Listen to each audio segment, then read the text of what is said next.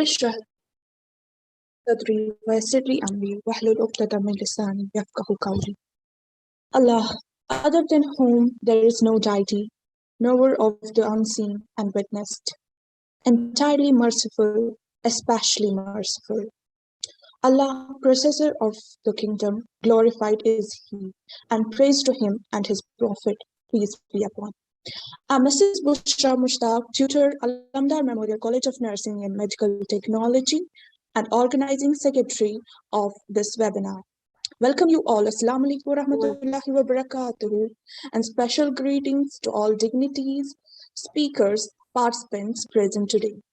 This is 26th June 2021, second day of the first international webinar on nursing research methodologies, organized by the faculty of Alamdar Memorial College of Nursing and Medical Technology.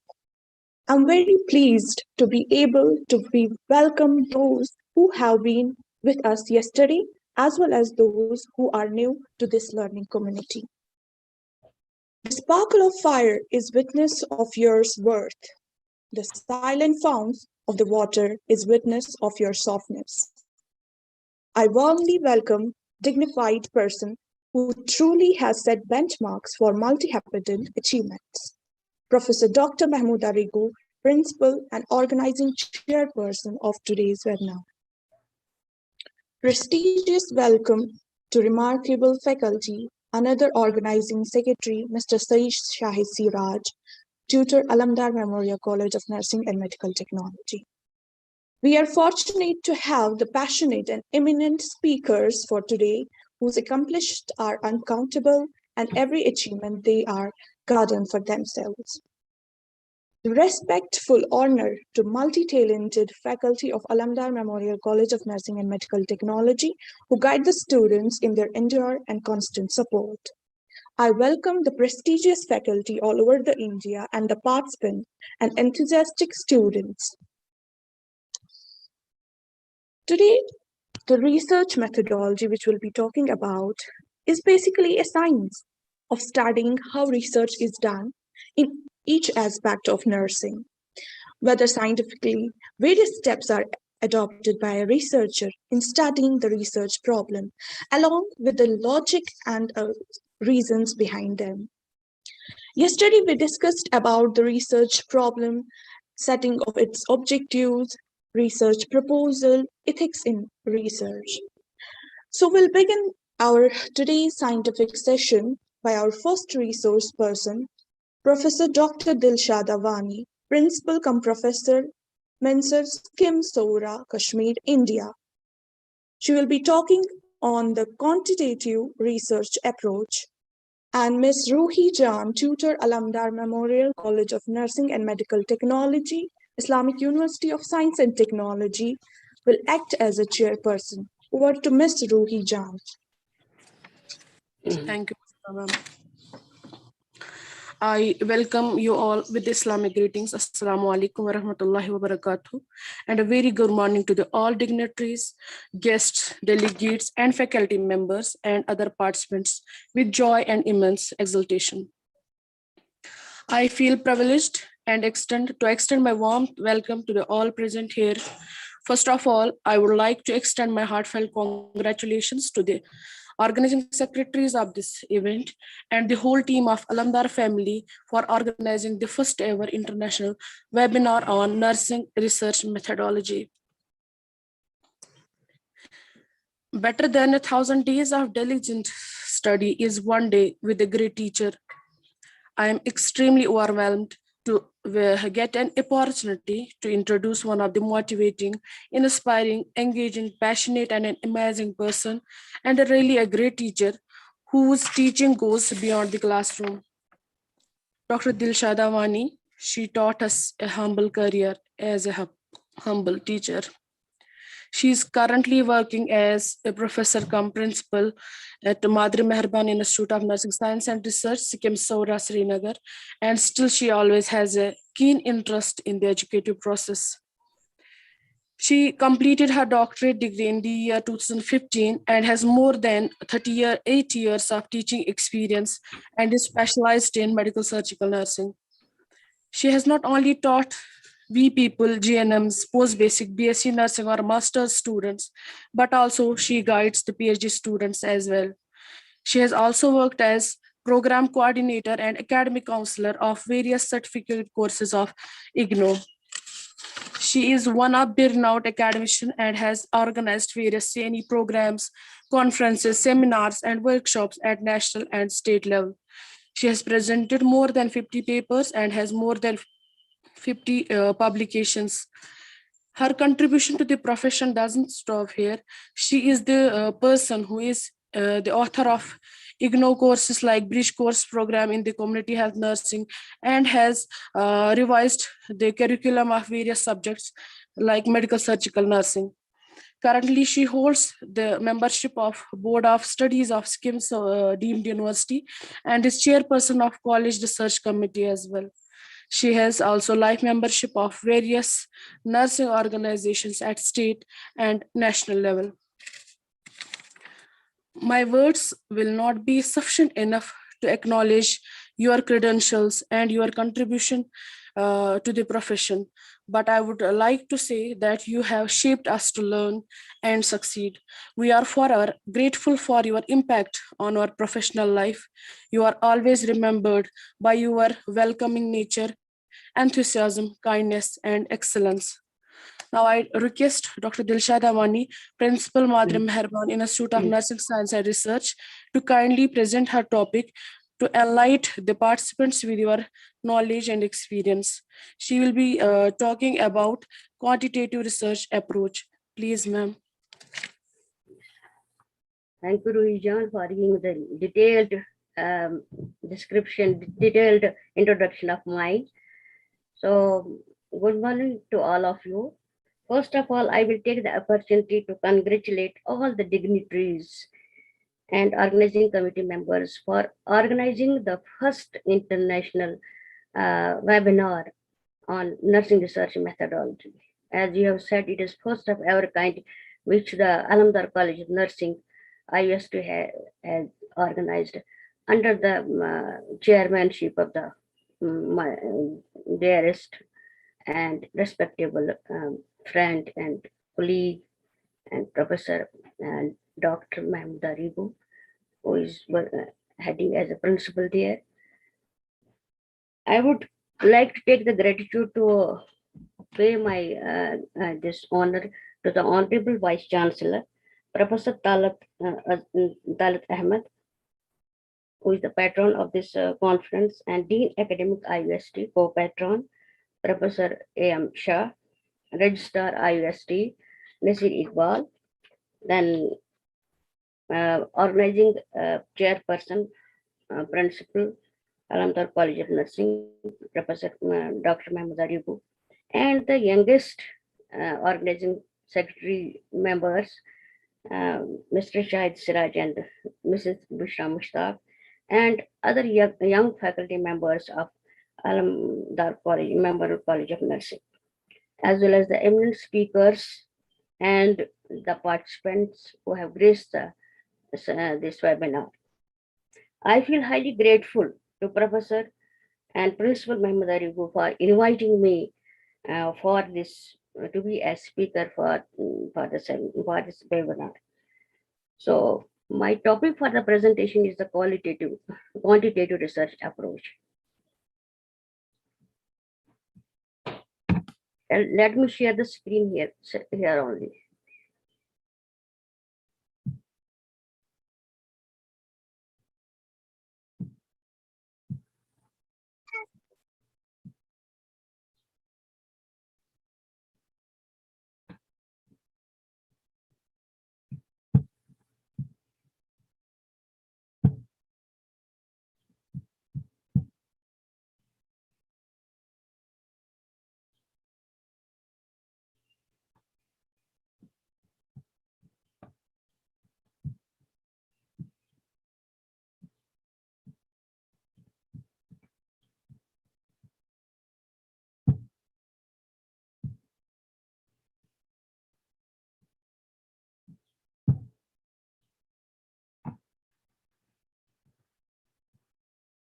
As you know, the quantitative approach, that is, it is one of the what is called as strongest approach, we can say, not strong, but one of the design, which is experimental design, that is to be said is that is a strong.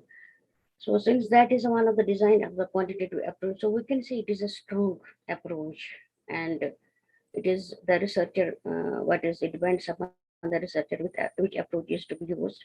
So there are basically two approaches. One is the quantitative and another is the qualitative approach.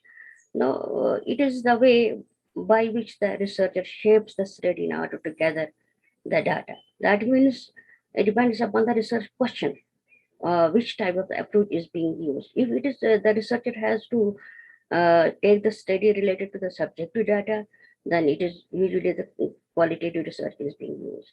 If the objective data is being used, that for that the quantitative research is being used. Then what is quantitative research approach? And if we see the quantitative approach, it is most formal, objective, and systematic process. Now, formal in the sense, suppose we are taking the class. See, when we are taking any class, we first pre-plan it. We are not going informally to the class. So we can say that always the research is being, it is predetermined, it has been pre-planned, what the researcher has to do, how to conduct, where to conduct, and when to conduct, on whom to conduct, and what is the research question. So we can say it is always formal and it is objective. That means that it is having the precision. It gives the accurate measures. Accurate measures like if we have to measure the like blood pressure or the what is called as we need for that blood pressure instrument, or if we have to measure the temperature, for that we need the thermometer. That means the readings or the measurements which are being taken by these instruments, so these are accurately being used, and these are the scientific measures are being used for that.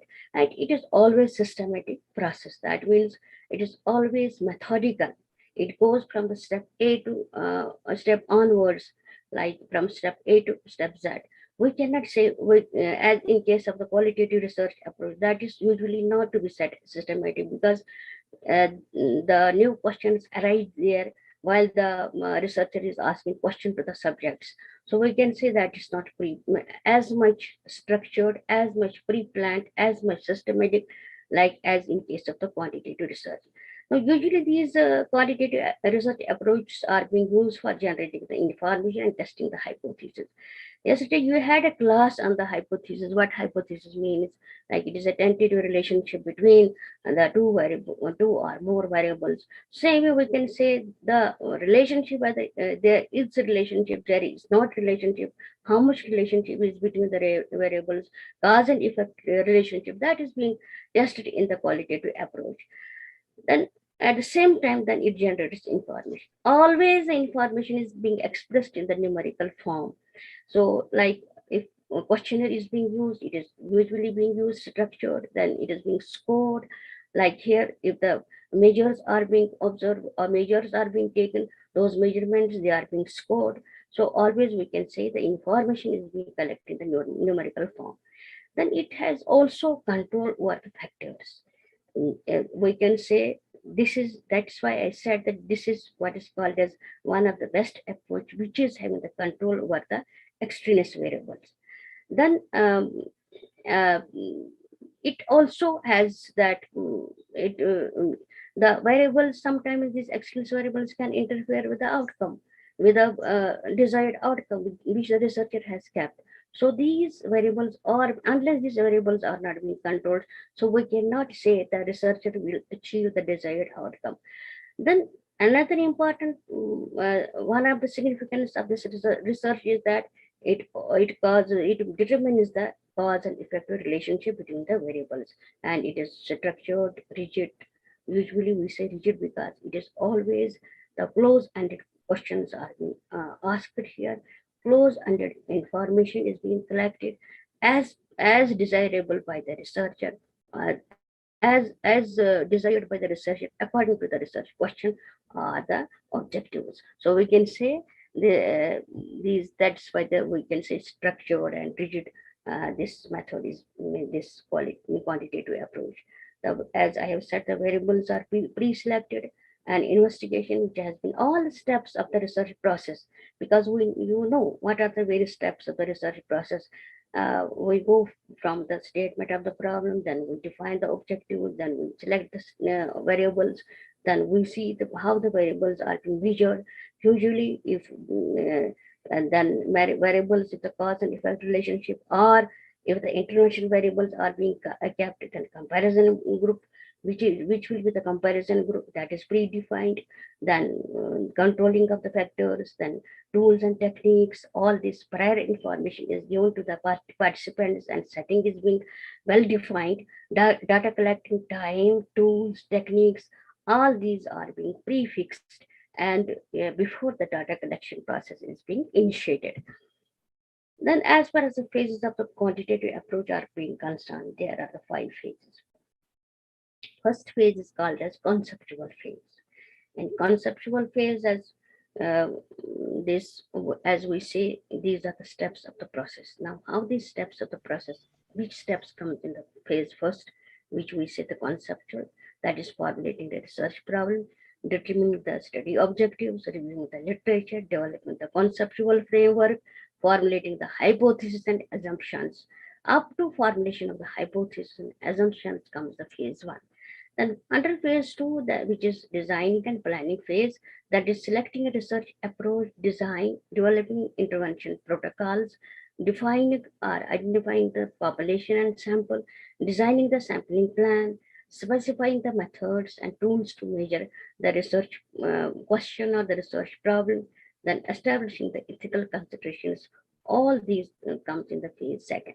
In phase third, which is empirical phase, once the ethical up to ethical consideration, ethical approval has been established, as yesterday one of the eminent speaker, Dr. Rita Das, she has given the detailed description of the ethical consideration by giving her the examples of her own research.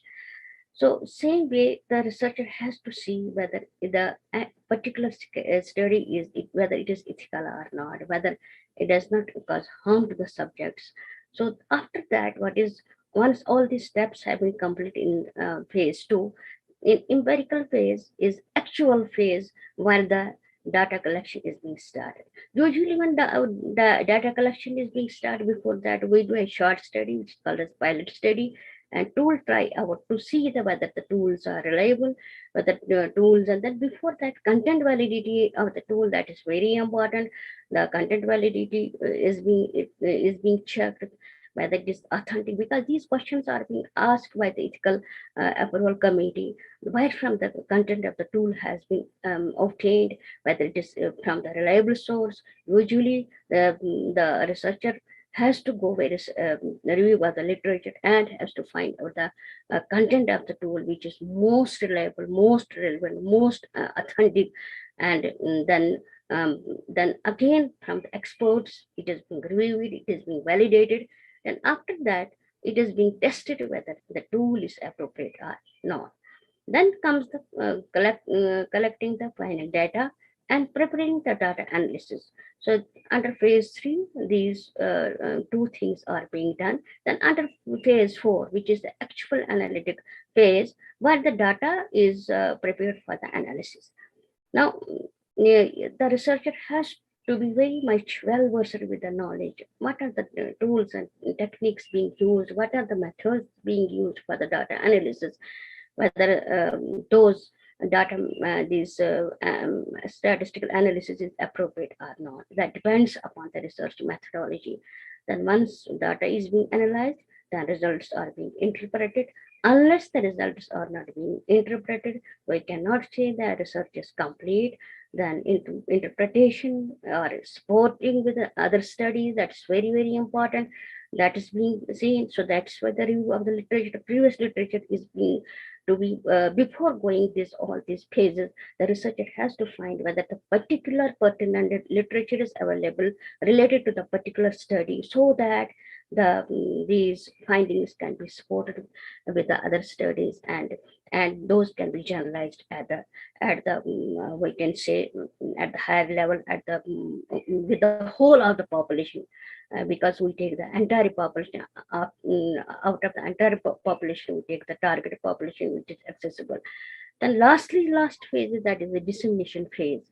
So this is another important. Once the researchers or goes in waste unless those findings are not being communicated publicly through the mass media, through the in these publications. So this means up to that it will be incomplete. So because these findings are to be utilized in the practice to see how much they are applicable, how much they are useful, how much they are helpful. Usually, I will talk about the nursing. So we have to, whatever the research is being done, unless that is not disseminated to the nursing professionals, they cannot use as evidence in the nursing practice, and the result that they will improve the nursing practice and quality of the what is called as nursing care, at the same the quality of the nursing education. Then then comes the what are the various types of the research designs which are being used as per the nursing approaches. Usually in quantitative research approach, there are two types of the research designs: experimental and non-experimental. Experimental is further divided into two: experimental, quasi, pre-experimental. Then two is further divided into subtypes: pre-post control group, post test only control group, Solomon 4 group design, factorial and randomized block. Then another type which is a quasi-experimental, it is of two types: non-equivalent control group design, time series design. Then under non-experimental comes the various studies like descriptive or survey design, correlation, comparative, exploratory, retrospective, prospective development, and subtypes of development studies, cross-section, longitudinal. So we'll discuss these one by one. Now, what is experimental research design?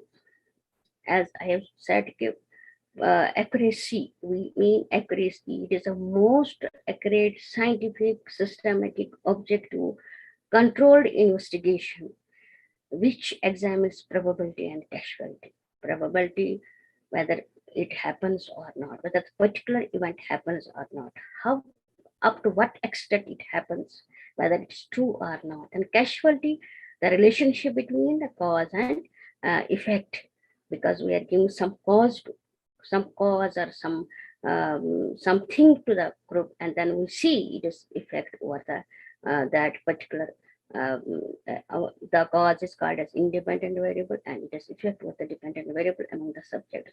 Here, what is more important, that is the researcher has to be more active than the passive, because if we compare the other research designs in experimental, totally the researcher has to be very active, very strict, I mean to say, and very good observer, so that in order to control the extraneous variables, because they are usually having the effect of the study.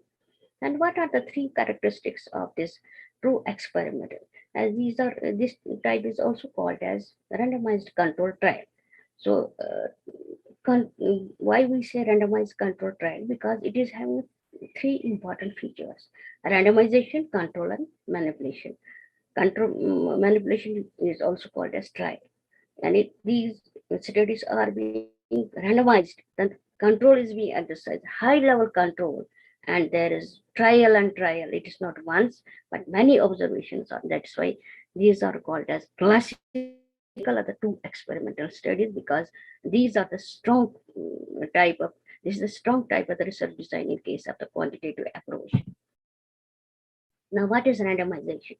So randomization, as I have said, that it is selecting the subjects randomly, so that every subject is having the equal, every sampling unit or every subject, every participant who comes in the study is having the equal chance of being selected for the study.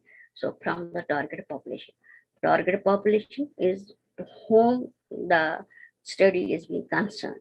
So we cannot approach. So out of this target population, the samples are being taken, so that means they should have the similar characteristics of that of the target population on which the study related to which the study is concerned. In case of experimental studies, the randomization is done to allocate the subject simultaneously. This is one of the important feature of the experimental studies. At the same time, once the sample has been selected through random sampling, that like random sampling, there are the various techniques, like lottery method is there, computation is there, random sampling is there. So every second, fourth, like sixth alternate number or even. So by any of the method, when the sample is being selected, then again that sample is being randomly assigned to two control groups. So usually that depends to experimental and control groups. It depends upon research design, how many groups can be there. Usually we say the two groups, experimental and control. So both the groups should have similar, same samples, same, which are being selected simultaneously, and then they are being assigned. So then they are being assigned to any of the group. So this is what randomization, because usually we are having the confusion. What is randomization in case of the experimental study? So this is the method which uh, which can cause a difference between the true experimental and quasi-experimental.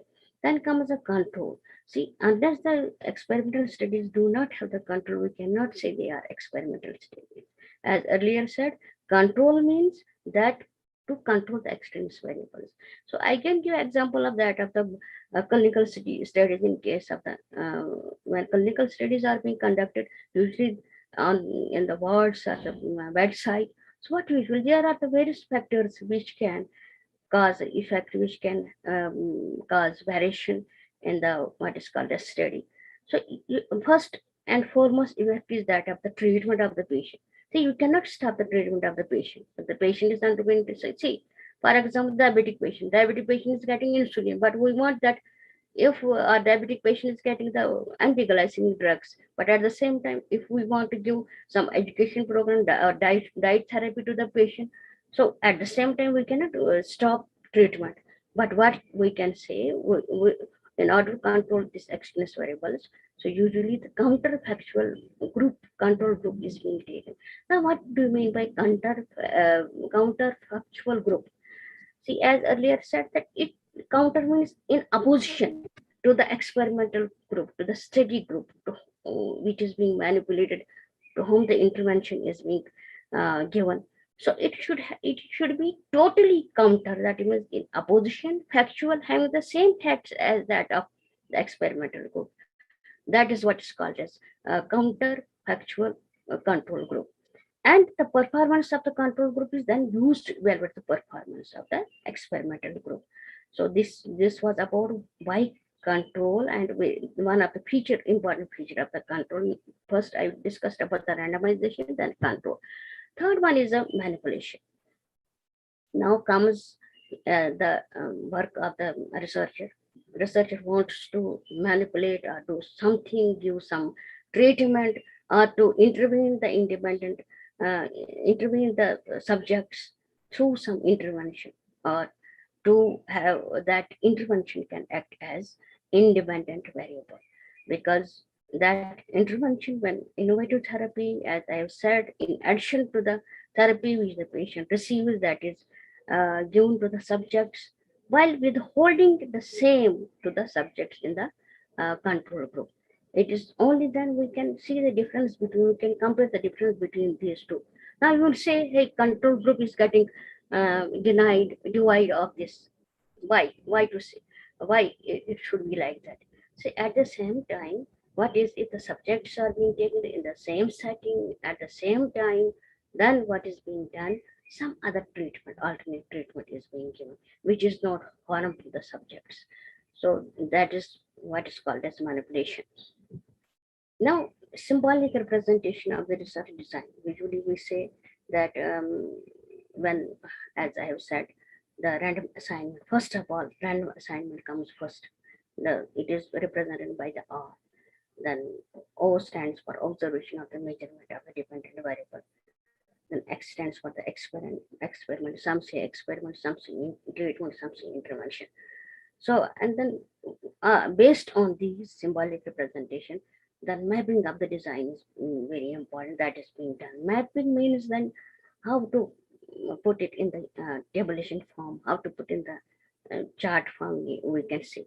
Suppose if we take the two group, then we do the pre-test and post-test. How they are being abbreviated. In pre-test, we say O1, O1. O1 means first observation to the experimental, and O1 to the first observation to the control group. As the experimental group that is being exposed to the intervention, so that is represented by the X, and post-test by the O2. That means second observation is being done in the experimental group after the treatment, and while in the control group, no treatment, that treatment is not being given, whereas routine treatment is being given, and it is all being represented. Again, the observation is done, so we say O2. Sometimes what happens in time series studies, the number of observations are being done. As I have said, more the observations will be conducted, more will be the reliable results. So in case of experimental studies, usually the number of the observations are being done after the treatment, say monthly observations or weekly observations, then they are being represented by the subscripts, like numbers are being given depending upon the number of the observation as shown in this table. Then what are the types? So far we discussed about the true experimental research design. Then in that we discussed about the randomization, control, and manipulation. Now, what are the subtypes of the true experimental? Usually there are three types. First is the two group pre-test, post-test control group design. So, and that is the symbolic representation is RO1O. That means that is RO1XO2. So it is misinterpreted here. It is O1O2. That means the control group is there, and that is no intervention is given after the pre-test, and post-test is being done. Similarly, for the experimental group, pre-test, then intervention is being given, and after that post-test is being conducted. Now, similarly, in case of what is called as two-group post-test design can be also used. So here the experimental group is subjected to the intervention, but first after randomization, the first observation is being done. Pre-test is not being conducted. Similarly, here in control group, the after randomization, only the this observation is being done. So, and then they are being compared together. Similar in case of the first group also, second group also. So these observations are being compared. Then comes Solomon 4-group design. So it is being said it is most powerful design. And here the two groups are being, usually 4 groups are being taken. And each group is being paired. Like group 1, 2 groups, experimental group and control group. Then in group 2, experimental group and control group. Now what is in group 1? Then again after randomization, pre-test, then treatment is given, and then post-test is being done. While as in group 2, the again randomization, pre-test, no treatment, and followed by the post-test. Here in case of group 2, randomization, but no pre-test is being conducted. Only the post-test is being conducted. Same in the control group, no pre-test, but post-test is being conducted. So this is why this is powerful, because the here what happens, the difference between these two groups, again experimental first group 1, experimental control group, the comparison is being made between the scores. Then in case of group 2, comparison is being made between the two scores. Then again another comparison is being made between the findings of the group 1, which includes 2 groups, and group 2, which includes 2 groups. That means 3 times the comparison is being made. So that's why it is this type of research design, although it is very powerful, it is most reliable, but it has one of the disadvantage that it is very complicated. It is time consuming, and statistical computations are complex here. So for that, that's why that it is it is being used at the higher level. Then comes the factorial design. See, factorial design, in this, what happens, the researcher manipulates only one independent variable. Although for the researcher can manipulate two or more variables simultaneously. But here, now I can give the example of that. Why researcher manipulates only one independent variable? Why not two? When the two variables can be simultaneously manipulated. Suppose the researcher is interested in comparing the two therapies of premature tactile stimulation versus auditory stimulation. So, like in case of premature babies, if we want to see whether their stimulation gets, they are getting improved, like their outcome, if we want to assess the outcome of premature babies. So, what is two therapies can be used: tactile stimulation versus auditory stimulation. But what happens at the same time, the researcher wants to learn if daily amount of stimulation, like stimulation in the form of the minutes, say 10, 15, 20, whether it affects infants' fetal development in terms of dependent variable. Now, if such type of design is called as factorial, that means on one side, the two stimulations, that is tactile and auditory, and at the same time, then it is dosage is being calculated, the amount of how much, how frequency of these stimulations is being decided. Then at the same time, the infant's development is to be seen in terms of the weight gain and cardiac responsiveness. So we can say these form as a form of factors. Factors means variables, like two variables or more than two variables, but at a time, what is independent variable is being manipulated, that is tactile stimulation or auditory stimulation, to have its effect what the weight gain and what's got this cardiac response among the in terms of the premature neonatal outcome.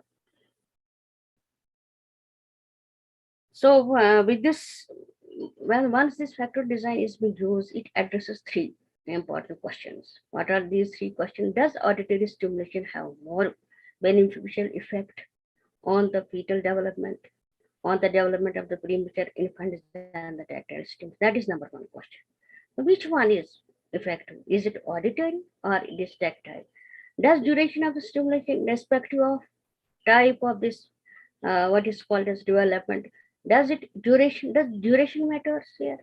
Is it because of duration when we have given these tactile stimulation or 15 minutes, 10 minutes, 15 minutes, 20 minutes? Then is auditory stimulation most effective as compared to tactile stimulation when coupled with again the dosage? Like, so three questions are being here. These what is called as answered, or these are being analyzed. These are being I can say proved also. So which one is effective, tactile or auditory stimulation, and as per their dosage therapy? Then randomized block design. Now, this is also similar to the factorial design, with the difference that in this, out of two factors, independent variable, which act as independent variable, one factor not this, what is called it is not manipulated, so it is called as a stratifying variable. Now, what is the example here?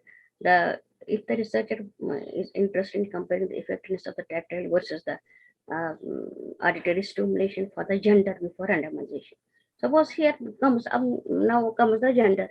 So gender, we say randomization is being done, so that means we should have the same gender. But since if we, as per gender, we researcher has to conduct a study to see the effect of the tactile as well as auditory stimulation in the in fetal these premature babies. Now, as and take again the gender into consideration. So what is then? The researcher could structure this as 2 into 2 experiment, where the type of the what is called as one factor and gender as the another factor. So what is now, stimulation will be one factor, gender will be another factor. That means 2 into 10. First, in males, it can be conducted both the stimulation can be assessed, both can be tried to see this effect on these premature babies, while as in case of, again, in females and males, while as the it remains, gender remains blocking factor, or it remains stratifying factor, because it differentiates the group. So that's why it remains as gender is another independent variable here. It is not dependent, but it is an independent variable. So we can say then it remains as a stratifying variable or blocking variable. So this is the difference between factorial design or randomized block design here. Now, quasi-experimental research design. So far, we discussed all the designs related to the true experimental. Now comes quasi-experimental. Here, like true experimental, it involves a manipulation of the independent variable, and it also observes the effect of the dependent variable. Like we'll see the effect of the treatment in the experimental group who receives the intervention. Then comparison is being done between the two groups, again by giving the alternate therapy to, or some other alternative treatment to the control group, or routine treatment is to be given. But at the same time, two important things: either randomization will lag or the control will lag. So that is either of these randomization. That, as earlier said, the randomization means when the after randomization, after selecting sample from the target population through randomization, then again this is assigned simultaneously to the groups. But here it is not possible, because this is what is called as quasi-experimental or semi-experimental study. Here the subjects are individually assigned to the groups, either to the experimental group or to the control group. But it can be assigned what is called as, rather simultaneously, it cannot be assigned at the same time, but either at different occasions in the same setting, or in the different setting at the same occasion. So that's why we usually, when we have two such type of studies, when as I've given example in clinical studies, such type of studies are being used in the nursing. Why? Because while the maximum control is not possible, randomization is not possible.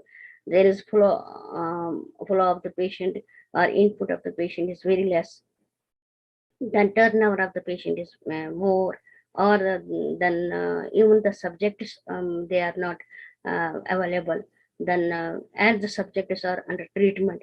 So that these are various factors which are being considered here. So but we want that our trial, our experiment, it should be effective.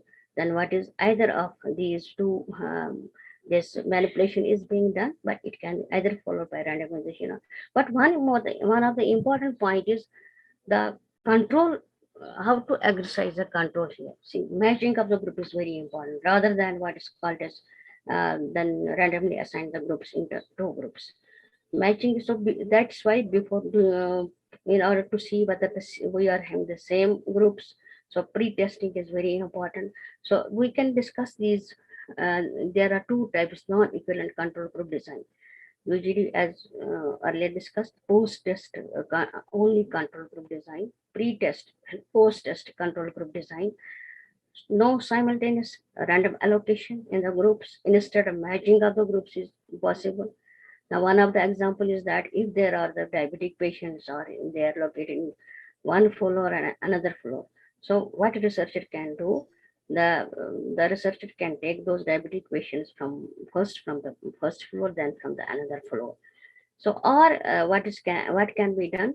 The both the groups can be taken as in the different at the different occasions. See, another important point of this is that it reduces the contamination of the sample.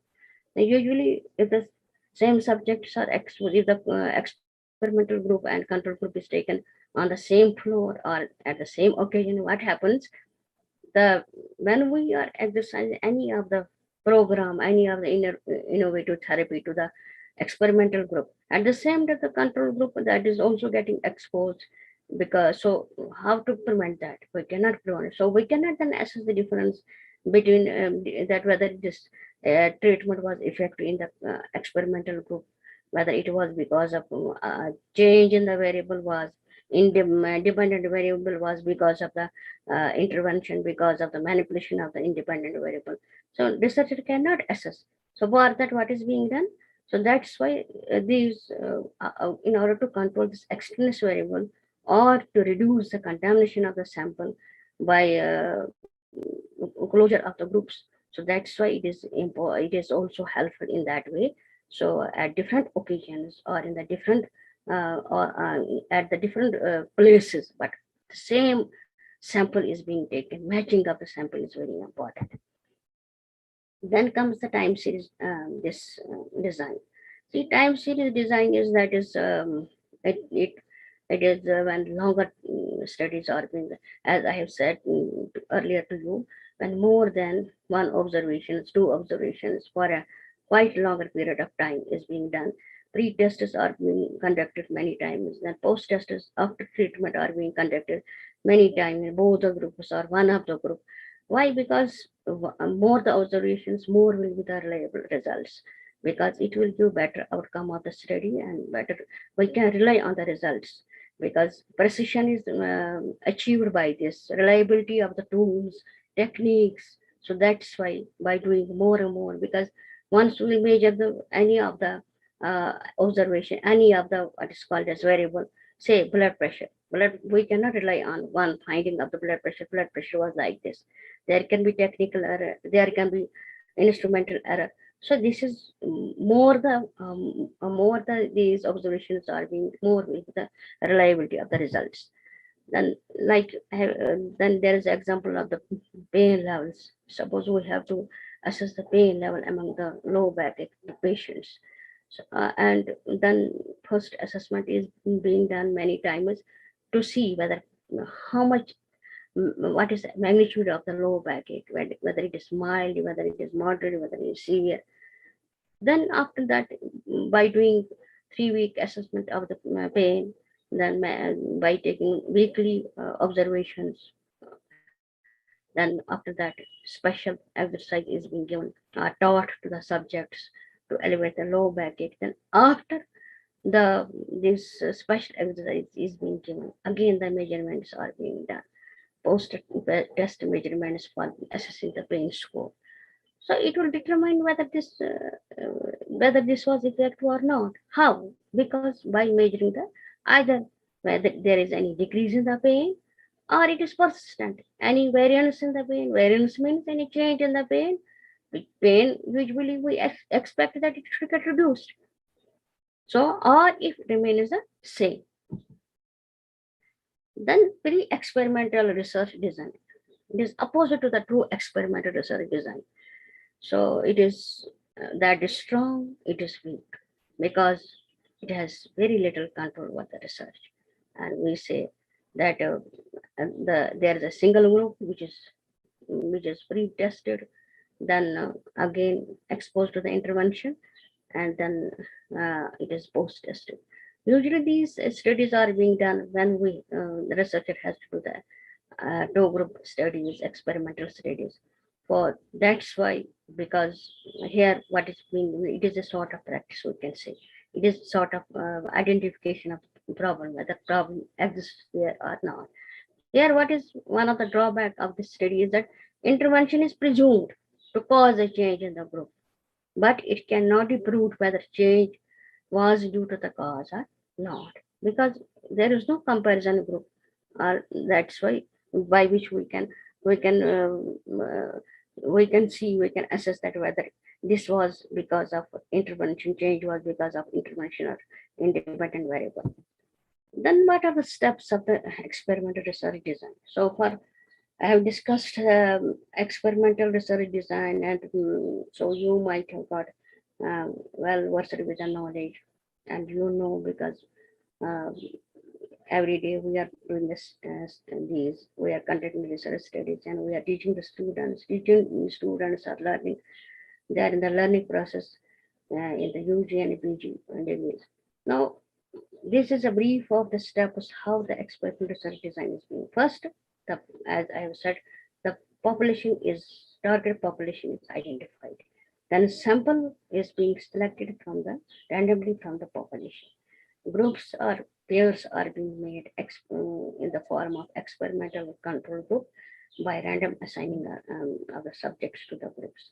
After that, post-test, pre-test and post-test is being conducted. Pre-test is very important to conduct the baseline characteristics of the group. Sometimes there can be variation. Suppose we have to conduct the study on the CKD patients. In CKD patients, the researcher has to keep in mind baseline characteristics, like whether uh, there are the causes, like one of the cause CKD can be because of the diabetes, because of the hypertension, because of the dyslipidemia. So whether all these comorbid factors are being taken, or that risk factors are being taken in that, and we should have the similar groups of that.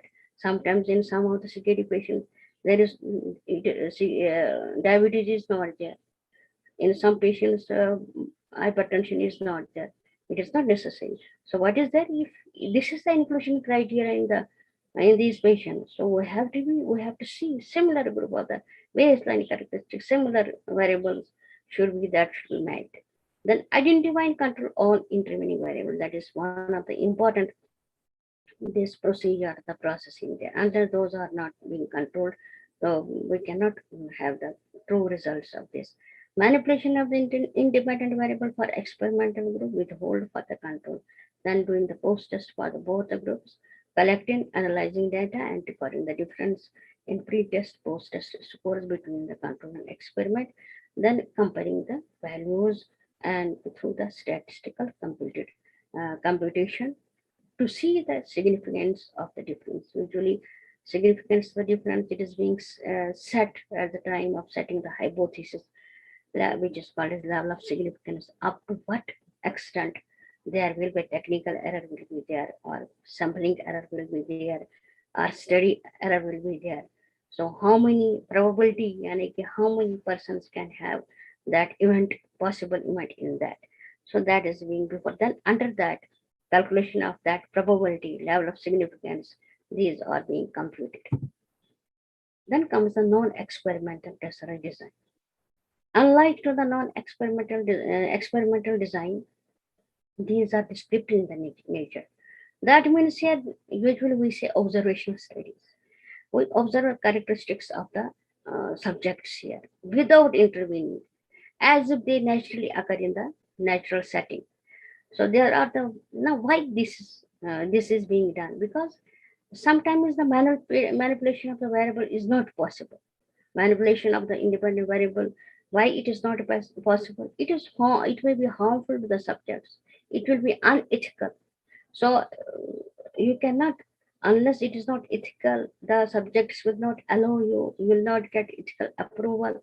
So that means in that condition you cannot conduct the study. So what to do? So at that time, we can utilize these non-experimental research studies.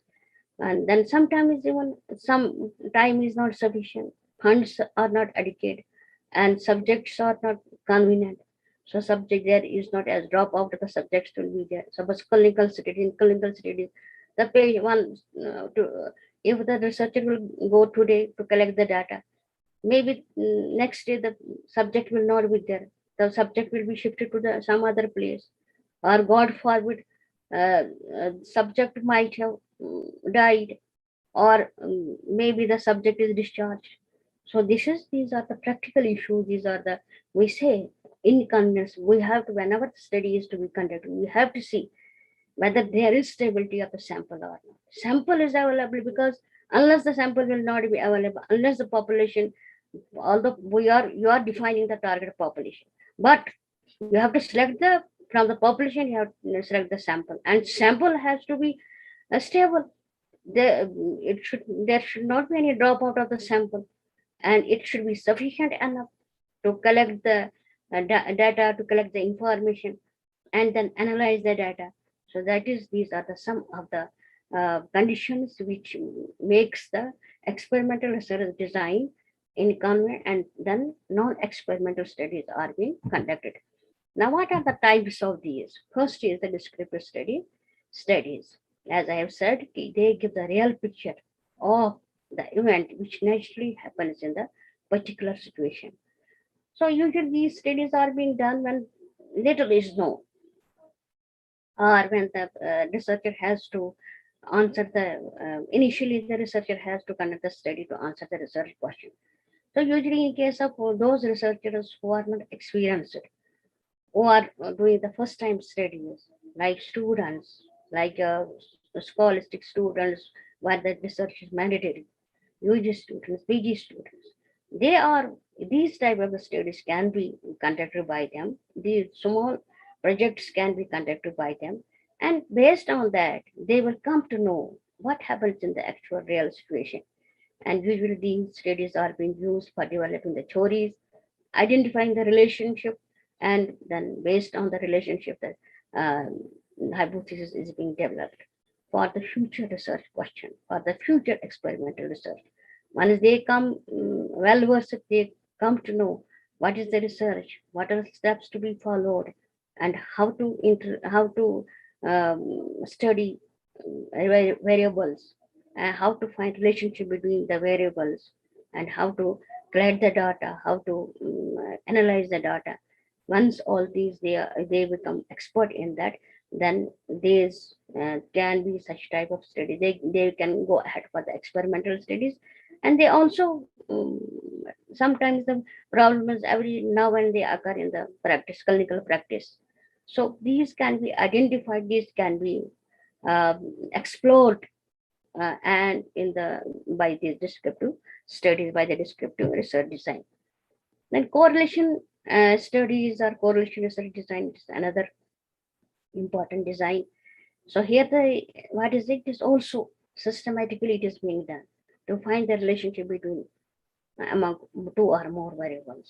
Usually we can say without manipulation of the independent variable. Here the main difference between the experimental and non-experimental is that independent, it can be relationship between independent variable and dependent variable can be assessed. Usually what is we are having confusion. Some others see when we are studying the problems, we are helping the students to go ahead. We say them, no, don't keep any hypothesis for the descriptive studies. Why not? It's not like that. It is a relationship between hypothesis, a tentative relationship between two or more variables. Whether one variable affects another variable or not, whether one variable causes change in another variable or not. But it can be without intervening, without manipulation. So we can say these in correlation studies, in comparative studies, analytical studies, the hypothesis can be put, because it is only to assess the relationship between these two. So here one acts as X, another acts as Y, say. So whether X causes increase, when X causes increase, does Y increase or decrease? So relationship among the variables can be either positive, or it can be negative, or there can be no relationship. So that is what is called as correlationship between. So we say these are called as correlative studies, because here the correlation or the relationship is being assessed between two or more variables. So when we say the positive relationship or direct relationship, that means value of one variable increases and the variable of the value of the another variable also increases, like height and weight. So when height gets increased, automatically the weight will be also increased. So this show positive relationship. Similarly, another relationship that is called negative relationship. So that means when one variable increases, so another variable decreases. So we can take the example of stress and coping strategy. So stress, if stress is being treated by coping mechanism, so what will happen? When stress is more, so coping strategy, it reduces the stress. This what is called as stress. So we can more the coping strategy, less will be the stress, hasn't it?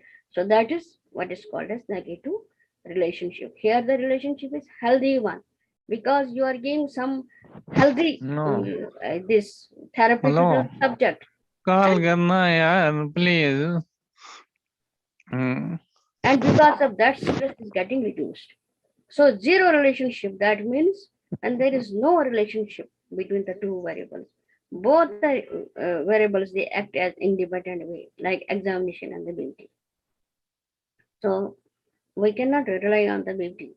There are the students, it is not necessary this beautiful student will top in the examination. Anybody can top whether the student is beautiful or not. So independent variables are the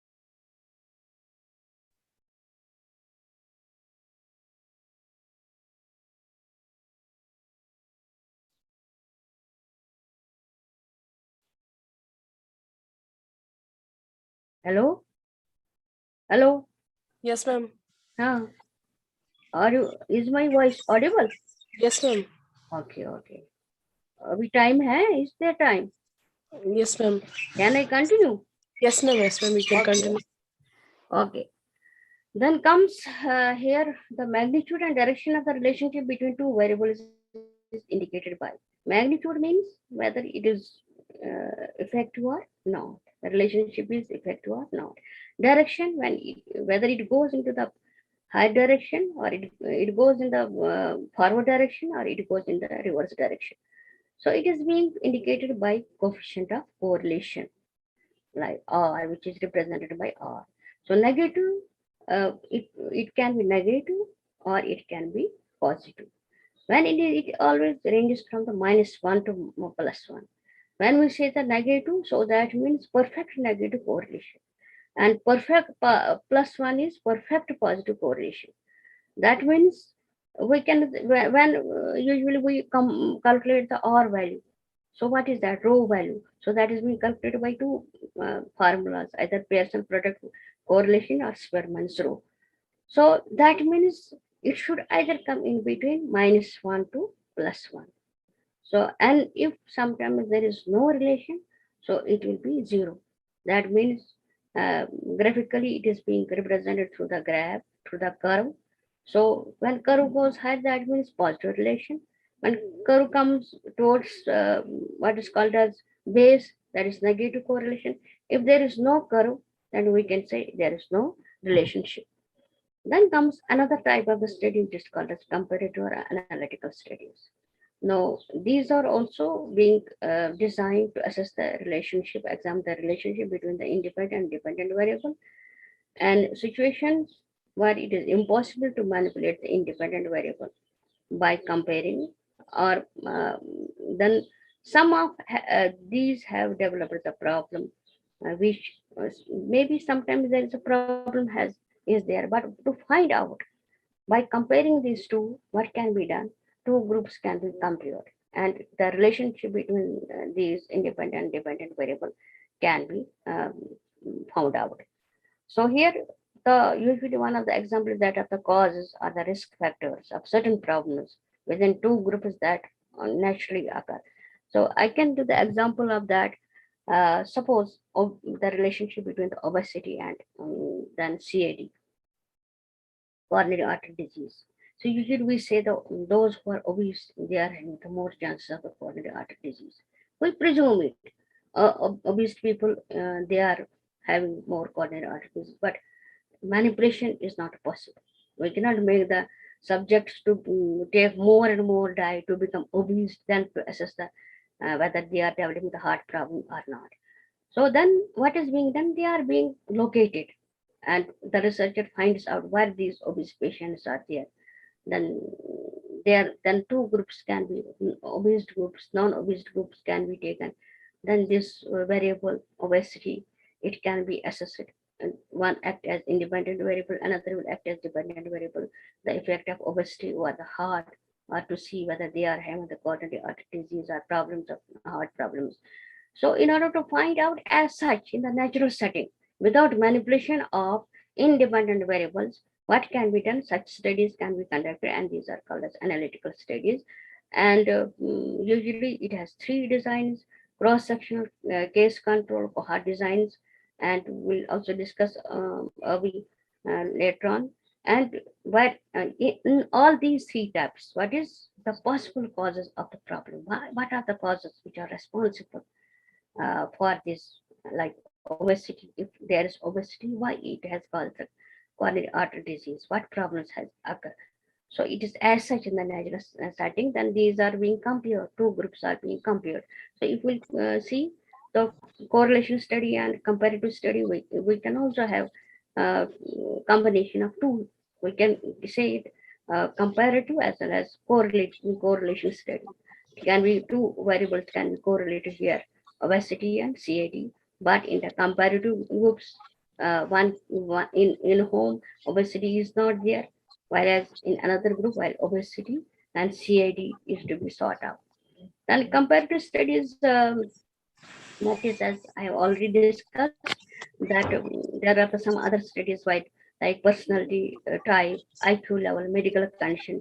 In those where the variables cannot be manipulated. See, personality depends upon the person. It is because of the personality, the person we can say. See, such persons are very like they are aggressive, they are tolerant, they are what is called as, see, we can say as per the personality traits, we can say. Then like IQ levels also, it varies from the person to person. Like medical conditions, some develop the medical problems, some do not develop medical problems because of the heredity, because of the environmental conditions, because of the stress.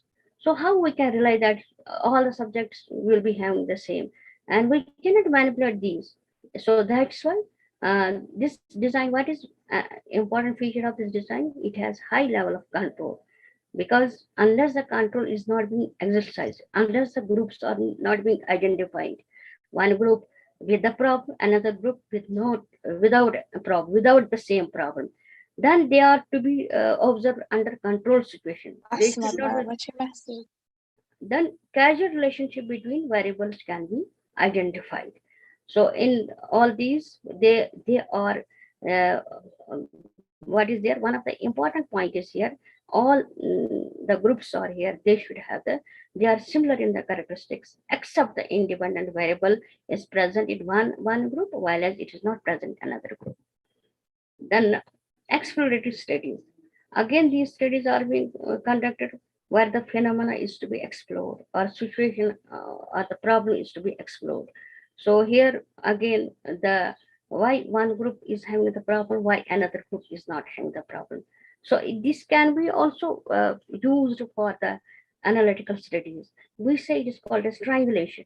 When the problem is searched, when the problem is explored from the different angles, by using the different methodologies, by using the different tools. Like for example, if we have to assess the work culture in the hospital, so for that the work culture is to be assessed, to work culture, to assess the work culture and its effect on the quality of the care. So we have to take the staff nurse into confidence, we have to take the patients into confidence, we have to take the staff nurses from the different cadres, from the supervisory levels. Then we have to assess the burnout syndrome among the staff nurses, whether they are not, whether they are job satisfaction, we have to assess job, then patient satisfaction we have to assess. So this is these the problem is being assessed from different angles. We cannot rely on the one particular finding unless we will not analyze the problem through various angles and then come to the conclusion. Retrospective studies are usually which are being done. Some for example, if there is in the past some event has taken place, then we say it is effect in the present. Like one of the examples is that of the we assume, we presume the it was because of this, it was the particular event was because of uh, particular event which has happened in the past. For example, the relationship between the lung cancer and smoking. So we cannot make the patient to smoke and then assess whether lung cancer will develop in that or not. But what we can say, if we have to find the relationship between the lung cancer and the smoking, so we can go to the retrospective. We can use this type of the research design. We can go to the back of the history of the patient. If the patient is admitted into hospital, then we, with the same lung cancer, then we'll ask from the patient whether the patient was a smoker or not. Such studies are also called as case control studies, and the investigator compares a group, the case group with that of the control group. Case group is with the disease, with the particular problem, and comparison with the control group is which is not with that. So I have gone to the comparative study, so we can say, see, many studies are they are clubbed together. They can be retrospective, they can be comparative, they can be analytical. So we can multiple what is called as research design can be used, and that's why we can say that is for what is called as triangulation, to find out the what is the what factors are responsible, and to find out the relationship between the variables, cause and effect relationship. Like prospective, it is opposite to the retrospective. Like same example, that of the cigarette smoking and that of the lung cancer.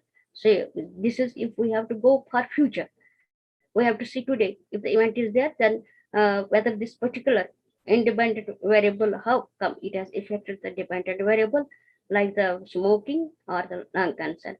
So we can keep the patients under observations, and we can keep the patients on the control there. Such studies are called as also called as cohort studies. Cohort means when a particular group is being with a particular event, with a particular disease, with a particular factor, those are being assessed. Other examples can be that of the maternal, the relationship between the maternal infection and fetal outcome. So pregnant ladies, they can be assessed. Those who come with the, if they are having the these maternal infections, and then to see how much is their fetal outcome, whether it has affected their fetus or not. Then developmental studies, again, I've discussed cross-sectional studies, longitudinal studies. So they examine the change in the phenomena. So like change within the time. So such studies need time, like some can act as cross-section, that in a particular at the, these are called as snapshot studies, and one-time studies. Then we do the census, like for example, nowadays, because of the COVID, to find out the cases of the COVID, incidence of the COVID, whether it has increased or decreased, or to find out the risk factors, these comorbidities of the COVID, how much mortality factors were responsible, morbidity factors were responsible for the COVID deaths. So what can be done? Cross-section studies are being done, one-time assessment. At one time, the information is being collected.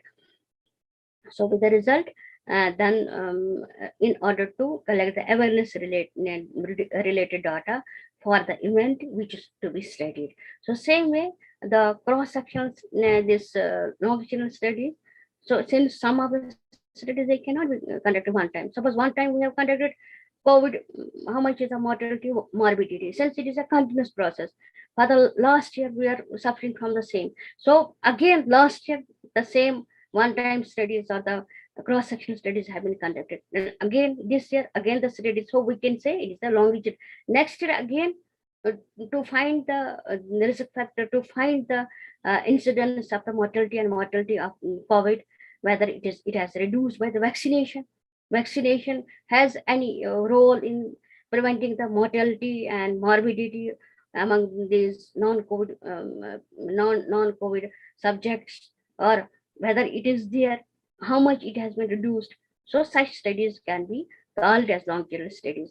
And in nursing, you will find the nursing in nursing to find out the perception of the nursing students. Suppose students get admitted to the BSc nursing, then within 4 years, every year, their perception towards the nursing, whether it has changed, because we in first we say they most some of them are not willing to join the nursing, but gradually they develop aptitude, they develop attitude towards that, and they like the nursing. So it is being assessed, the perception, big at the beginning, at the end. Such studies are usually called as trend studies or follow-up studies. Follow-up studies, like in COVID, to find out the this effectiveness of the vaccination, that these follow-up studies can be conducted. Trend studies can be conducted in the what is called as in the nursing, to see then some of the studies are blind studies, and some are what is called as the other quantitative studies, like blind studies. What is blind study? So usually in case of that, when we do the experimentation in the two groups, so when these groups are not, they don't, neither the researcher nor that which of the what is called whether the treatment which treatment is given to the subjects. So here the subjects don't know what type of treatment they get, whether the treatment is real or the fake. Now, why this is? Because this is to isolate the placebo effect. Usually, these subjects can have the placebo effect, or they can have the what is called just to eliminate that. They can be, suppose if we are giving some teachings to the group, but at the same time another group is there. Yeah, another patient is admitted there. When we approach to one patient, another patient can have the effect of that, and what will be there? So that will be a problem at that time. So we cannot assess that intervention is effective or not. So that is why these blind studies are being done. Then comes the double blind studies. So here the either the researcher or what is called the group or the subject does not know the what is the what is which group gets the actual treatment, which group gets the fake treatment.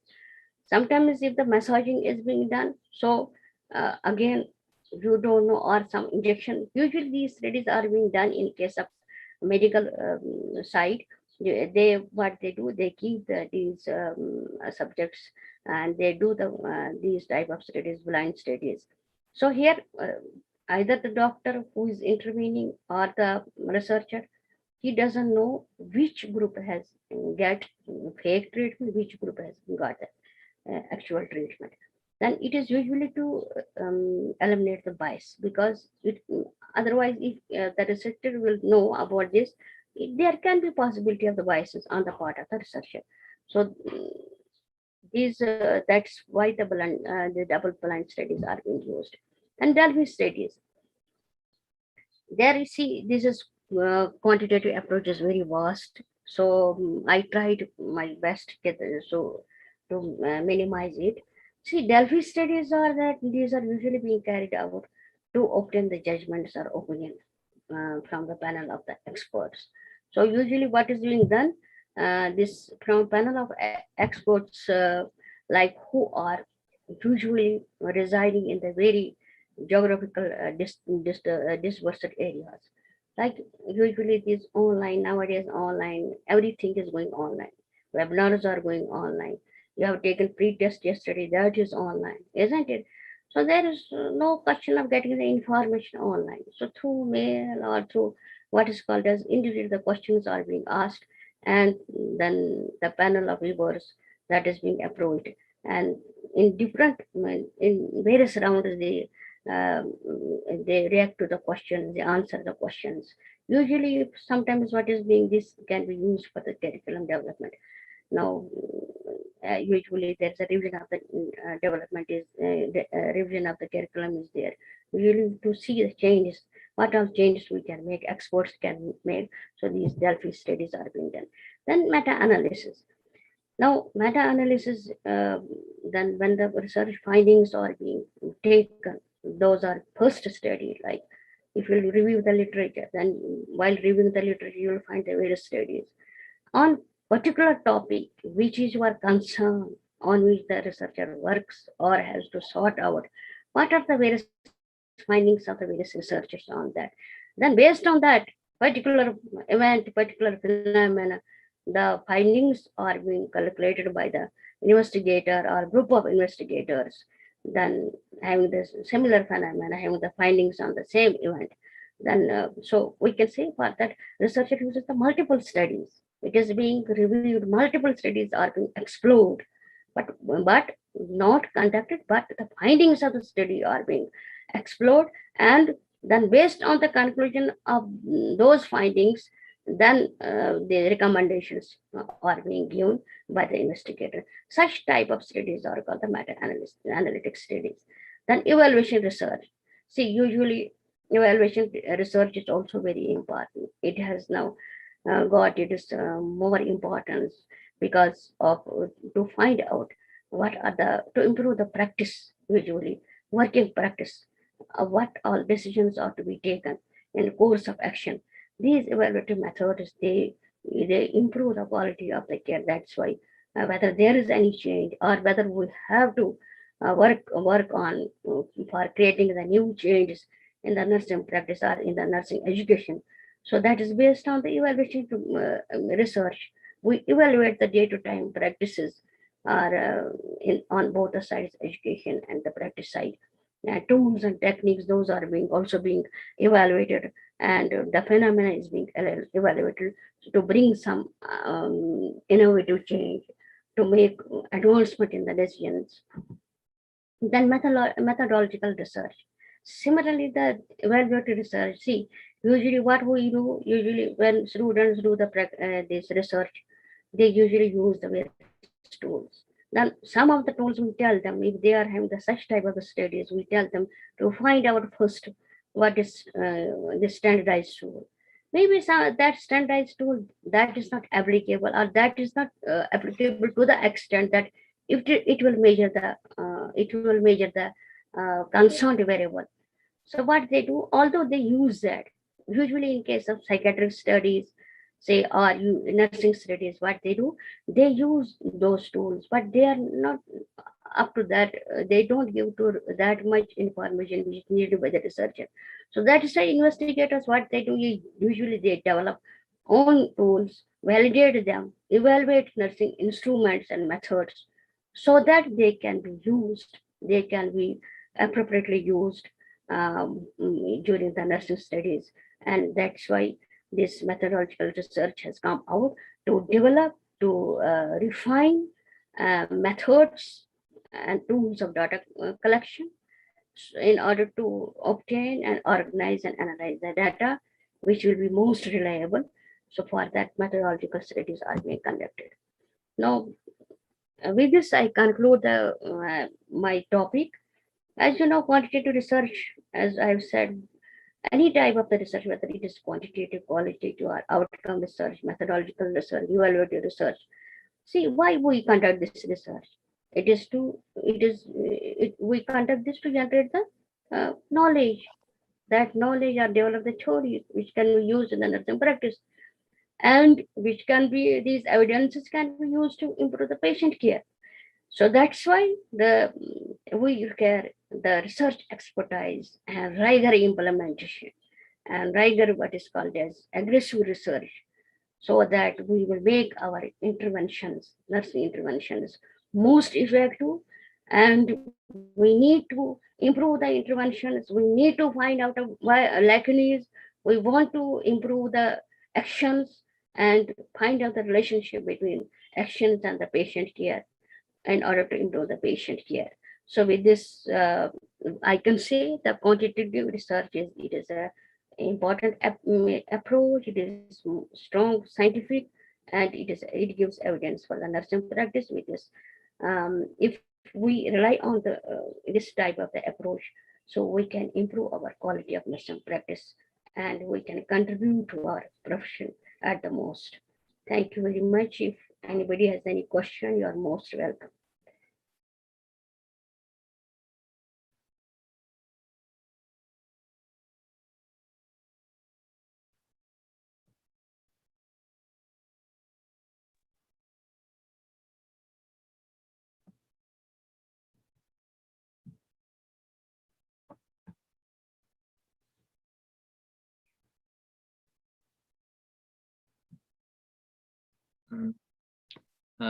Ma'am, we have a question from a participant, Azaz Ahmad Mir.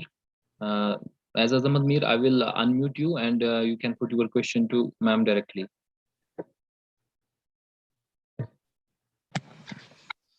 Walaikum Actually, ma'am, I have a question. In experimental design, you said there are three things that are important: the randomization, control, and manipulation. I have a confusion if control signifies control over extraneous variables only, or control group only, or both. That's my question. See, we are taking, both groups should be mutual. Experimental as well as control group, they should be same. But control group we are taking because for the treatment purpose, to see whether there is difference in the treat, how we can assess whether the subjects which are exposed in the treatment group, whether that treatment is effective or not. That is being assessed by control group only. So usually we exercise the control. It can be a sort of, it can control the extraneous variable, but at the same time, it is important because we have to do the comparison between these two. We cannot rely on the findings of the experimental group, that the intervention which the subjects have received from the researcher, from the researcher's point of view, from his or her manipulation of the or intervening the independent variable, there is change in the dependent variable. I can give the example of the the muscle relaxation therapy and what is called as blood pressure. So for assessing the relationship between the muscle relaxation therapy and the blood pressure, we have to take the control group. First of all, the muscle relaxation therapy is to be pre-planned. It is to be formulated, that which type of muscle relaxation therapy is to be given, and the person should be very expert when to give, where to give, and how many times, frequency of it, for how long it to give. Then the readings are to be given after interviewing the subjects to this, to see whether it has caused any change in the blood pressure. So for that, as the blood pressure hypertensive patient is under treatment, so patient is getting the antihypertensive drug therapy. So can we assess that whether this change in the blood pressure, whether it is only mild, for example, say 1 degree, 2 degree, 3 degree. If it is 5 degree, it is too much, isn't it? Suppose if the patient is hypertensive 150 degree, patient is systolic is 150 by 90 or 100, patient is getting the drugs at the same time. But at the same time, to see, to assess whether this change is because of the drug therapy, antihypertensive therapy, or it is because of our muscle relaxation therapy. How to differentiate? It is only being differentiated when the comparison group can be taken. And control group, again, comparison group should have the same characteristics. That means the extraneous variables ought to be controlled. But that's why I said to you, in nursing studies, we usually do the quasi-experimental studies, because in case of quasi-experimental studies, what is being done, we cannot take the equal group. We cannot do randomization. At the same time, from the same group, the group cannot be assigned to experimental or control group. The study can be done in group wise. Either the experimental group can be first assessed, given treatment, then another group, once completing the data from them, then the control group can be assessed, and then it can be the variation between these two, or difference between these two can be assessed, or at the what is called as in different occasions, or at different settings. But settings should be same, only patient should be same, their characteristics should be same. I have given the example of that of a diabetic patient. The diabetic patients are admitted first floor or second floor, so we can take control group from the second floor and experimental group from the first floor. So that is there. So control group is usually for comparison. It is not, although if it is similar, then only it can control the extraneous variables. That is the. Hope you have understood my question. Any other question? Anybody else can add this. If you want to add, you can add this.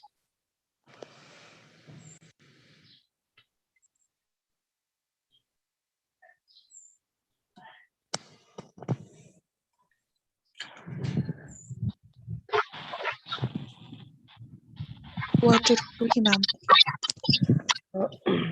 Mr. Azaz Ahmad Mir, hope you have received the answer of your question. Kindly remove the raise hand icon, please. We are very grateful for the time and effort you took to share your knowledge, thoughts, and the experiences with you, ma'am. Thank you so much, ma'am. Over to Bushra, ma'am. Professor Dr. Dilshad Amani and Ms. Rohi Jan. I want to clear certain questions raised by the participants about the event. This event is obviously recorded and your attendance is also recorded. The certificate will be provided to you at the end of this event, which will be credited with 8 credit hours, CNE credit hours by J&K Council, Nursing Council. And it will depend on the pre-test and post-test which we have conducted and your answers submitted to it. Thank you. Now, coming to the second resource person, Professor Dr. Suresh K. Sharma, Principal cum Professor AIMS, Jodhpur, India, will talk on the qualitative research approach, and Ms. Asifa, Tutor, Alamdar Memorial College of Nursing and Medical Technology, Islamic University of Science and Technology, will chair the session. Ms. Asifa.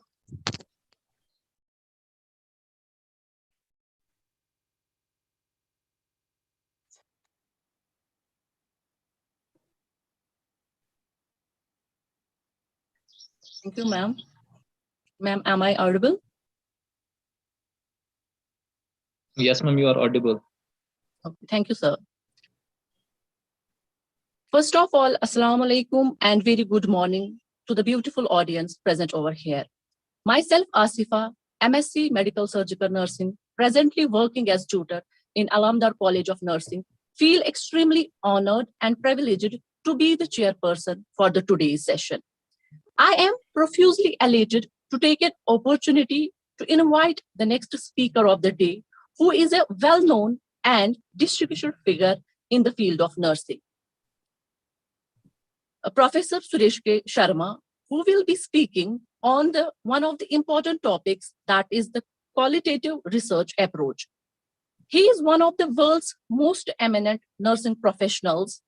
His contributions in the field of nursing are so immense and distinguished, which cannot be counted within a short span of time. He is a renowned PhD scholar who has received several postdoctoral fellowships. He is the president for Society of Perioperative Nursing and Society of Critical Care Nursing, India. He is working as the Secretary Trained Nurses Association of India, Uttarakhand branch. He has a teaching experience of more than 16 years. He has started his teaching career as a lecturer of nursing in 2005, and in a very short span of time, he has achieved the highest position of nursing professor.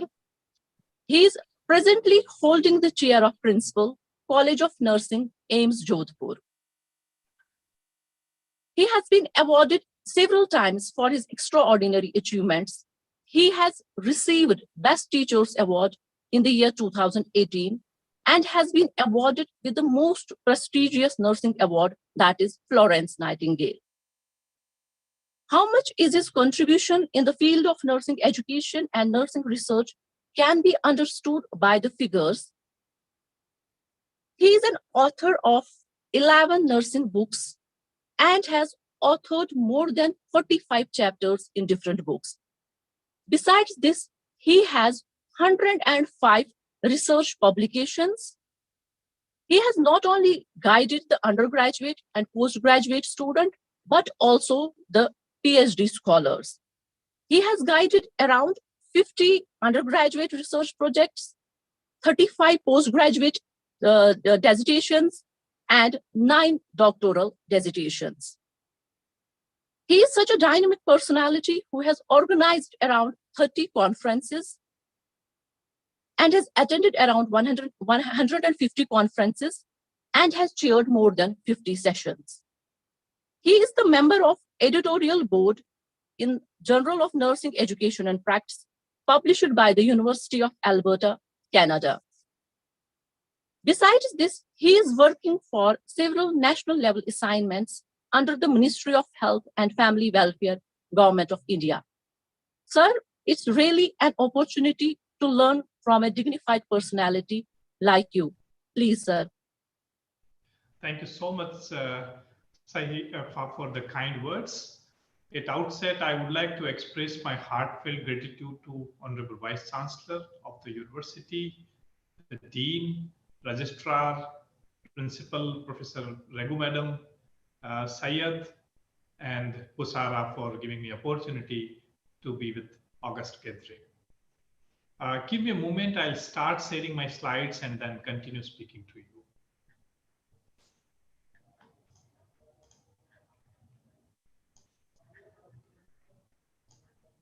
Hope you can see my slides. Yes, sir. Perfect. So I'll be speaking about qualitative research approach. We just heard Professor Dilsad speaking about quantitative research approach. If you look into biomedical sciences, quantitative research approach is predominantly used, and qualitative research is just an introductory science in biomedical sciences. However, if you look into nursing per se, nursing is a discipline which is an amalgam of art and science. Wise people say it is oldest of the art and youngest of the science.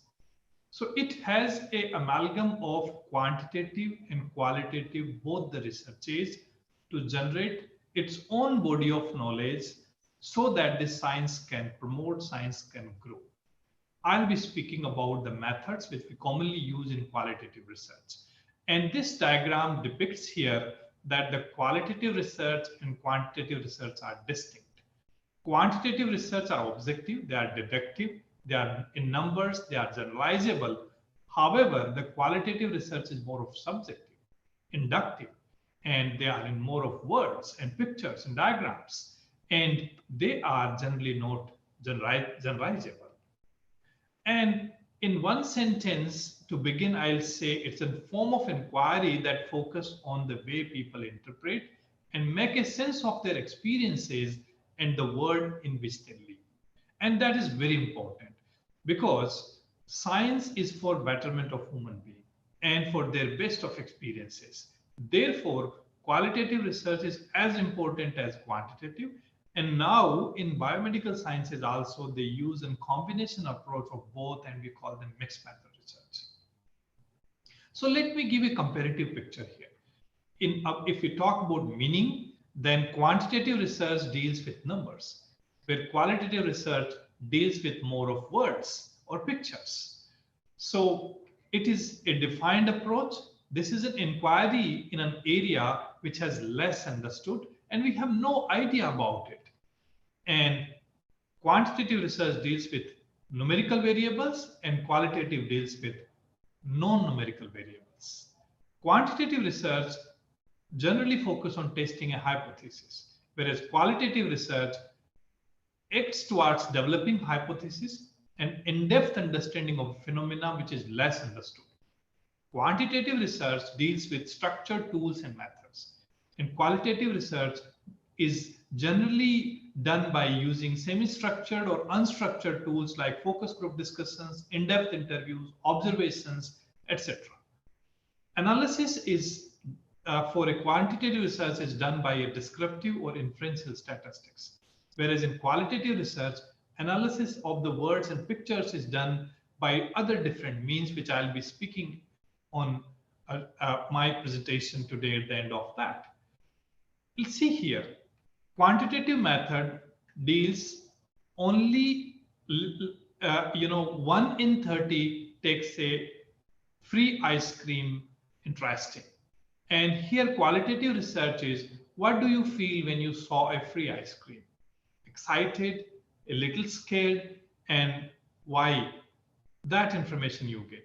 Here is just you get a number, how many of them are interested in getting a free ice cream. Here, what are their feelings if free ice cream is offered and why they feel so. So it gives a more of complete answer of a question. Whereas here we just deal with a one number or a partial understanding and a segmental understanding. Now, if we proceed ahead on meaning, I'll be just repeating saying that the qualitative research is a systematic and a subjective approach to describe events or life experiences and to give them intended meaning. It is committed to the naturalistic perspectives and to the interpretive understanding of human experiences. And it is not only helps to unearth hidden facts, but also exploring attitude emotions, beliefs, sensitive issues, opinions, concepts, processes, and relationships of people. Now, if we look two examples here, one example I'm stating here for quantitative research is efficacy of adductor canal block versus femoral nerve block in post-operative pain control in patients with total knee arthroscopy, a randomized controlled trial. A qualitative research, we deal with lived experiences of breast cancer survivors, a phenomenological study. So with one approach, how we deal with experiences, opinions, feelings, whereas here we deal with a different approach about a one particular phenomena.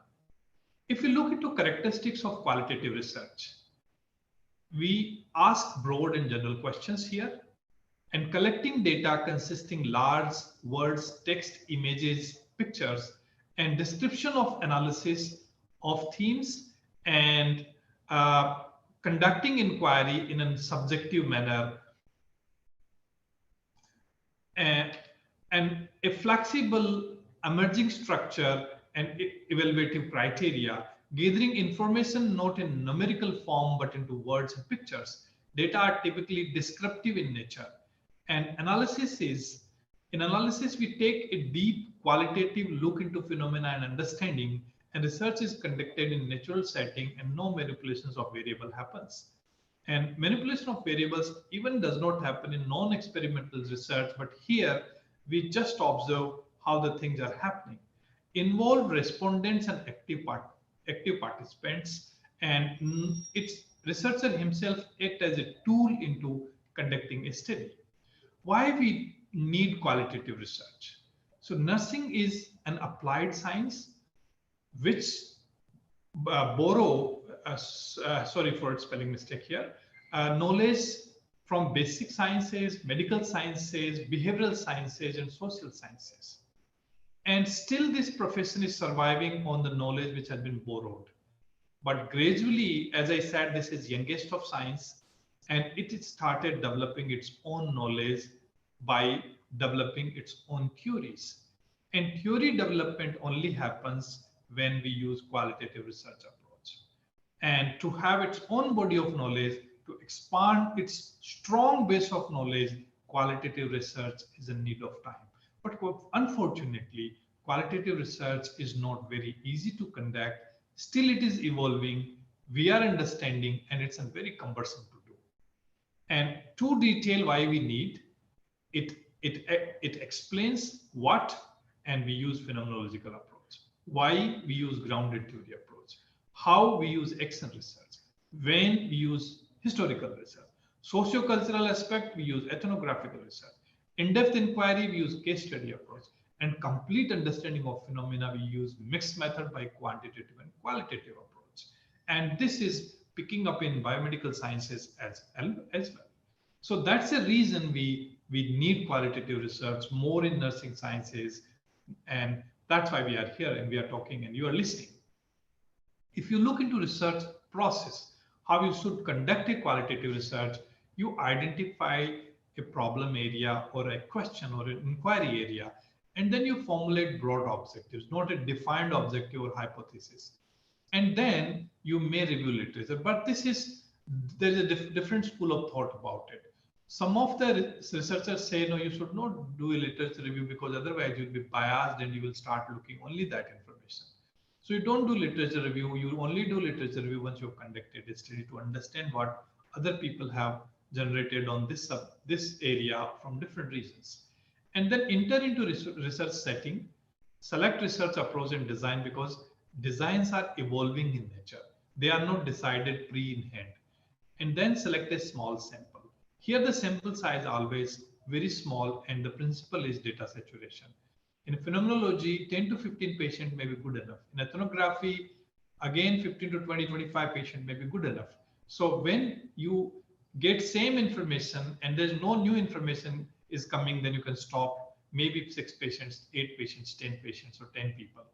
Establishing ethical consideration, you must have ethical considerations for the confidential information which you are collecting from people, like anonymity of subjects, confidentiality of information, getting consent for getting the details, obtaining ethical approval from your institutional ethical committee, and then you plan for tools for data collection. And I said that there is a semi-structured or unstructured tool which you use, or you use video recording or photographs or pictures and just in-depth interview or focus group discussions to get more detail about ununderstood or less understood phenomena. And then you collect the data, you organize the data for analysis, you analyze the data. I'll be talking how to analyze, and then you disseminate your research information. So this is the way you proceed from a problem to a solution by this pathway in qualitative research process. Now, to sort, there are three important phases: orientation and overview phase of qualitative research, focused exploration research, and then finally you confirm and closure, and then dissemination of the data which you have generated. So qualitative research process is relatively less formally planned, and where planning and execution of research moves hand in hand. Now, if we talk about sample size, I mentioned that the small sample is required here. So qualitative studies are in-depth inquiries. Therefore, small sample is required, that is 10 to 15 subjects. No defined set of rules for exact sample size, but what is that even a single case can be sample in, for example, in case studies. So in qualitative research, depth and quality of data is more important than quantity of data. In data saturation, as I said, is a main principle to be followed for deciding how much sample you require. So you may have achieved a sample by 8 patients or 10 patients, and no new information is coming, or 10 people, then your data sample size is adequate. Now, if we look into qualitative design, let us summarize one by one. The first is phenomenological design, which nurses are very commonly using, and this deals with experiences of people or its essence. Ethnography also they use, and here the study of culture and social cultural beliefs are assessed by nurse researchers. Grounded theory approach, where theory development happens of a phenomena which is very less understood. I'll be detailing them each one. Case study, where detailed, intensive, and in-depth study of a case. Historical research, where study of past occurrence of phenomena, that is cause, effects, trends we study. And action research, in which we study the practical solution of a problem in an organization. So now let us begin with phenomenological study. The aim of phenomenological approach is to trace out precisely the lived experiences of people and generate theory or models of phenomena being studied. Phenomenology is an approach to philosophy that takes a prospective experience of phenomena as its origin and attempts to distillate from its main triad of experiences to a sense of what we or the subject experiences. Primary source of data collection is real life situations of individuals being studied, where in-depth interview like semi-structured or audio tape interviews are conducted with participants. Therefore, emerging themes are frequently validated with participants because their meanings that lived experiences or central phenomenology has been acquired. People who have recently had experiences are selected participants because once the time passes, the experience becomes heads. Now, example here, a recently diagnosed HIV patients or women who had a stillborn baby in last 3 months can be interviewed for study of psychological impact of these medical situations. It is highly appropriate approach to research human experiences. Now, other examples here is like experiences of people or its essence. So phenomenological study on lived experience of mechanically ventilated patients, phenomenological study on lived experiences of patients on peritoneal dialysis, and so on, many examples we can cite. Now let us talk about ethnography. As I said, that this study about culture and socio-cultural beliefs, and it could be a micro and macro ethnography. The term ethno-nursing is also in practice nowadays to use for study of socio-cultural dimensions of care. For example, an ethno-nursing study on blood donations related socio-cultural beliefs of women living in rural areas of district Impal, East Manipur, because they have different belief system about blood donation. And once you interact with those people, then you'll be surprised to hear. Like Jews, where there's a belief that you can't take blood from somebody else. If you take a blood from somebody else, then your life will be of that person whose blood you have taken. So an ethnographic study on sociocultural beliefs of people about antenatal, intranatal, and postnatal care of women in selected tribe communities in West Bengal. They don't seek healthcare system. They don't come for antenatal assessments. They conduct deliveries on their own houses. And let us understand what they think, why they don't come for antenatal examination, why they don't take, certain drugs which to be taken in antenatal period, how they monitor their diet, how they ensure that the baby will be healthily growing in womb, and then the safe deliveries are conducted. Now, to little more detail about ethnographic research, ethnography associated with the field of anthropology. This is a part of sociology or extended part of sociology. Is a branch of human inquiry which concentrates on culture of a group of people. Ethnographic studies are involved in collection and analysis of data for cultural group and cultural aspects of it. Ethnography is basically classified into two types, as I said, macro and micro. Ethnography is the study broadly defines culture, while micro ethnography study about more narrowed aspect of the culture or its implication on health or health behaviors. In nursing, several qualitative nursing phenomena are studied by using ethnographic research. However, Medelby and Linegar has coined the phrase ethno-nursing, as I said, which is defined as a study and analysis of local and indigenous people's viewpoint and beliefs and practices about nursing care behavior and processes of designated cultures. Here, ethnography about, as I said, that a blood donation example which I've cited, and ethnography provides access to the health beliefs and healthcare practices in particular culture and subculture groups and facilitates understanding about this culture's behavior and practices affecting health of the people and compliance to treatment. Now, let us understand about grounded theory. As I said, that this is a theory development study, approach to study the social processes and social structures. In expanded perspective, it is also used to develop a theory on other human, physical, psychosocial, and cultural domains. For example, a grounded theory research on coping processes of parents carrying a chronically ill child at a place. A grounded theory research on adaptation of people with accidental permanent physical disabilities receiving care in rehabilitation center at one institution. Now, if you look more detail in grounded theory is an inductive technique developed for health-related topics, and it emerges from discipline of sociology. The term grounded theory means that the theory developed from the researchers, grounded and has its roots in data from which it has derived. Grounded theory has become an important research method for study of nursing theories and phenomena relevant to nurses or nursing care. Martin and Jordan in 1986 have mentioned that grounded theory is an inductive theory discovery methodology that allows researchers to develop a theoretical account for general features of topics, while simultaneously grounding the account in the empirical observations or data. Example here I'm citing a community health nurse is using grounded theory methodology to study a scapegoating in dysfunctional families. A nurse limits the study to only these families have the children. And observing the purpose of collecting data occurs primarily in the homes of the participants, and family interactions and communication patterns are very closely observed. And interview may be conducted to understand certain more to get a more deeper understanding, more role playing like manipulations, observation of family members into their work and school environment and interactions, and dealing with stresses.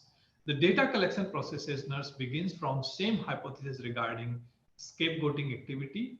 During this process, nurse begins to categorize the data and code it. And coding helps our thinking and conception of the families. And verify the theory and nurse plans study other dysfunctional family who are scapegoating, and finally develop a framework. And then this framework is further tested. If found to be okay or some modifications are done, finally it becomes a theory and a micro theory, and then gradually tested again and again its prepositions, and it may ultimately maybe a grand theory. Like we have certain many nurses has developed theories, like be it a Roy's adaptation model, or it is a Henderson's theory, or Paplow's theory, or many other theories, which we call them grand theory today.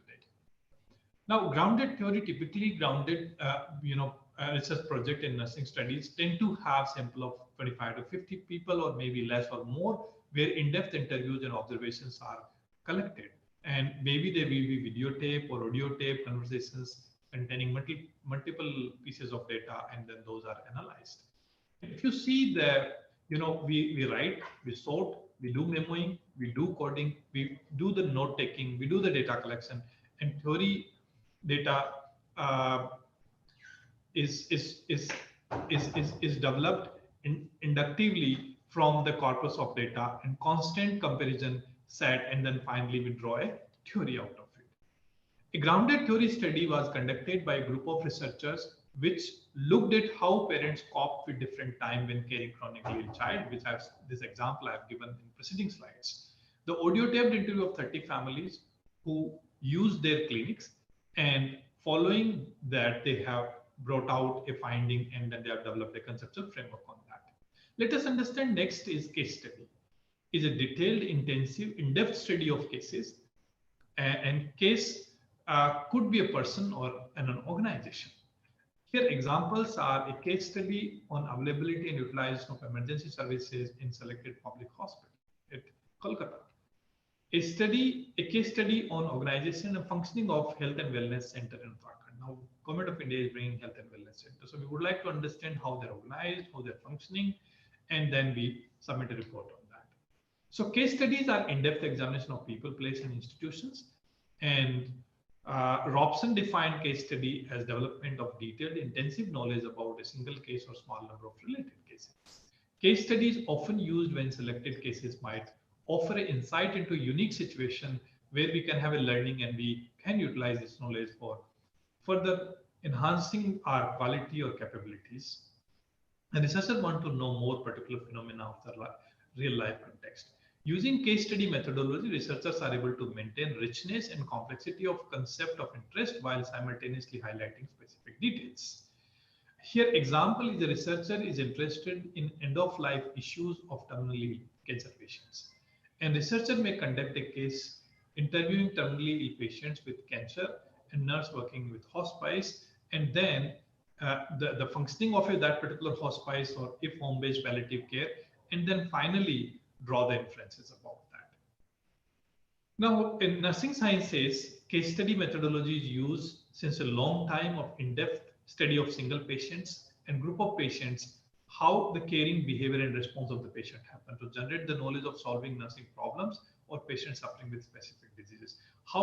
Example here is how nurses and pregnant women manage pain during delivery process, and case study data are collected by observations or personal interviews. So primarily case study focus on who, when, why, how, and what. Let us talk about historical research.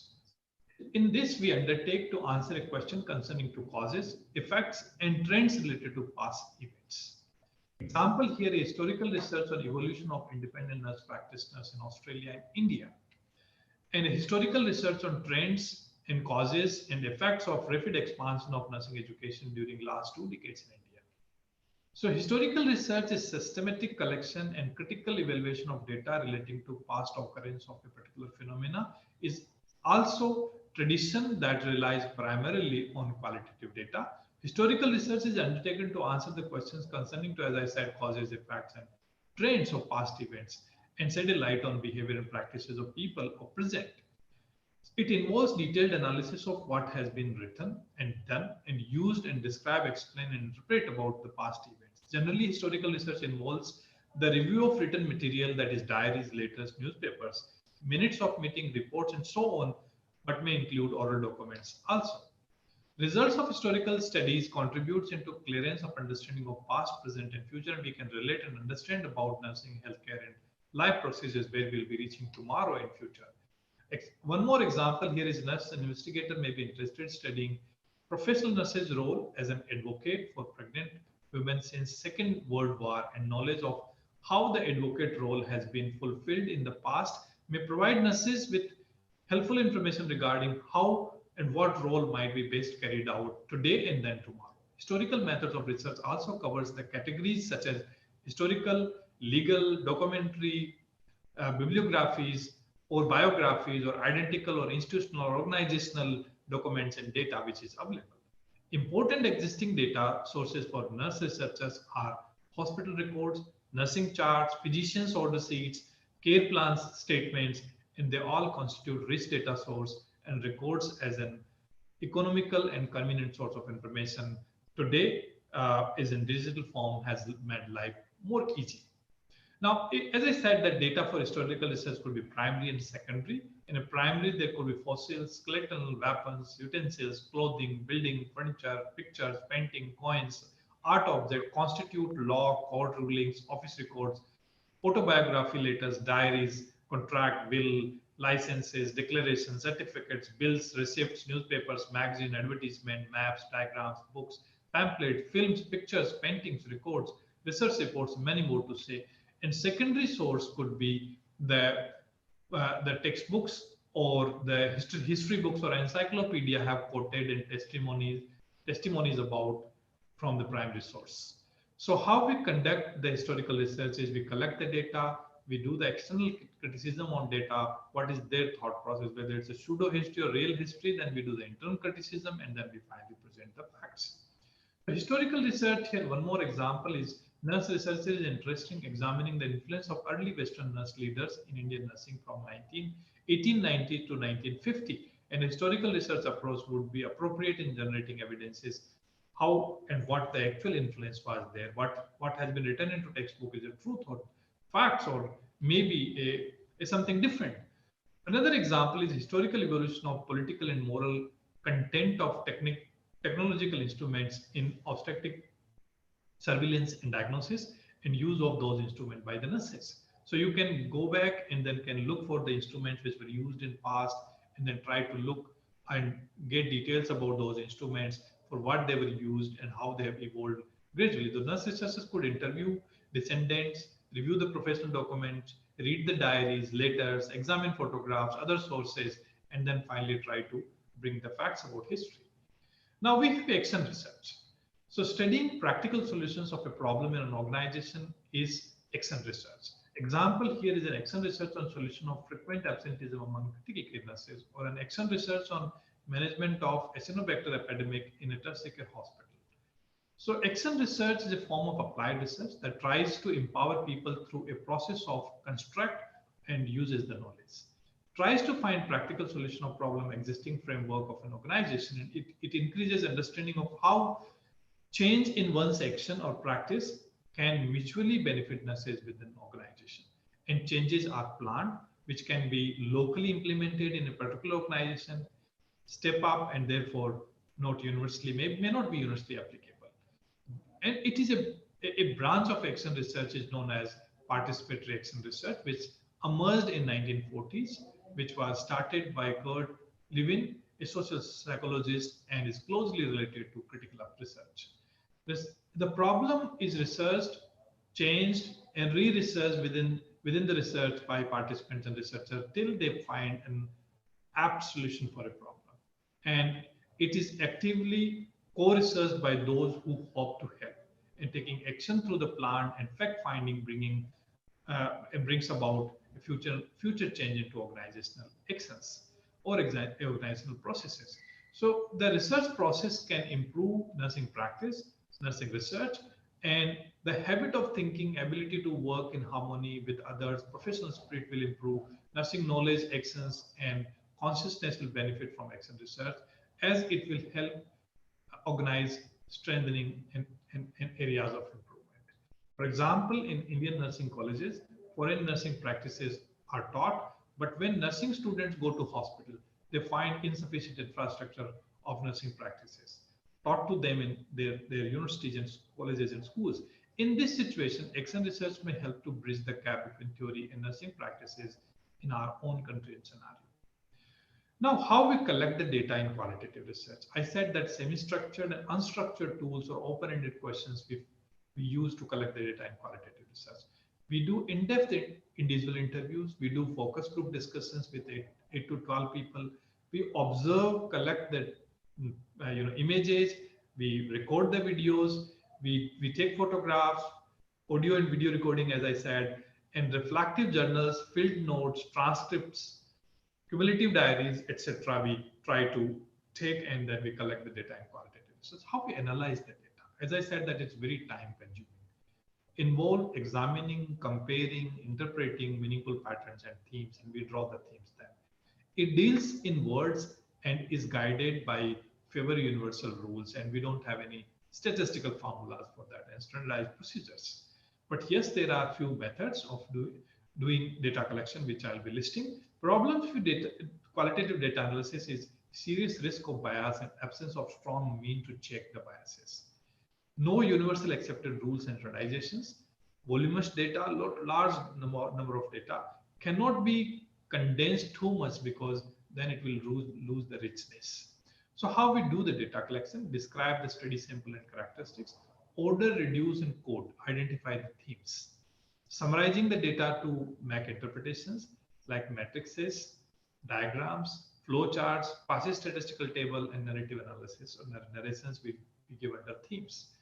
Draw the conclusion and finally establish the validity by giving those videos or the field notes or diaries to the second person and say that whether you feel that these themes which we have drawn are actually the right interpretation or our own biases. Or you may be sometimes getting it validated from the participants itself, if you feel so. No, but now the computers have made our life easy in everything. Like I'm speaking to people in Kashmir today, or all over the country today, or maybe outside country, sitting from Jodhpur. This is IT have facilitated. Similarly, the qualitative data are large in quantity, but yes, the computer softwares are available now. They can make our life easy. So free softwares are available for analysis of textual data collected through open-ended questions. But unfortunately, we have data either in Kashmiri or Hindi or local languages, which we need to translate into English to use these data tools, data analysis software tools for qualitative research. Some of them are even capable of analysis of qualitative data, which are still images and pictures. And one of the software called as Transna software, even capable of analyzing qualitative data collected by textual data, still images, video, audio, but the language of spoken must be English only. That's one limitation of these softwares. So this is a long list of softwares which are free softwares. You can use one of them and can analyze your data if you have translated them into English. Now, at the end, I would like to say, stories give life to data, and data gives authorities to stories. Wendy Newman says this. And I would like to quote Donald Campbell's quote, all researches ultimately has a qualitative grounding. So qualitative research is equally important as quantitative, and now we have mixed method designs which are changing the scenario, the way the research is conducted globally. So thank you so much for listening me patiently, and if you have any questions, I'm most welcome.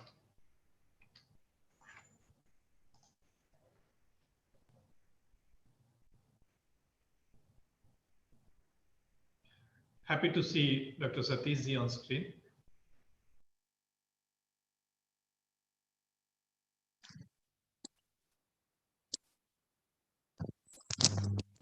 What to Ms. Asfa? Any questions? Asfa, if we can take up them. Okay, sir. Okay.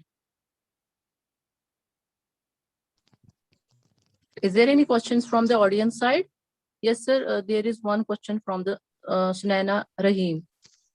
Kindly, sir, Shahid sir, unmute so that she can put her question forward.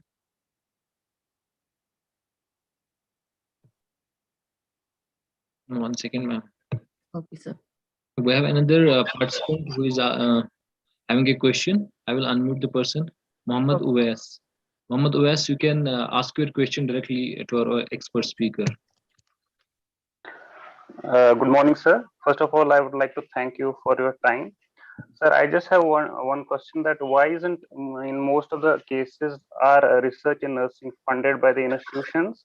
Does that funds not being granted make it just an assignment to be completed, and most of the research topics do not evolve because the funding or the permissions are being denied at the institution level? Thank you, sir. I think Syed will answer this question, because this depends on particular university, institute, or funding agency. But it is not true that the nursing research does not attract funding. There's a large number of researchers in nursing discipline are funded by our funding organizations. So the first thing is you need to check that the particular university has funds for funding the research. If it is there, then you have novelty into idea, develop your best plan, go and present it, and try to convince the people that this idea will change the life of the people and make the life very easy and facilitating. I believe that people will fund you. That's the answer from my side. Rest, I think organizers can answer this. Yes, sir. There's one more question from the Sunaina Rahim. Kindly, sir, unmute her.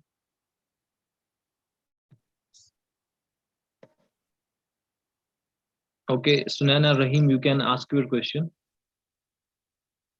Oh, thank you. Good morning, sir. This is Sunana here. In the beginning, I think sir told that literature review is not important. So, but as I am a postgraduate student right now, so we have been taught that this is one of the methodologies in research, that we have to go through the literature. So this conflict, you told maybe it's not important. Yes, This is my question. I would like to answer this question. Whenever we do any study, literature search is one of the important steps in conducting study. But when we do qualitative research, the problem is in qualitative research, you are dealing with a phenomena which is either not known or very limited information you have about it. And you are trying to observe that. And if you know nothing, then you'll observe the fact. But if you know something, then you will be biased. Your mind will start looking only that thing which is there in your mind. Let me give an example here. If you're going somewhere and you have nothing in your mind and you see a tree, you will appreciate it as a tree. If you see a buffalo, you'll appreciate it as a buffalo. But if you come out from home and in your mind, there's a ghost, there may be ghost. So a moving tree will look like a ghost to you. So that's a human bias which is added once you review literature at the beginning of qualitative research. So one school of researchers, qualitative researchers, says that don't review in beginning, because otherwise you'll be biased and you will start observing only those facts. And you'll start digging around those facts. So you do literature search once you've collected your data, you finished your data, then do a literature search, and then finally during discussion, you utilize that literature. So this is per se, specifically I'm talking about qualitative research. But in quantitative research, yes, you require in-depth understanding of literature search, what has been done, what has not been done. Therefore, similarly, one school of thought of qualitative researchers says that if you will not do literature search, you may be just bringing same information which has been already identified. So what's the use of that study? So there are two schools of thoughts. What I believe, we should not do the literature review, because otherwise there's a bias, and because there's a lot of there's a lot of subjectivity, inherent subjectivity in qualitative research. We should do literature review, but we only try to identify whether similar research has been done in our setting, because we are not going to generalize these findings to others. So if similar research has been done into our geographical area, then we may leave this idea and we may go for another idea.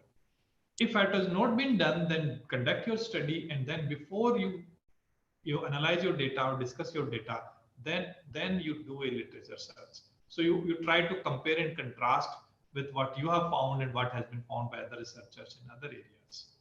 That's my take on, and I have very explicitly mentioned in my textbook about this. Thank you so much for this question. Thank you, sir. Sir, there's one more question from the audience. There's one more question from the Asmat ma'am. Kindly ask your question. Asmat ma'am. Good to see you, Asmat.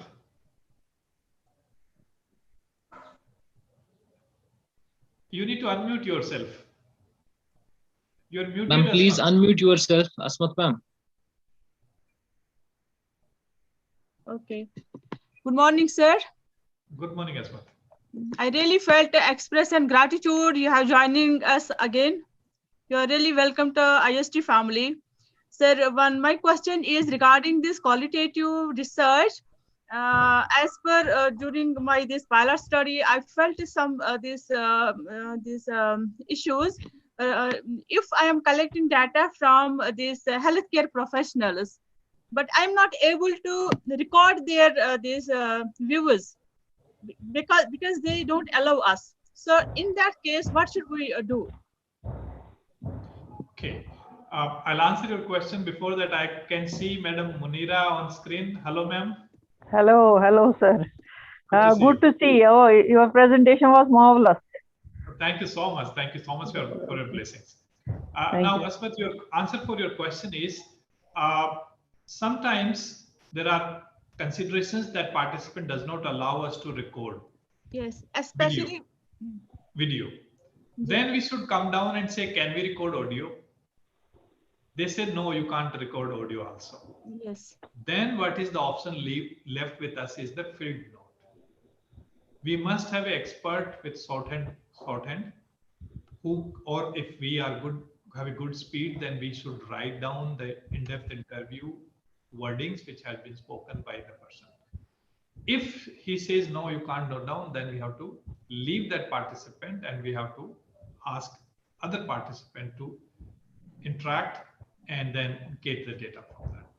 That's a flow of ethical considerations, considering in mind and conducting participants. Hope I could answer your question. No, sir. It's actually a problem with all healthcare professionals. That includes doctors and nursing staff. Otherwise, patients, they don't, but they say it's okay. But for these healthcare professionals, no one is allowing us to record their these viewers. Fairly okay. Don't record. Don't force them to record. You can talk to them, have a cup of tea with them, try to convince them. If not, then put down the field notes. You can't force them and should not. Then we can just only write what they have said, right, yes. sir? Yes. You can record also. If you can take they don't allow. Recording they don't allow, ma'am. Oh, recording okay, they don't. Neither recording nor videos. Okay. Thank you so much, sir. Welcome. It was really informative and marvelous presentation, sir. As always. Thank you so much. As usual. Thank you, ma'am. We really feel happy, sir. Thank you, ma'am. Thank you, ma'am. Sir, there is one more question from the audience. Sheikh Masood wants to ask the question. Sheikh Masood, kindly ask your question. Yes, Sheikh. Hello. Yes, Sheikh Masood, you can hear. Very good morning, sir. Good morning. Good to hear you. Ji, sir. Myself, Masood, sir. Right now pursuing PhD in nursing, sir. Sir, I have two queries actually from last day and today. First query is that कि जो हम hypothesis बनाते हैं, क्या वो ज़रूरी है? Shall we need to keep the hypothesis before the analysis or after the analysis? Because we use it to keep the objectives, and from objectives we are getting the clues and pointing कि हम क्या चाहते हैं, what we want to get it after the research. Number one, sir. Second thing, sir, जो हम data collection करते हैं, do I need how much time in a PhD research कि हमें कितना time चाहिए? Suppose, sir, I myself a PhD scholar, I have a experiment on phenogreek. I used to give the patients 10 grams for 15 days. After that, I had to go through the post test. Sir, do we need more than that time? क्या हम Yeah, do we need less time? Yeah, how much time we need for this data collection? My question is like that. It Fine, depends Masood, on sample. I could hear your second question, but can you repeat your first question? Sir first question is कि जो हम hypothesis बनाते हैं क्या वो हमें जरूर रखनी होती है बिफोर एनालिसिस, क्योंकि वो use it to keep the hypothesis before analysis, and हम जो हाइपोथेसिस होती है that is always in the declarative statement, like हम यूजुअली हम क्या करते हैं जो भी टीचर्स हैं जहाँ हम I got the question, Masood. I'll answer. Okay, perfect. Now, if you're conducting a experimental research, yes sir, you're required to have hypothesis in hand, because experimental research begin with a hypothesis in mind. Exactly, sir. Whether this drug is superior than existing drugs. So, or this device is superior, or this nursing intervention is superior. So you have hypothesis in hand when inquiry of a research begins in experimental research. And based on hypothesis, your analysis plan and your actual analysis will be governed. So answer is yes, you must have a hypothesis, very explicitly defined hypothesis, so your whole inquiry is guided in a very right path, and you find an answer for that hypothesis. Thank you. or question. Oh, okay, thank you, sir. Sir, second My question. answer to second question, you said that how much time you need to take in data collection. Yes, sir. This totally depend on your estimated sample size Okay, and ma'am. your Okay. estimated effect of intervention. Let's say you are trying antihypertensive drug, Exactly. and you would like to see the immediate effect and the long-term effect after 15 days, after 1 month, after 6 months, after 1 year. So what is the intended effect you are looking forward? If you're looking forward for immediate effect, then maybe in 2 days your work is done for 1 patient. And maybe for 100 patients in 100 days your job is done, or maybe in 50 days. But if you are going to look at long-term effect, like how if this drug is taken regularly, how a trend of effect happens and sustainable effect remains. So you would like to observe patient for 6 months or 1 year. So the duration is defined on what your intended outcomes you are measuring. Hope I could answer, Masood, your. Yes, thank you. So it depends on outcome, exactly, sir. Absolutely. So it can lead from a week to months and years. Thank you, sir. Thank you, sir. It was a very expensive and informative lesson from you today, sir. My pleasure. My pleasure. Thank you, sir. Thank you, sir. I think there are no more questions from the audience now. Thank you so much, sir, for your informative presentation. I'm extremely grateful to you, sir, for sharing your valuable knowledge and experience with us, and also answering all the questions of the audience patiently. It was really an informative and a brainstorming session. Once again, thank you very much, sir. Thank you so much, Asifa, for a nicely conducted session. And I'm happy to see Professor Regu ma'am on screen. Namaste. Yes, sir. Thank you so much for the opportunity to meet August Gathering. I feel so close. I don't know, probably maybe some last life connect with Kashmir. Kashmir. When I come there or when I meet people, I feel so happy from deep of my soul. Thank you so much for the opportunity. Thank you. Thank you. Thank you, sir. Thank you, Professor. Thank you, Professor Dr. Siraj Sharma and Ms. Asifa. It's for the information, this entire webinar is going live on YouTube. You can connect to your YouTube channels for if you have skipped anything, or elsewise we are sending e-content to every participant through their mails at the end of the event. So we'll start with the third resource person, Professor Dr. Munira Bashir, Vice Principal, Mansur Skim Saura, Kashmir, India. She'll be talking on theoretical framework, developing and testing. Mrs. Insha Rasool, tutor, Alamdar Memorial College of Nursing and Medical Technology, will chair the session. Over to Ms. Insha Rasool. Bushra ma'am, am I audible? Yes, ma'am, you are. Respected dignitaries, Assalamu alaikum wa rahmatullahi wa barakatuhu, and a very good morning to all of you. Myself, Ms. Insha Rasool, a tutor from Alamdar College of Nursing and Medical Technology. Today, I feel greatly honored and privileged to get an opportunity to call upon the next speaker of this session. She is the one who needs no introduction, as she is the one who is the first PhD nurse, state PhD nurse award holdee. She has also been honored with the Presidential Award in 2016 along with the others. She has completed her master's in obstetrical and gynecological nursing from the University of Delhi in 1989. Also pursued her doctorate from Indira Gandhi National Open University, Delhi in 2014. She is the one who has 37 years of professional experience, 5 years in nursing service, and 32 years in nursing education. Ma'am is also a lifetime member of TNAI, Nursing Research Society of India, Society of Midwives India, and also the member of Indian Association of Neonatal Nursing.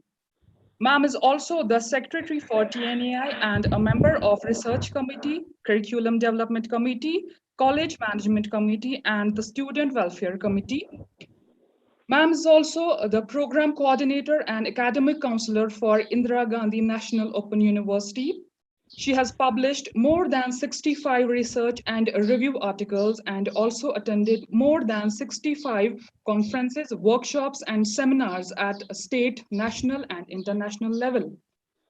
She is the sculpture of simplicity, kindness, and sympathy, a passionate, zealous, energetic, and a very dynamic personality.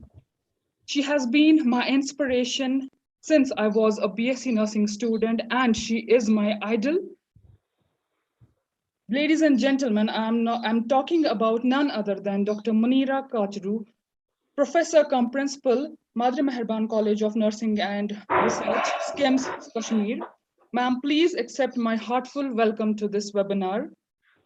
I request your good selves to kindly share your valuable views with us today. Ladies and gentlemen, Dr. Munira Kachru, over to you, ma'am. Thank you, Insha. I am so glad you have talked so high about me, and I must congratulate all the organizers who has made this event possible in such an pandemic. It is all because of Dr. Professor Mahmooda Riku. She always brings laurels to all the institutions wherever she goes. She is also like, you said you are my idol is Mahmooda madam. I love her so much. And she has given me this opportunity to speak, to be one of the resource person here. But to start my topic, I would like to say that theoretical framework, it has been always tough for the students. So maybe I actually needed a board and chalk to write and to show the pictures, but that is not possible here. Anyway, I'll try my best to make it simple and make it easy for you to understand. Now, I request you please to share slides for me. Thank you very much. Okay, thank you.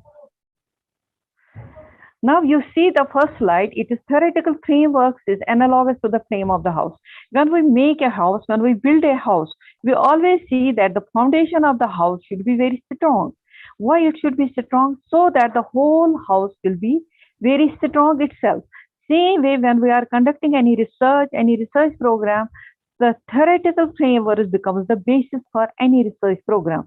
So that is the foundation for the research program. So it has to be strong. And because why it has to be strong? Because you know, when we conduct the research, you have heard so much about research now. Now you know that when we conduct the research, there are always concepts, there are always variables in a research problem. So when there are variables, there is not a single variable, there are always two or more than two variables, and they are always related with each other. For example, I will give you a simple examination, patient satisfaction with nursing care. So these two variables are nursing care and patient satisfaction. So the relationship between these two variables, when we predict it beforehand, that logic is given by the theoretical framework. So that is why I said it is really strong to have, it is very important to have strong base, and that is only possible for a research study through theory, through theoretical framework or through theory which we formulate. Okay.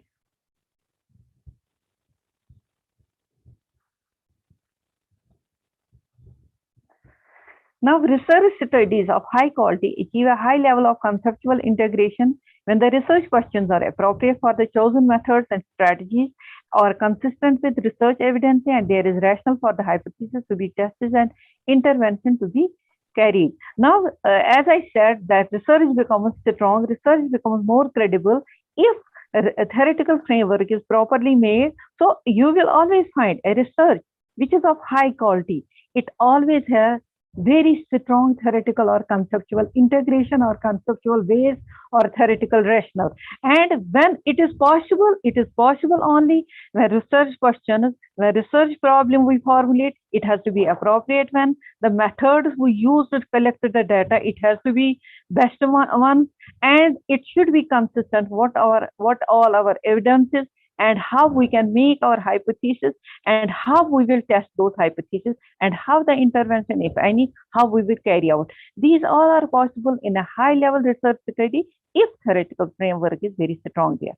So a research study, we predict the result, which is a theoretical rationale. So what is it? When we conduct any research study, we predict. We say that yes, if nursing care is better, patient satisfaction is definitely going to be better. When we make this prediction beforehand, that is our theoretical rationale, right?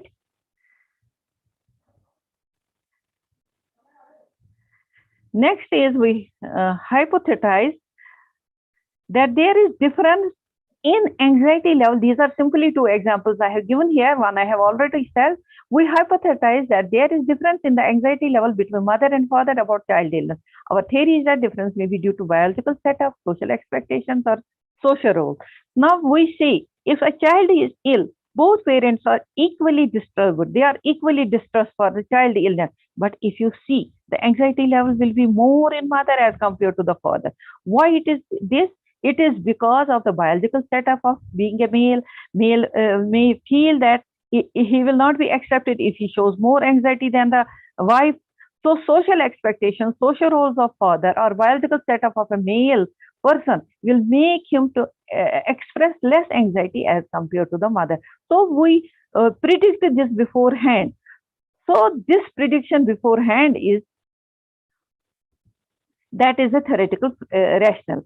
Now next is we predict intervention on lifestyle changes to decrease the incidence of heart attacks, hypertension, and diabetes. This is also possible. We see, we always, whenever we make the some study, like if we make the lifestyle changes, if we ask the participants to reduce your weight, that is only going to reduce their weight, that is going to reduce their obesity, and naturally effect on the organs, on the system, on the whole body, that is going to prevent him from heart attacks, hypertension, and diabetes. Now, what is this theory? We have said the theory is the rational. Now, theory is nothing. It is concepts which are linked to proportions to provide an explanation of a phenomenon. Our phenomenon is that anxiety level is less in fathers as compared to the mothers. So, concept is इसमें क्या है? There are concepts like anxiety level is there. There is concept like you can say child illness is there. Father and mother, their anxiety levels we are checking. So when these two concepts meet together, when they two mix together, they relate to each other, they form a proportion. And when two proportions meet together, when they relate to each other, when they associate with each other, they form a phenomenon. So theory is brought from all these concepts, all these proportions, all these phenomenon. So phenomenon is that the anxiety level of children is going to, anxiety level of father is going to be less as compared to mother about the child illness. So this is a phenomenon, and proportion, as I said, when there is relationship between two variables, between two concepts, concept is nothing, it is a variable.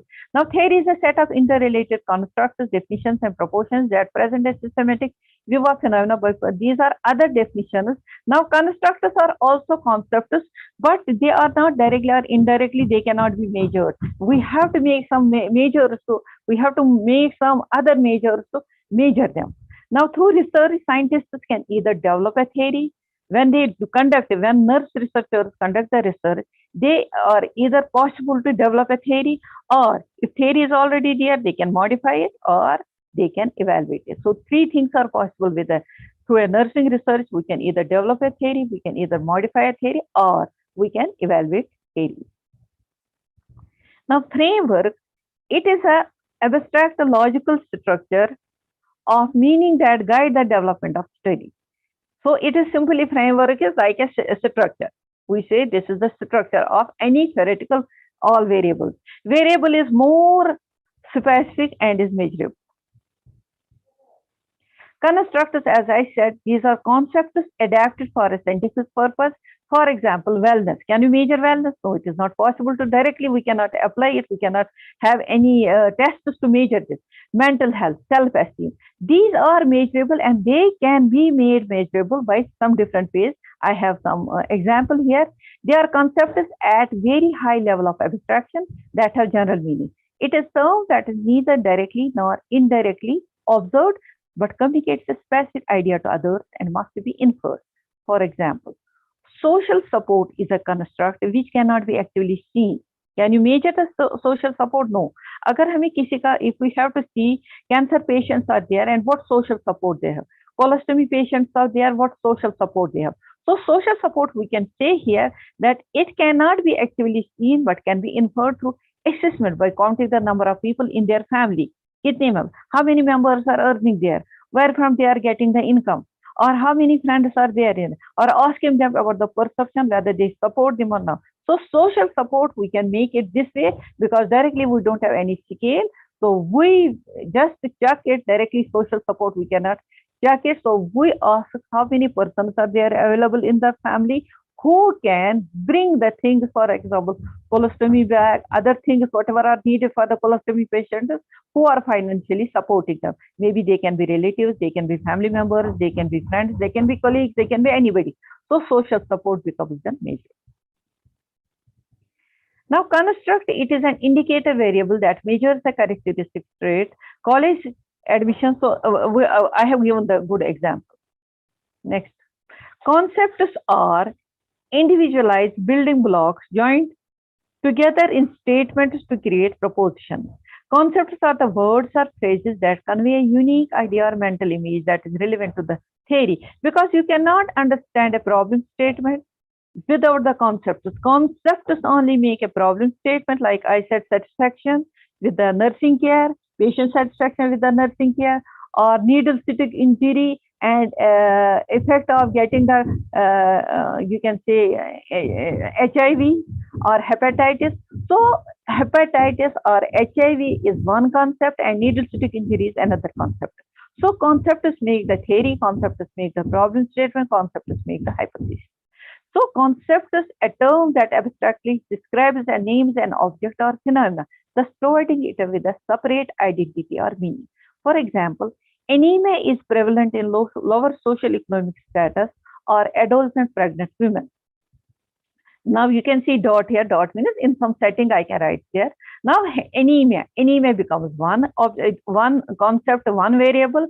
Then lower socio-economic status becomes another variable. We can make it anemia is prevalent in lower socio-economic status. A study to determine why anemia is prevalent in lower socio-economic status. So yehi do concepts ban gaye.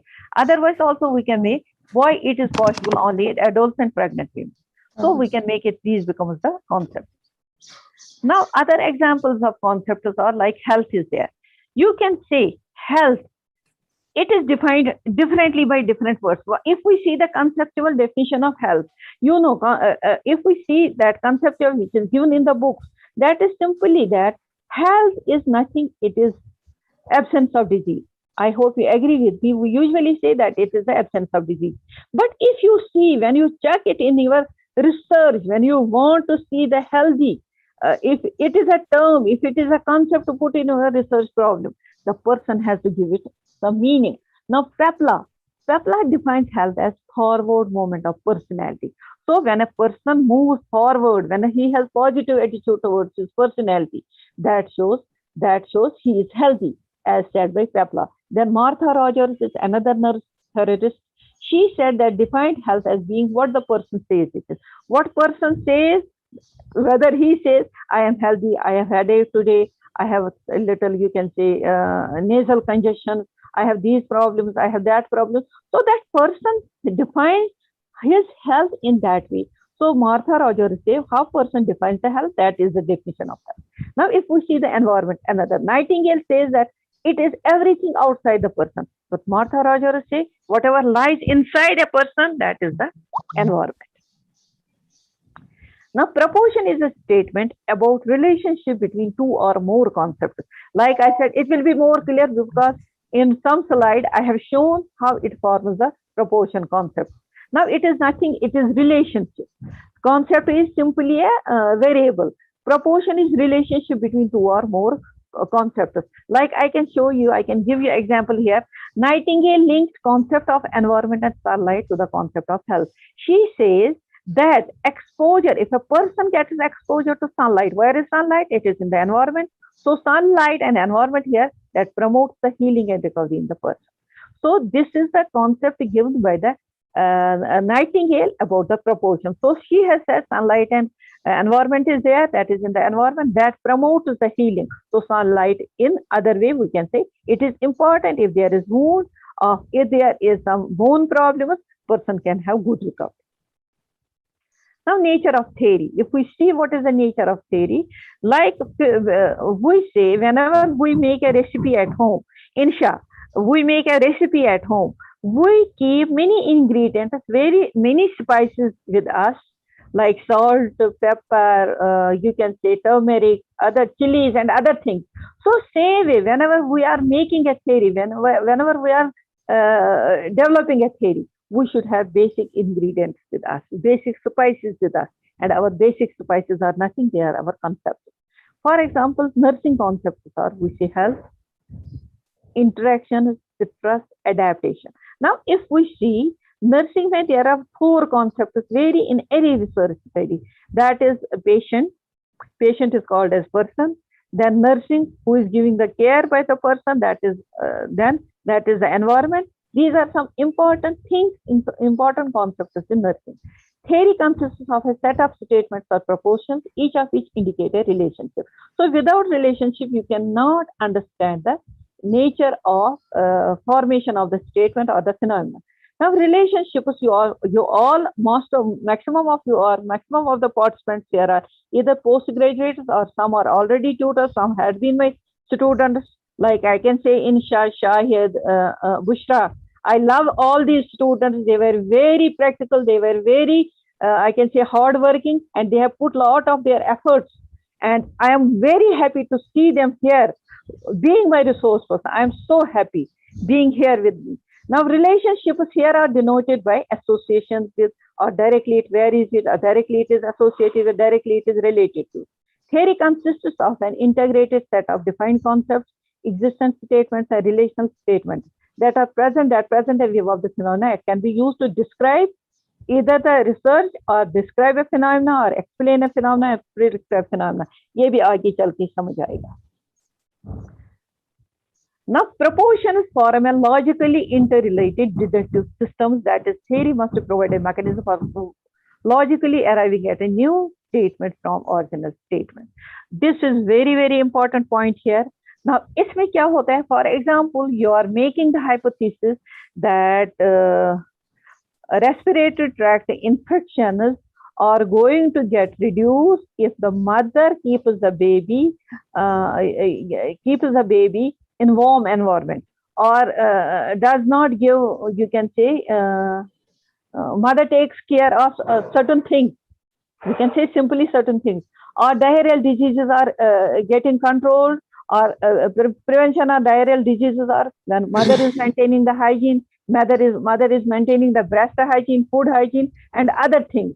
So proportion here is that we should be able to arrive at some conclusion. And that conclusion is the theoretical rationale. For example, यहाँ पे मैंने एक example दी है, use of air mattress in unconscious patient.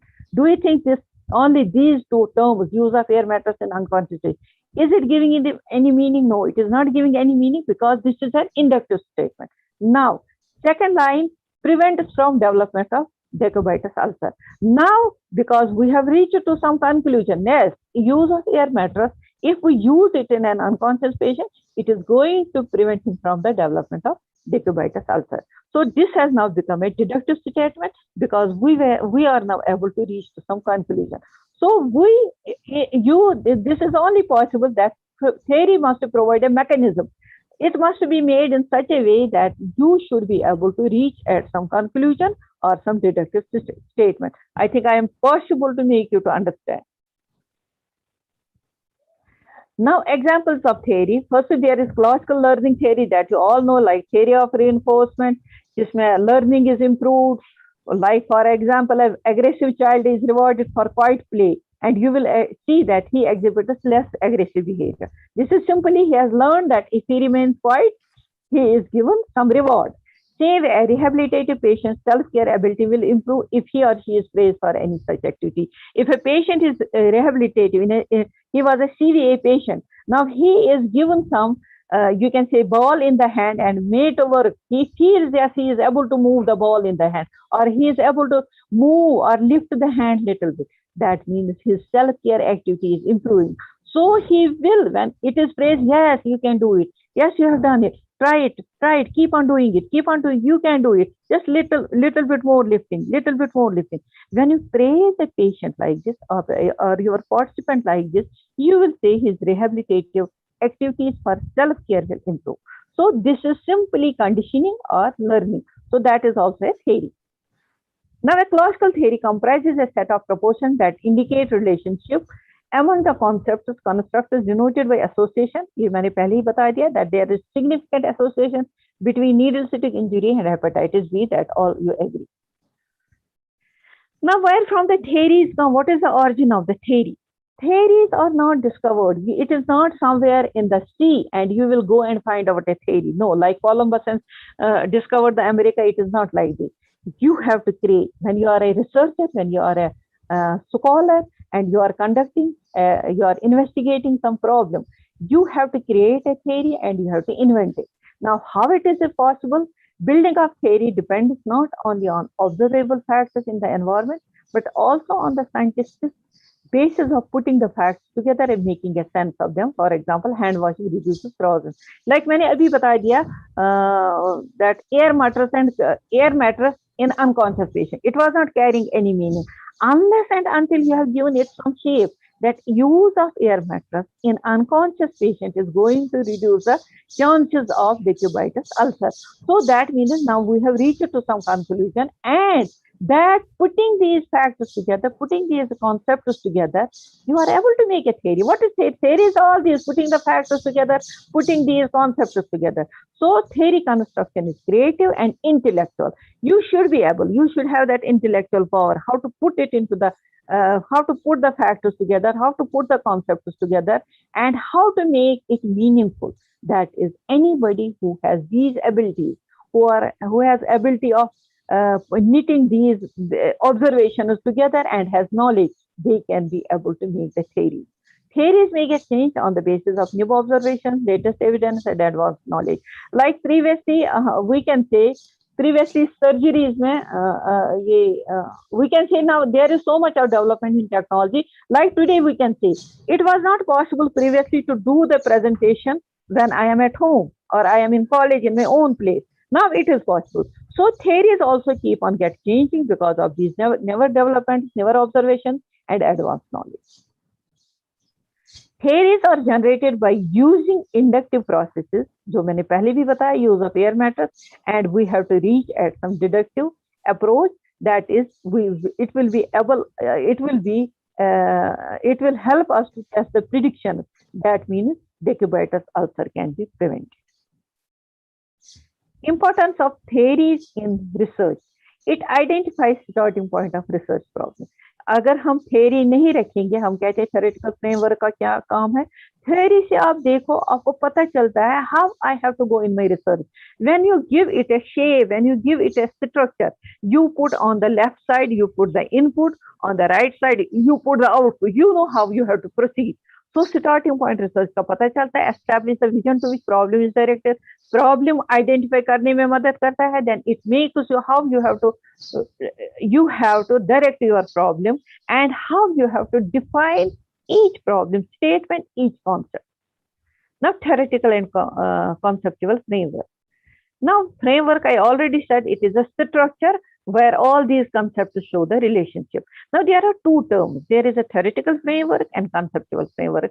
Simply, there is so much written on the slides. I will say in simple words, it is a theoretical framework and conceptual framework. These are structures where the concepts are put together. They are shown, the association is shown, relationship is shown.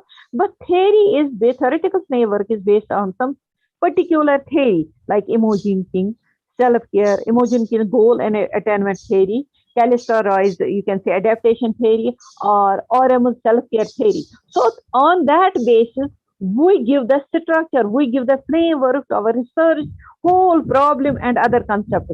That is called the theoretical framework. Conceptual framework is different. It can be like you talk to your teacher, she guides you. If you are not able to use any theory, she will guide you how to put the concepts together and how to give them the shape and how to reach to the conclusion. That is called the conceptual framework. You use your knowledge and you may use multiple theories together. You may pick up some from, you can say self-care theory, some from other theory, some from other theory, and you will make a framework, you will make a structure. That is called a conceptual framework. Clear? So we will move next. It is all about this next. Now, conceptual framework में क्या होना चाहिए? It should establish tentative relationship between dependent and independent variables. That has to be in the conceptual framework or theoretical framework में. इसी के बारे में बता दिया गया. अगर आप conceptual framework खुद बनाते हो, it should show the relationship. It should show how that relationship is possible. What are your assumptions? What is the relationship? And how you will identify answers to the questions and how to explain those questions. ये purposes है, दोनों purposes एक है, relationship दिखाना है, then study findings interpret करना है and explain करना है observations and encourage theory development. These are the you can say purposes of theoretical and conceptual framework. Theoretical framework में भी यही है, but little different है इसमें कि we have to, if theory is already there, we are able to utilize that theory and test that theory, whether we have put it in a proper way or not, to make research findings meaningful and generalizable, to establish orderly connection between observations and facts, to predict and control situations, to stimulate research by providing direction and impetus, to provide theoretical rationale for developing hypothesis, क्योंकि उसी theory से निकलता है, serves as a guide to systematically identify logical, precisely defined relationships among variables, to provide a frame of reference or base for examining a problem, जो हमारे पास है problem statement, क्या observations की है, how to define the concepts, what research designs we can use, and how to interpret our results, and how to make the generalization. Now, theoretical and conceptual framework, when we are giving it a shape or a structure, that we usually call a model.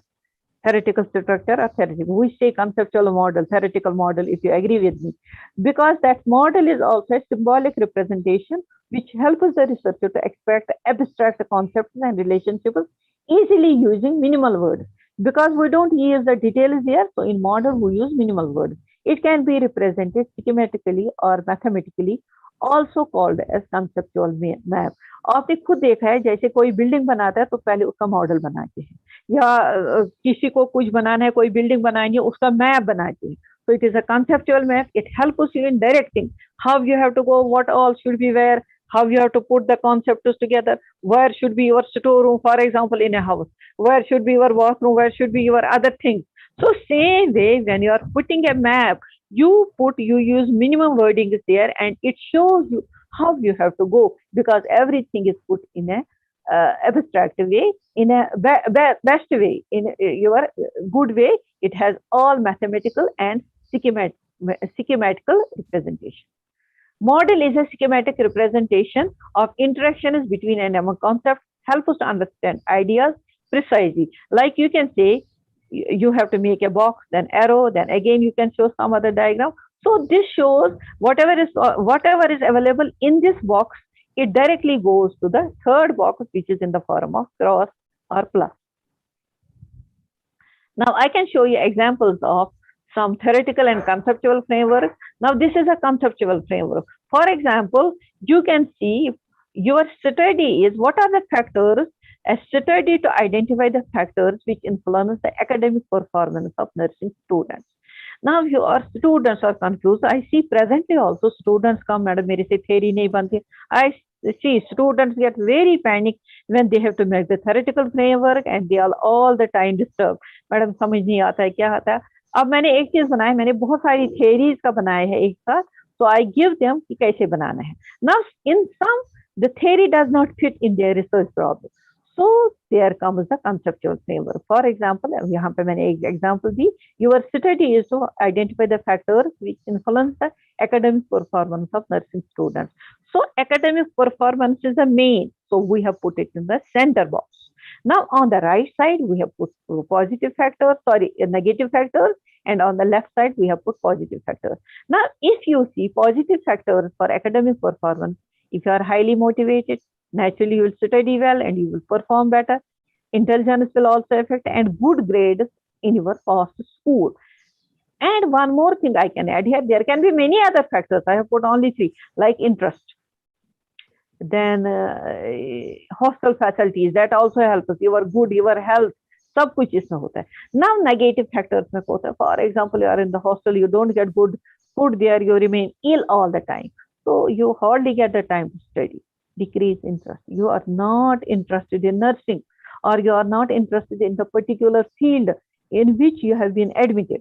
Now family crashes. Now recently, I cannot name the boy. A boy has come to me. He has some problem. Father is very sick. He was ready to leave his academic course. Now that means there was family crisis. He is so much disturbed. Naturally, he says, madam, my academic performance will get very much bad. So you have to see that how to put it together. So one side positive factors, because you are only studying the factors. So उनका फिर क्या देखते हैं, academic performance कैसी रहती है. Now then you can put another arrow near the academic performance, नीचे की तरफ better academic performance, poor academic performance. Next is, this is the example of theoretical framework, and you see this is Imogen King's goal attainment theory. Now Imogen King's goal attainment theory में क्या होता है? There are 2 persons, one is a researcher and other one is a participant, or you can say recipient. Now here I have seen a researcher is a nurse and patient is a participant. Now both of them have 3 points. One is perception, other is judgment, and third is action. That means both of them have their own perception.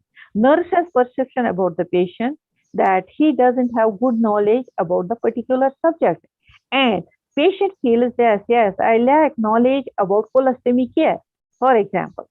Now judgment, she says, why shouldn't I, if nurse feels that yes, why shouldn't I make some provision to give them knowledge? And patient feels as a participant that yes, if that she is giving us some knowledge, I must participate in that. And action is she is starting preparing, and this side patient is feeling that yes, I will also prepare myself. I will take out the time to attend those sessions. Now they react, they make a program. Everything is formulated, everything is in a systematic and formal way. They react together, they sit together. Nurse gives the, you can say that program. Nurse gives the structured teaching program, and then there is interaction. There may be questions, there may be, you can say answer, filling up a question, and finally is goal attainment is transaction, where there is gain in knowledge or no gain in knowledge. So accordingly, if there is no gain in knowledge, there is very less gain in knowledge, again feedback starts, right? So this is how we can apply this theoretical framework. This is simply, I have given one example. Then there is one more, but this is in a different way I have put it. This is about the Callisto-Roy systems theory. इसमें, for example, mother as a bioscience, उसमें always जो ये होता है, participant होता है, that is a maladaptive person, that is an adaptive system. Now, for example, patient, a pregnant woman is a biopsychosocial adaptive system. There are 3 stimuli in the environment: focal, contextual, residual. वो explain करनी है. Then कौन-कौन से coping mechanism है? then there can be two ways. There can be two groups. If it is like this, there is a control group and experimental group. For experimental group, you give definitely some different program, and for control group, you give routine care. If there is no control group, if it is a pre-experimental study, which Dilshada madam has explained very well. Now, if it is a pre-experimental study, then there will not be any control group. You simply are giving your intervention, and then you are finding the effects on different adaptive modes, that is physiological mode, role function mode, self-concept mode, and interdependence mode. Their outcome kya nikalta hai, whether it is good or not. So this is simply an example. So I said in the beginning, I should have a board and chalk so that I can explain it on the board.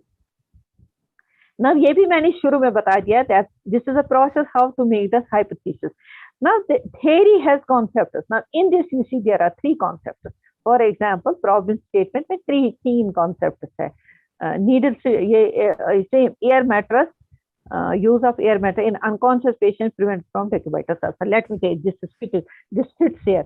It has three concepts: air mattress, decubitus patient, decubitus ulcer, and use of air mattress, decubitus ulcer, and unconscious patient.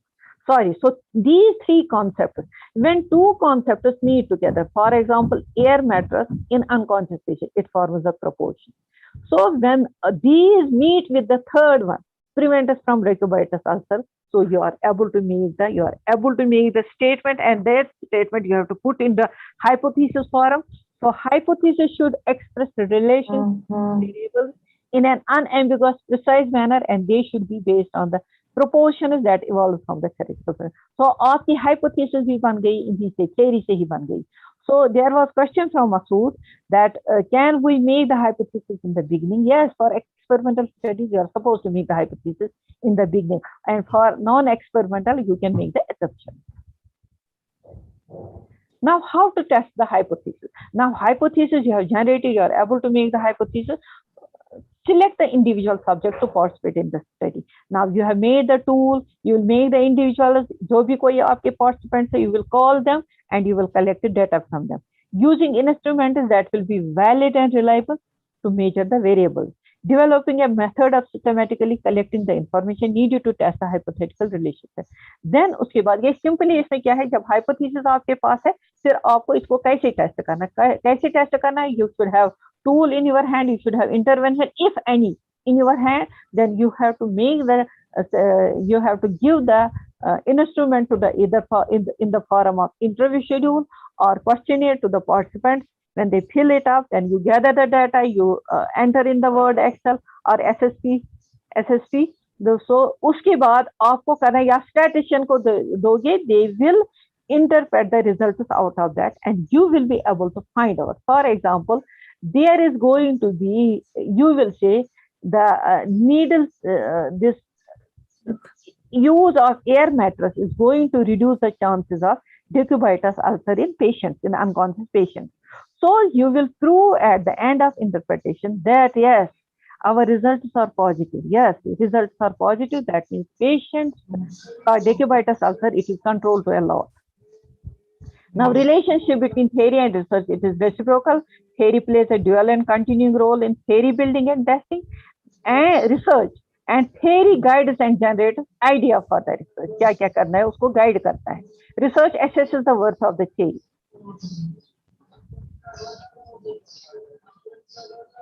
This is all same. Now, steps in constructing a study framework. Study framework में क्या करना है, पहले आपको जो मैंने पहले भी बता दिया, you have to select and define the concept. पहले you have to select the concept, जो मैंने अभी तक बता दिया क्या क्या concepts आते हैं. Then you have to define them. ये भी मैं आगे बता दूंगी. Then you have to show the relationship between them. Then hierarchy, किस hierarchy में डाल दें. Then form a map out of this. Now, in first one, when you are selecting a concept, you have to explain them one by one. For example, X examines the influence of family sources, resources and demands on the well-being of families, providing care to an elderly parent, and on the stress experienced by the family unit, social support resources and internal sources. So, इसमें जितने भी ये है concepts है, उनको एक एक करके explain करना है. Now, how to make the definition, how to define your concepts. There are two types of definitions. One is called as conceptual definition, other one is called as operational definition. Conceptual definition is given in the book. For example, health का मैंने starting में भी बता दिया. Health, what is health? Health is nothing. It is the absence of disease as given in the book. Now, operationally, if you have to define the health, you can say, for example, number of upper respiratory tract infection. In your this research, there is upper respiratory tract infection. So you have to define whether you have written a study to confirm about the respiratory tract infection. In your operational definition, you will write whether it is upper respiratory tract infection or lower respiratory tract. That means you are operationally defining your term. Now, conceptual definition is the definition of concepts contained in the theory, and operational definition is the definition that explicitly state how the variable will be measured or operationalized, like the health by number of self-reported upper respiratory tract infections. Then you have to identify the relationship. जो मैंने पहले भी कहा, it can be tentative relation, it can be invariable relationship. So इसमें link दिखाना है कैसे, जो पहले भी मैंने दिखाया एक बॉक्स, उसके बाद एरो, ये शायद दूसरे में दिखाया है मैंने, शायद आगे.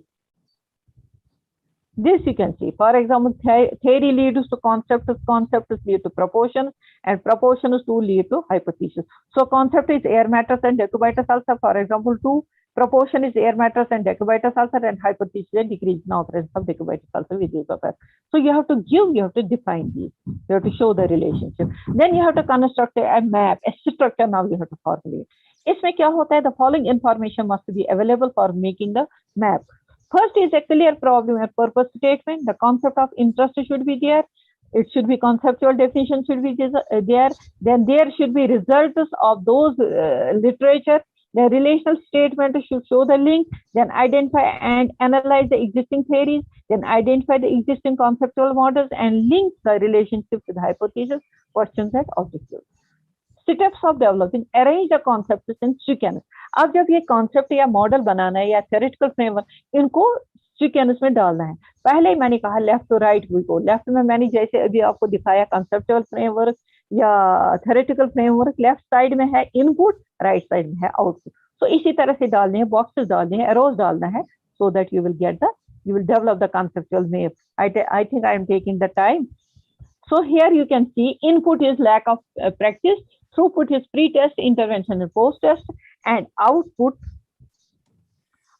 is better practice. Then I have shown the arrow downwards. Maybe it will go towards the feedback. ये भी पहले ही दिखाया मैंने. Now, types of theories and types of research. Theories may describe a particular phenomena, explain a phenomena, predict a phenomena. So, descriptive theories, to test the descriptive theories, you need descriptive research. To test the explanatory theories, you need correlational research, and to test the predictive theories, you need experimental or quasi-experimental design. Now, this is contribution who is said. I will go to critique directly. Now, this is important slide. Theory is unique to nursing, help nursing define how it is different from other disciplines. इसमें central phenomena of interest in any nursing theory of persons who are the participants or the patients. Environment, जहाँ पे है hospital में है, घर में है. Health, because of their health, they are in that particular environment, in that particular hospital. And nursing is the care given by the nurses.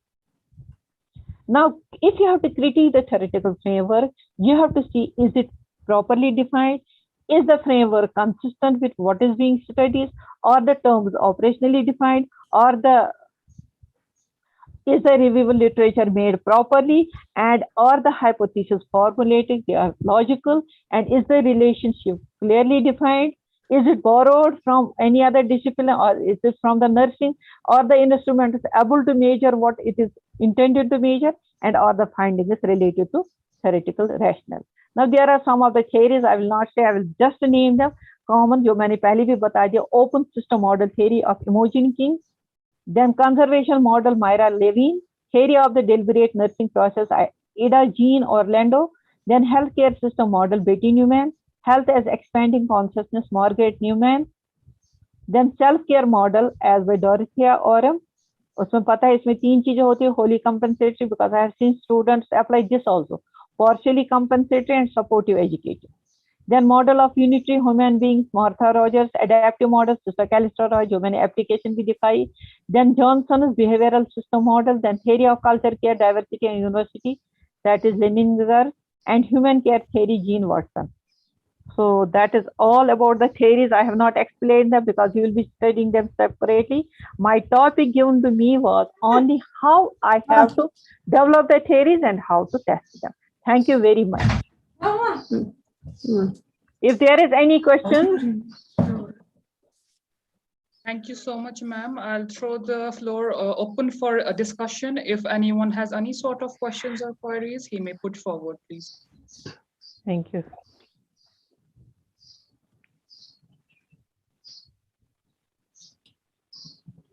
Is there any question from the audience, please?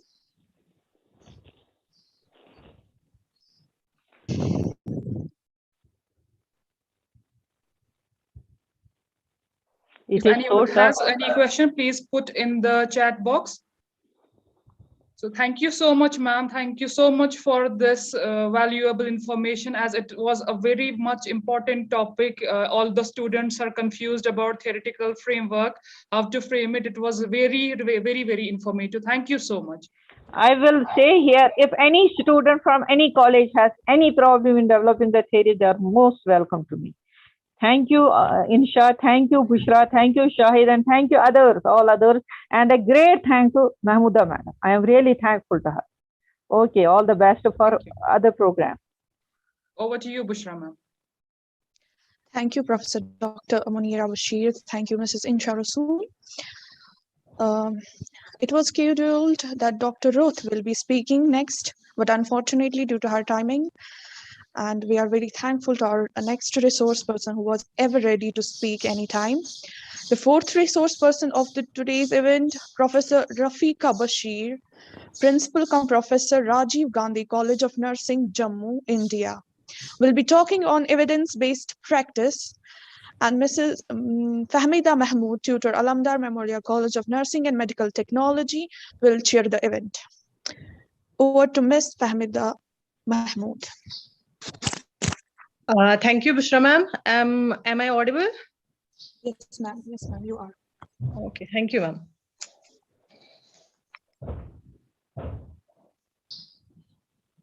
Okay. Assalamu alaikum wa rahmatullahi wa barakatuh to all of you. I am Ms. Fahmida, PG, Medical and Surgical Nursing, Tutor, Alamdar Memorial College of Nursing and Medical Technology, IUST. I am extremely delightful to invite one of the kind and generous personality, Professor Rafiqa Bashir, and she will be enlightening one of the most important topic, that is the evidence-based research. A rapturous welcome to you, ma'am. We are thrilled to have you with us today. The wearer of smile, the bearer of kindly disposition needs no introduction, but a welcome anywhere. Professor Rafiqa Bashir, presently working as a Principal, Rajiv Gandhi College of Nursing, Jammu. Professor Rafiqa Bashir has worked in different capacities at Sher Kashmir Institute of Medical Sciences, Soura, as from lecturer to professor. Ma'am has been the principal of Bibi Halima College of Nursing and Medical Technology, Srinagar also. She has vast experience in teaching, management, and research in and outside of the country as well. Ma'am is the recipient of Best Teacher Award in the field of nursing too. Ma'am is a gold medalist and a recipient of one of the most important and a prestigious award in the nursing, that is the Florence Nightingale Award for the promotion and development of nursing education in Jammu and Kashmir. Ma'am is the author of many books and book chapters and has published papers in national and international journals as well. Ma'am is the chapter secretary of SOMI, that's the Society of Midwives India in Jammu and Kashmir.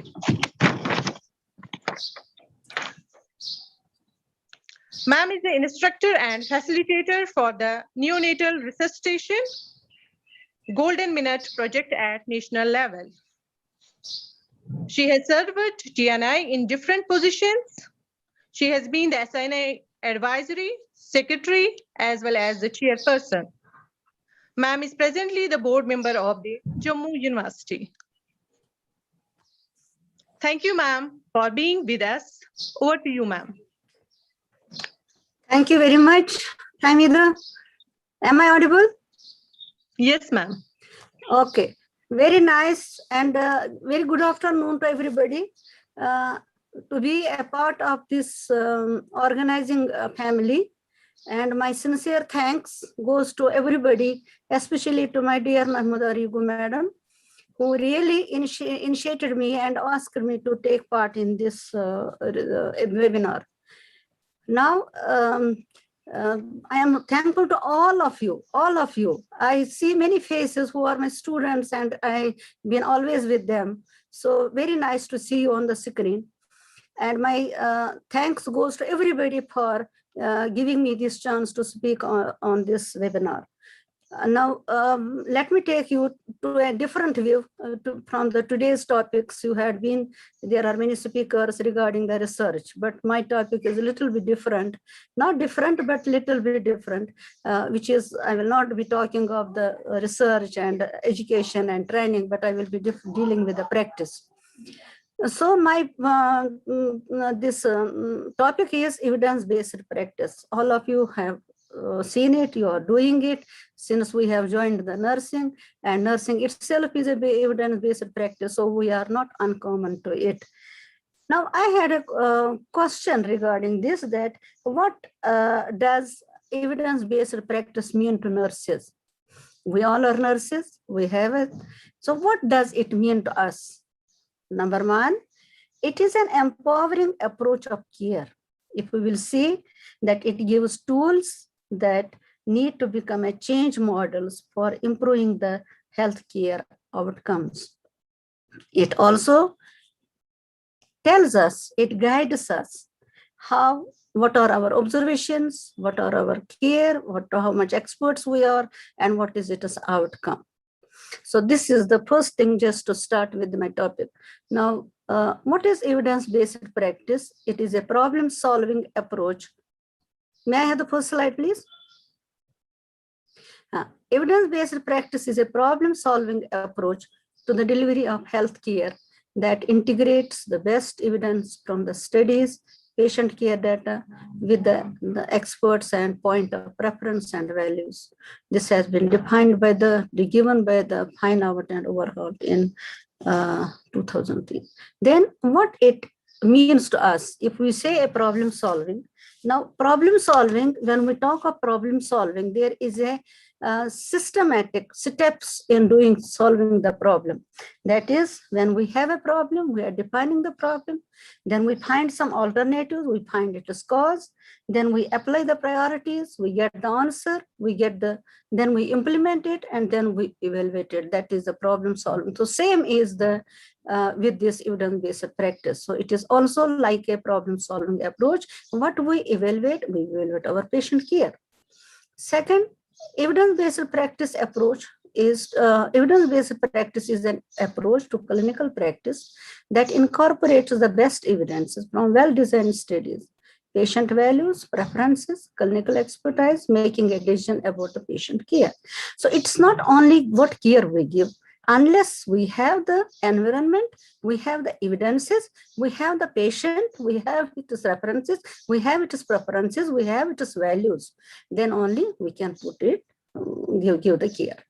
So overall, if you will see that evidence-based practice is a process of collecting. So we collect the data, processing of implementing the research.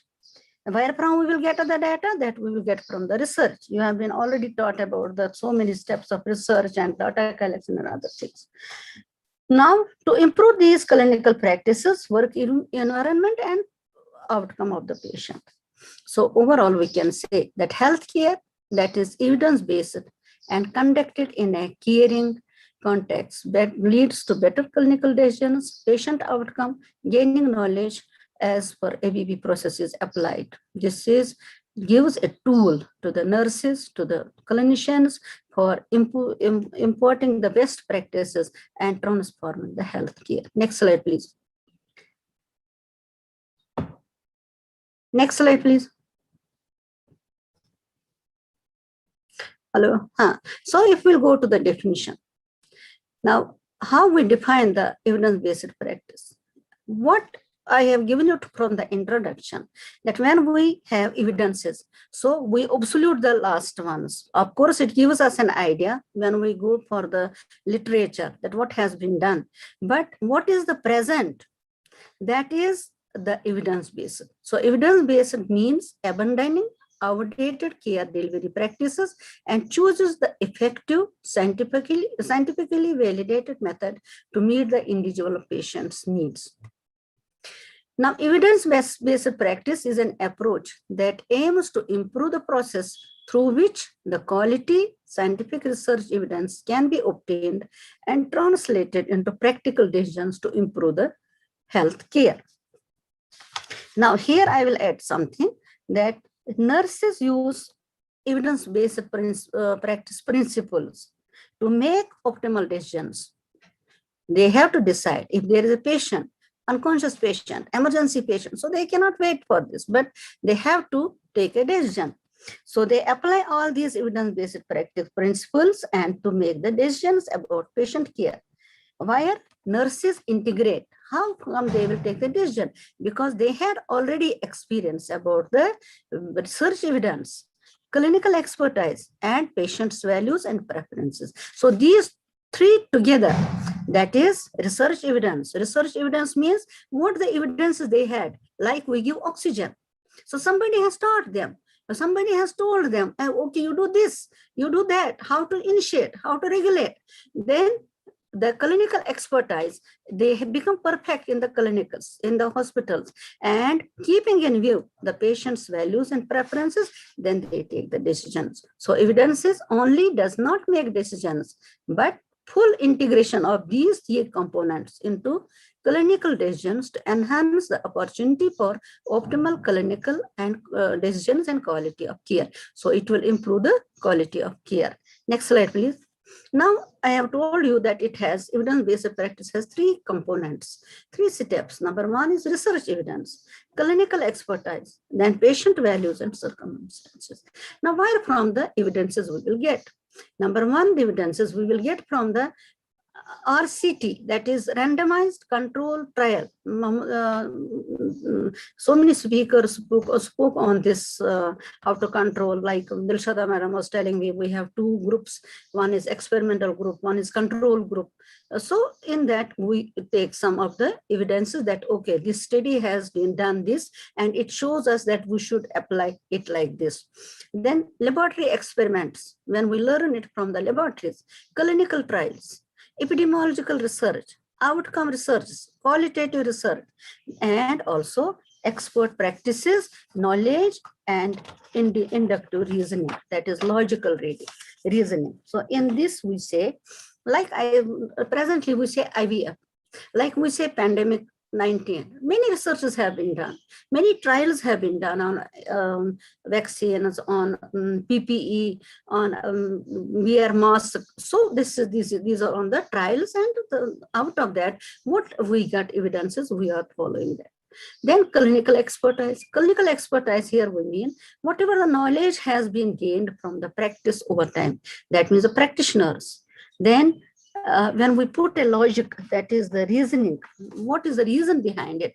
Like Munira madam was rightly saying that a cushion, air cushion mattress prevents a bed sore, decubits ulcer. So that is inductive reasoning.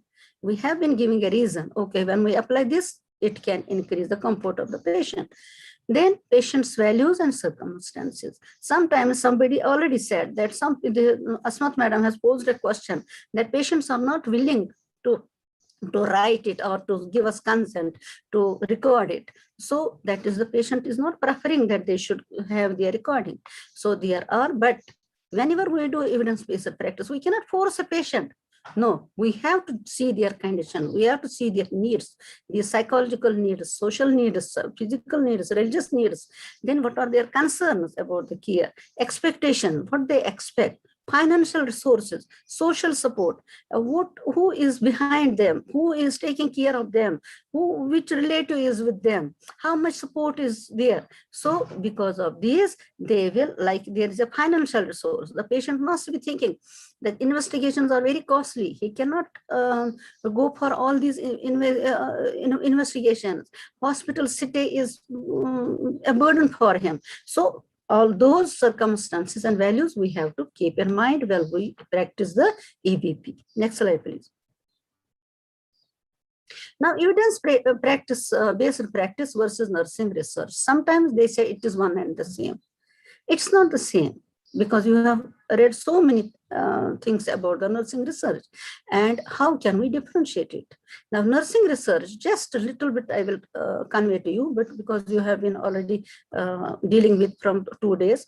Nursing research is the research that provides evidence used to improve the nursing practice. In research, is research about developing new knowledge? So what is nursing research? It is to develop a new knowledge, scientific investigation of phenomena related to the nursing. It involves, so overall we say nursing research is a systematic scientific inquiry to answer specific research questions or test the hypothesis using the rigorous methods. So in research we have steps. In that we have first a problem, that is a question. Here evidence-based means patient-related question about his problem. So that we have to find the alternatives, solutions, and which solution is the best to apply, that we have to use by studying various methods. Now, evidence-based practice is translating evidences. Whatever we have evidences from the research, we have to translate it and applying it to clinical decision making, and best evidences arises from the research. Now, evidence-based practice looks at research findings, quality improvement data, other forms of evaluating data, expected to identify the methods of improvement. Then, evidence-based practice is used to close the gap between research being conducted and practice.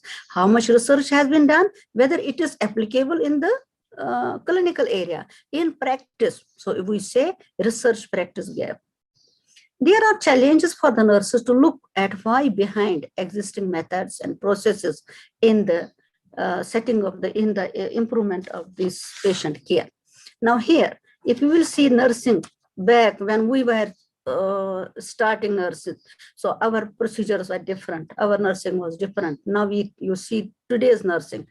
So there is the knowledge, which is the new evidences. It is based on the evidence-based practice. So in that, we have to be in touch with the latest, because of the equipments, because of the medical technology, advancement in the nursing super specialty. Also all those the evidences which are back. So we have to absolute it, and we have to see what are the new evidences where we can apply, so that it updates the nurse's knowledge and keeps it in touch with the latest knowledge.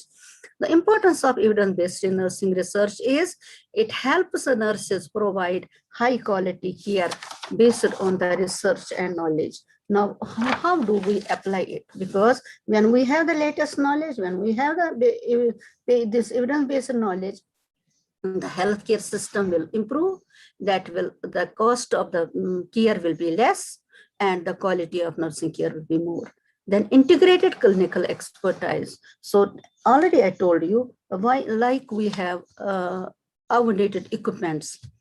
Then we have like investigation. Now everything is on computer, on e-learning is there, reports are there. So lastly, what we were supposed to do, we were waiting, wasting time, seeing the patient, getting the reports. So much time was wasted now. So integrated clinical expertise. It's very important that the nurses should be expertise in their decision making and in their practice. Patient values and best research evidence into the decision making.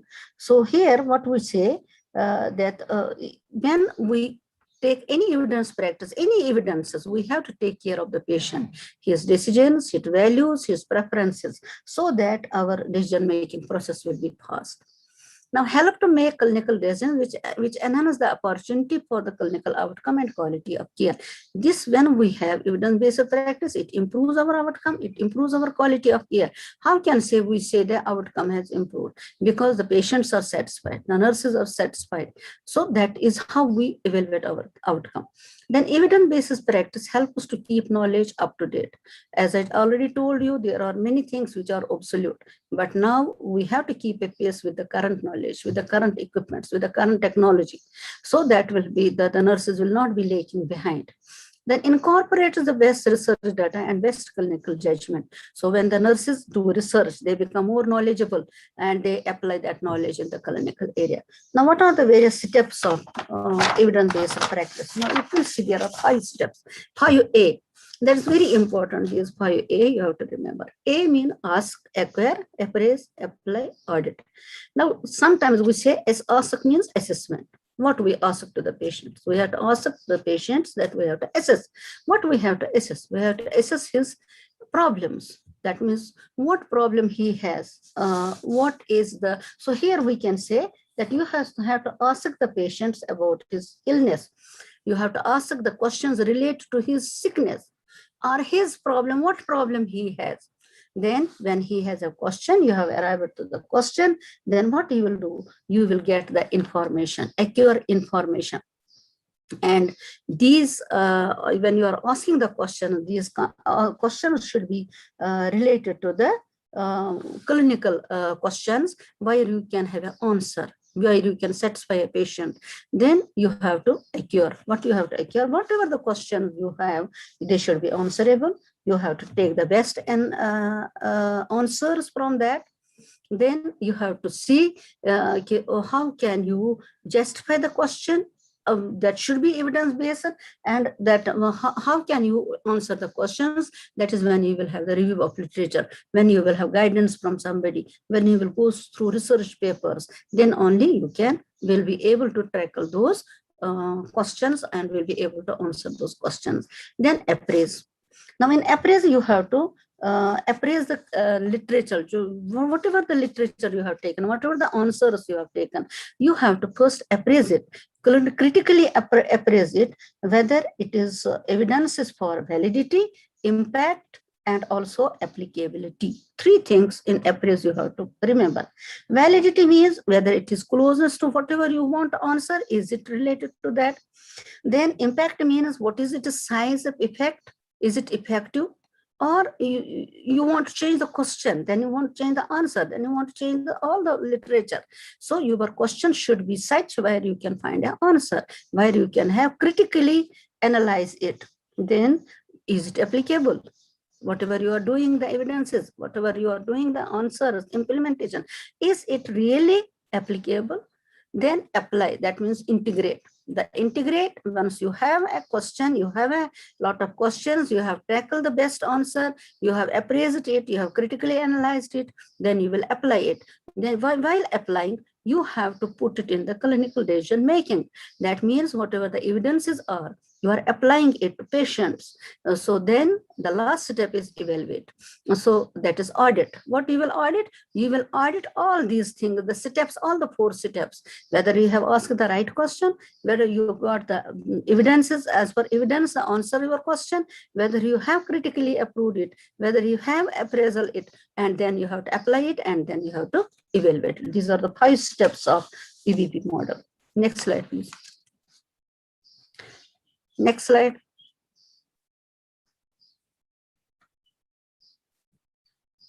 Now,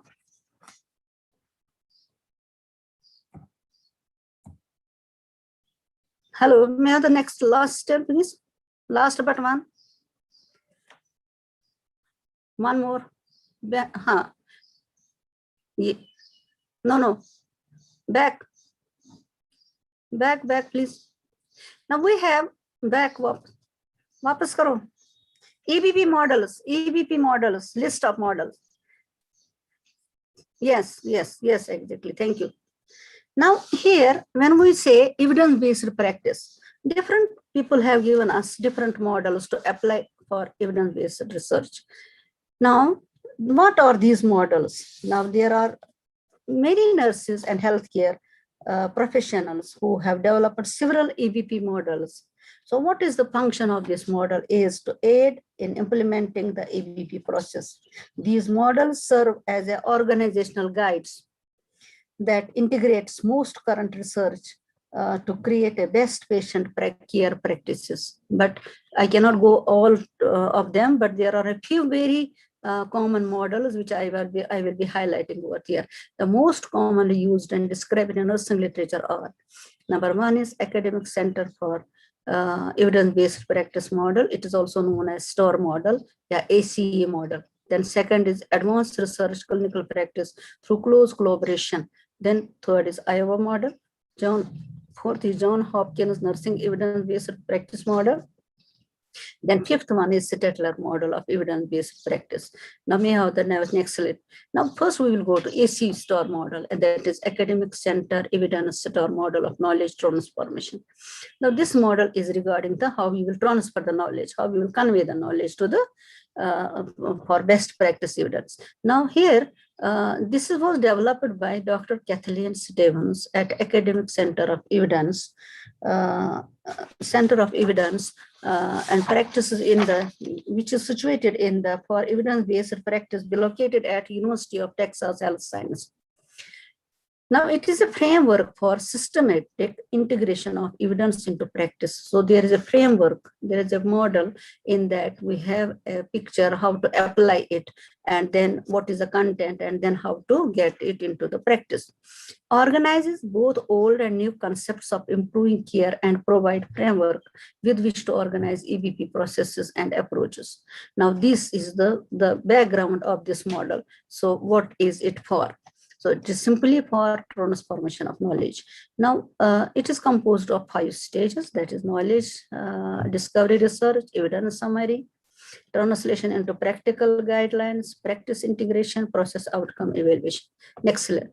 This is actually a STAR model. It is in the shape of STAR. So first is in 5, it has 5 steps. First step was discovery research. Second is evidence summary. Third is translation to guidelines, and practice integration and process outcome. Next slide, please. Now, if we go to the discovery research, what we discover? What is this? That means somebody has discovered something, some evidence. Now, this involves searching for new knowledge. We want to add what has been done and what is left, what else we can do for it. So discovery research means involving searching for new knowledge found in traditional qualitative and quantitative methodology. Already madam has taken qualitative and quantitative.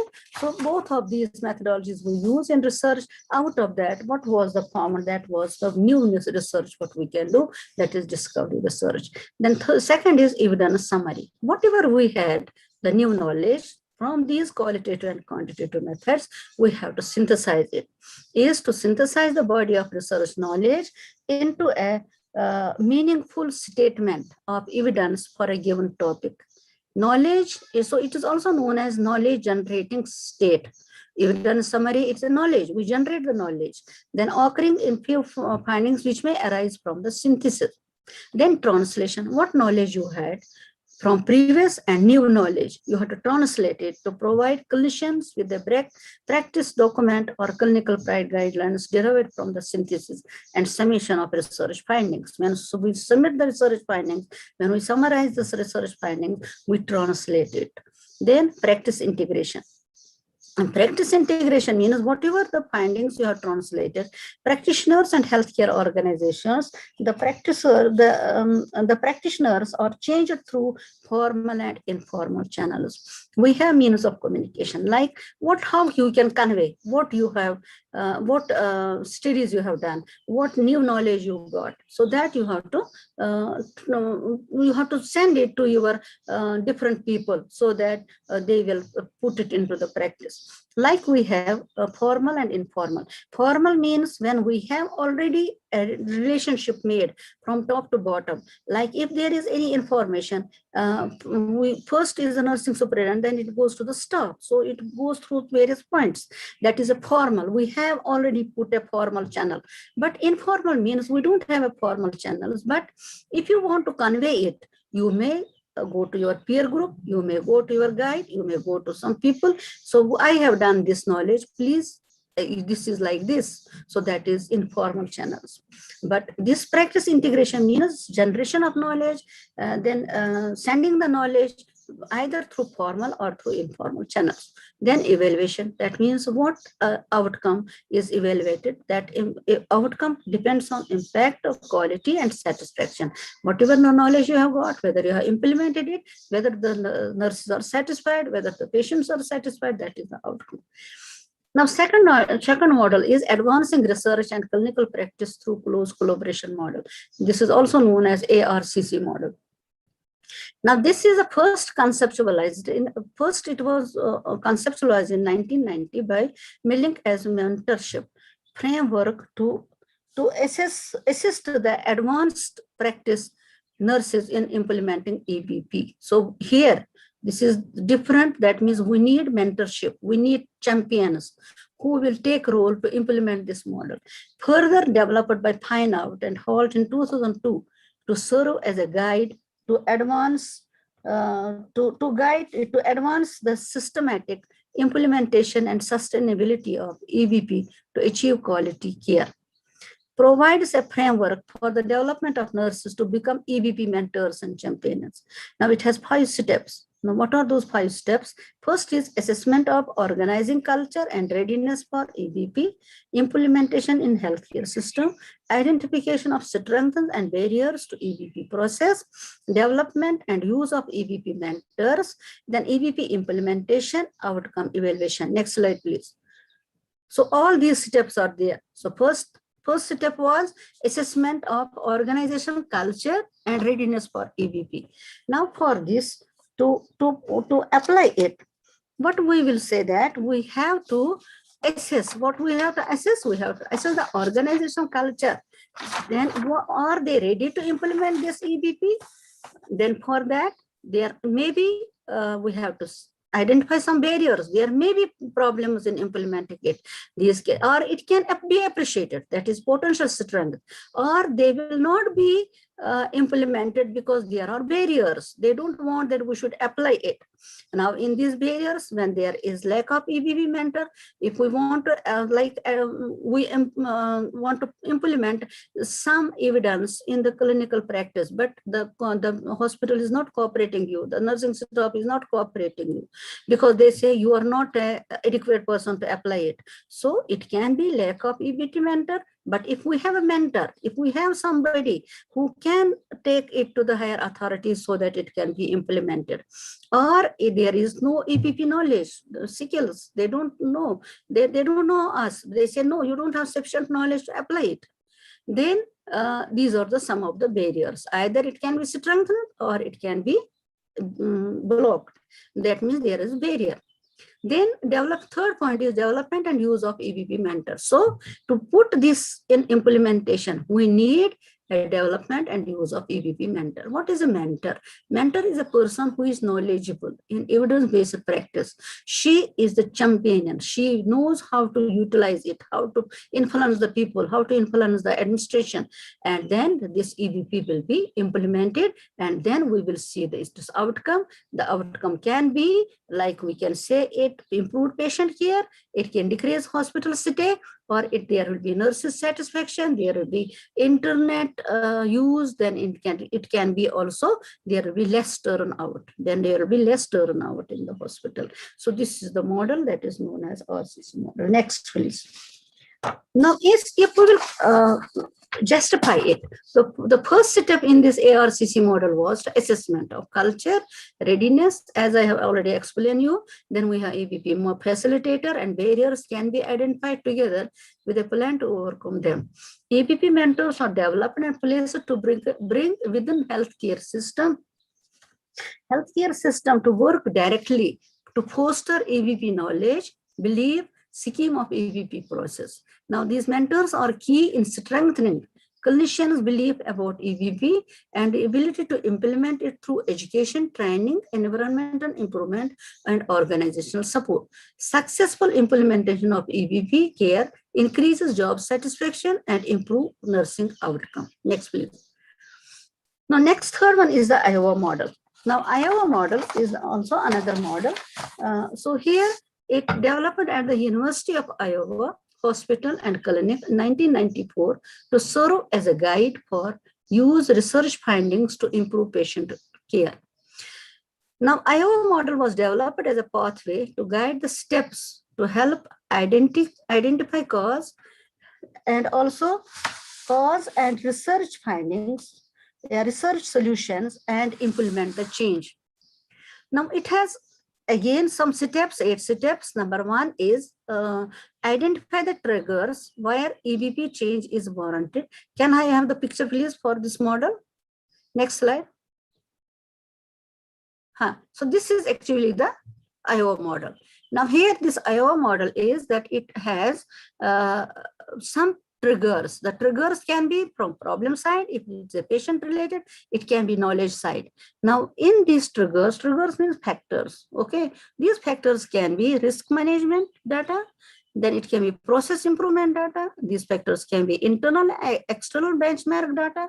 It can be financial data. It can be identification of clinical problem, or it can be knowledge focused, new research or other literature.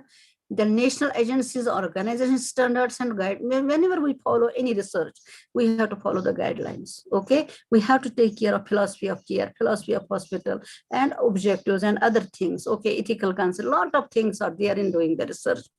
So the questions from institutions standards committee, we have to get first approved it from the standard committee, which may put a barrier, which may put a factor there. So these are some of the triggers which we have to first look for the Iowa model. Then if you have taken a problem, maybe it is the improvement data. You want to improve the patient care, or you want to have some identification of problem, patient problem. So you have a problem. Okay, you have chosen a problem. Now your next step is that, is this topic a priority for the organization? Whether you will apply, when you will apply for this model, does the organization cooperate with you? So if they approve, so is this a priority? They will see the priority. Then if no, then you will go to the other triggers. They may not approve. They say, no, you take another problem. This problem is not sufficient for you. This is not a priority for the organization. So if no, they will go back. So you will find another problem. If yes, then you have to apply it. That means organization has approved it. So you will form a team. When you will form a team, the team will assemble relevant research and literature review. They will go through the research review, what is there and what is next we can do. Then they will critique, like we apply in the research process, critique, synthesize the research for use in practice. So you will use in the practice. Then if they say, first was a priority. Okay, it was a priority. Okay, you go ahead. If no, you go back. Now you have see, is there a sufficient research base? इस जो आपने ये problem ली है, जो आप synthesise कर रहे हैं, क्रिटिक कर रहे हैं, अप्लाई कर रहे हैं, is it sufficient research base? उसकी बेस अच्छी है रिसर्च पॉइंट ऑफ व्यू से? If no, what you will do, you have to give the another research base, like sometimes we say case reports, expert opinion, scientific principles. You have to apply the theories. So you will say in that you will change. Then if you will say yes, okay, it is sufficient research, it has a set, then you will do the pilot project. You will change it into the practice. You will select the outcome, you will collect the data, you will design your best practice guidelines, you will implement it, and you will evaluate it. Then you will modify the practice. Then third point जो इसमें ज़रूरी है, that is change appropriate for adoption in practice? Is it applicable to the clinical area? If they say no, though you have to go back to another trigger. So you have to see the new research, new knowledge, new factor. So you have to go back to the process. If yes, then this will be implemented in the institute, in the clinical area. Then for that, you will monitor, you will analyze, and also there will be the other factors, like you keep in mind the environment, the stock knowledge, and also the cost, then patients and family of the is also to be counted. Okay, if then you have manipulated it, you have analyzed it, then you have to disseminate it. Disseminate means you have to put findings for observation, for transformation and evaluation. So disseminate means you have to communicate your project, your thesis, your research. The next back, can I have one more slide please back? No, one more, previous. So I have a model just to summarize. What is it? Steps. Identify the triggers where EPP change is warranted. This can be either a knowledge trigger or a problem-based trigger. Then second is determine if the problem is at hand is a priority for the organization, practice or department. Form a team that will develop, evaluate, and implement the change. Then you have to gather, analyze research related to desired practice change that includes formation of a good research question using PICO. PICO here is P for patient or population or problem, I for intervention, and a comparison and outcome. Like we have, I will be discussing it in another model also, PICO. So whenever you will ask a question, because a good research needs a good question. Dr. Sharma was already discussing it. So how to form a good question, that there is a format that is known as PICO format. Now in that already they have said what questions you will ask related to the patient, what questions you will do for intervention and communicating all these problems. So then you will do a literature research for related studies. Next slide, next. So then you will, if they say yes, then critique, synthesize, and research discover during the literature search, which is to determine if change is scientifically sound. If it is sound, you have to decide, so you will go ahead. If they say no, we don't want change in the organization, you have to stop it. Then you have to go to the next, as I told you, trigger. Now, if they say yes, you have to implement the change, you have to form a pilot program, you have to do the research on whether it is feasible, it is applicable, and if it is no, to evaluate the care and have research there, yes, you have to change across the organization, continue to observe, evaluate, and the result findings are disseminated. Next model is the Johns Hopkins Nursing Evidence-Based Practice Model. Now, this model is a powerful problem-solving approach to clinical decision-making and is accompanied by the tools to guide the individual or group use. So this Johns Hopkins model is a powerful problem-solving. It is, I told you, EVP is a problem-solving approach to make clinical decisions, and these are tools to guide the individual or group for use. The goal of this model is to ensure that the latest research findings and practices are quickly applicable, appropriately incorporated in patient care. Now here in this model, we have three steps, that is PET. Now P for practice question, then evidence and transformation. P for practice means practice question you have to ask, evidence and translation. Now, here we have, I will discuss about the PICO. Whenever you are asking a question, it should be a practice question. So here we have to involve the PICO format. Whenever you are asking a question, it should be relevant to the patient, problem, or population. Now, for example, if there is something you want to do on patient related to treatment, medicine, okay, so like he has pain, so you are giving a painkiller, or you are giving some other approach to this. So here you have to ask the patient related questions, okay. So you will ask about the patient, what is his age, what is his gender, what is his location, what is his problem, because this problem is related to his epidemiological factors. Then there is intervention, that is intervention, and intervention means when you have applied evidence or an action, so what is the result it is? How come it is fruitful to the patient, whether it is given some relief or not, like I say, painkiller. So, okay, so is there a relief? So how you have given it? What type of intervention you have given?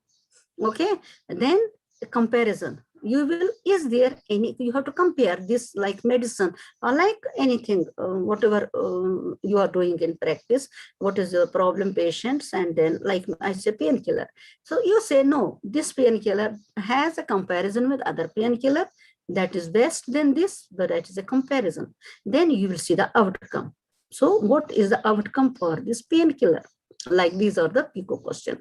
So this was first the practice question. So practice question means who will ask this practice question? There should be some professional team. There should be some nurse who is there who will ask the patient these questions. The researcher who is doing the research, so she has to be there and asking these questions. Then evidences. Conduct internal and external research for evidence. Here, that means a review literature. What has been done? What is to be done?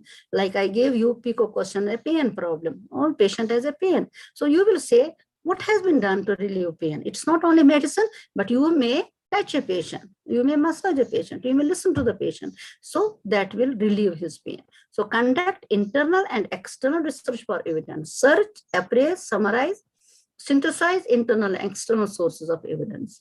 Then translate. Once you got the evidences, it is good, it is summarized, it is synthesized, so you know it is applicable, then you will translate it. Okay, translate means you will implement it. So why you will implement it? So that you will see it as outcome. Then disseminating the findings, translating the findings. Next. This is the model, actually, John Hopkins model. So it has practice question, it has evidence, and it has translate PET, okay, PET. Now, it has also some 3 interdisciplinary criteria also. So that is inquiry, practice, and learning. All these are interrelated. You ask the question, you got the evidence, you got it translated. Then in this, we have also 3 other parameters. That is inquiry. What you will inquire? You will learn. Practice. What you are doing, practice. So they are interrelated. If they all are interrelated, like if we say inquiry, you have to inquire. When we are asking the question, this should be problem question, patient problems related. So why you got sick? When you got sick, like he has pain. How you have pain? Why is you have pain? So you will ask this, you will inquire. So inquiry is the foundation for nursing practice, which focuses to afford questions, examine and collect the information about a problem, issue, or concern.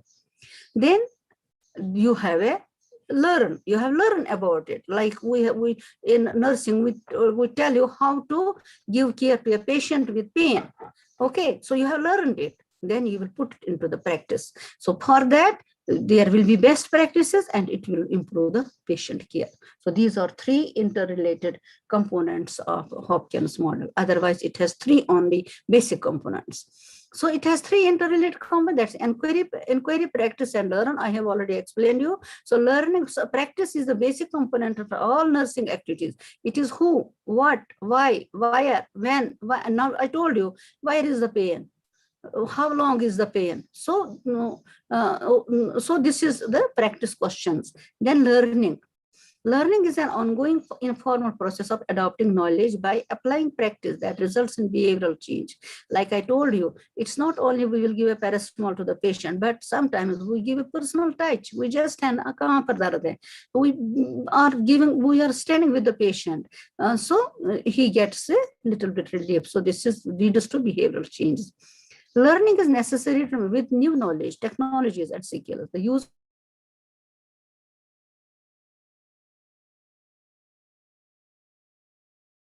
to improve the services. So next slide, please.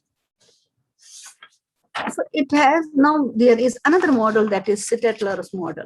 The Sitetler model is originally implemented in 1970 by Sitetler and Marin. It was revised in 2001 by Sitetler. This is a practitioners-oriented model. The practitioners use it. How they use it? To use it to the individual and also to the group. Yeah, practitioners as individual and conceptual guide for application of EBP practice. Now, it provides a relationship between research use and evidences in informal practice. Next slide. So it has 5 phases: preparation, validation, comparative evaluation or decision making, translation, application, and evaluation. Now, overall, if we see EBP, it is almost all the same processes. We have to gather the information, we have to see the problem, we have to ask the problem, then we have to validate it, we have to implement it. So almost all, but all the models are in a different way. Otherwise, the basic criteria is same, basic is same to get the evidences and apply it in the practice.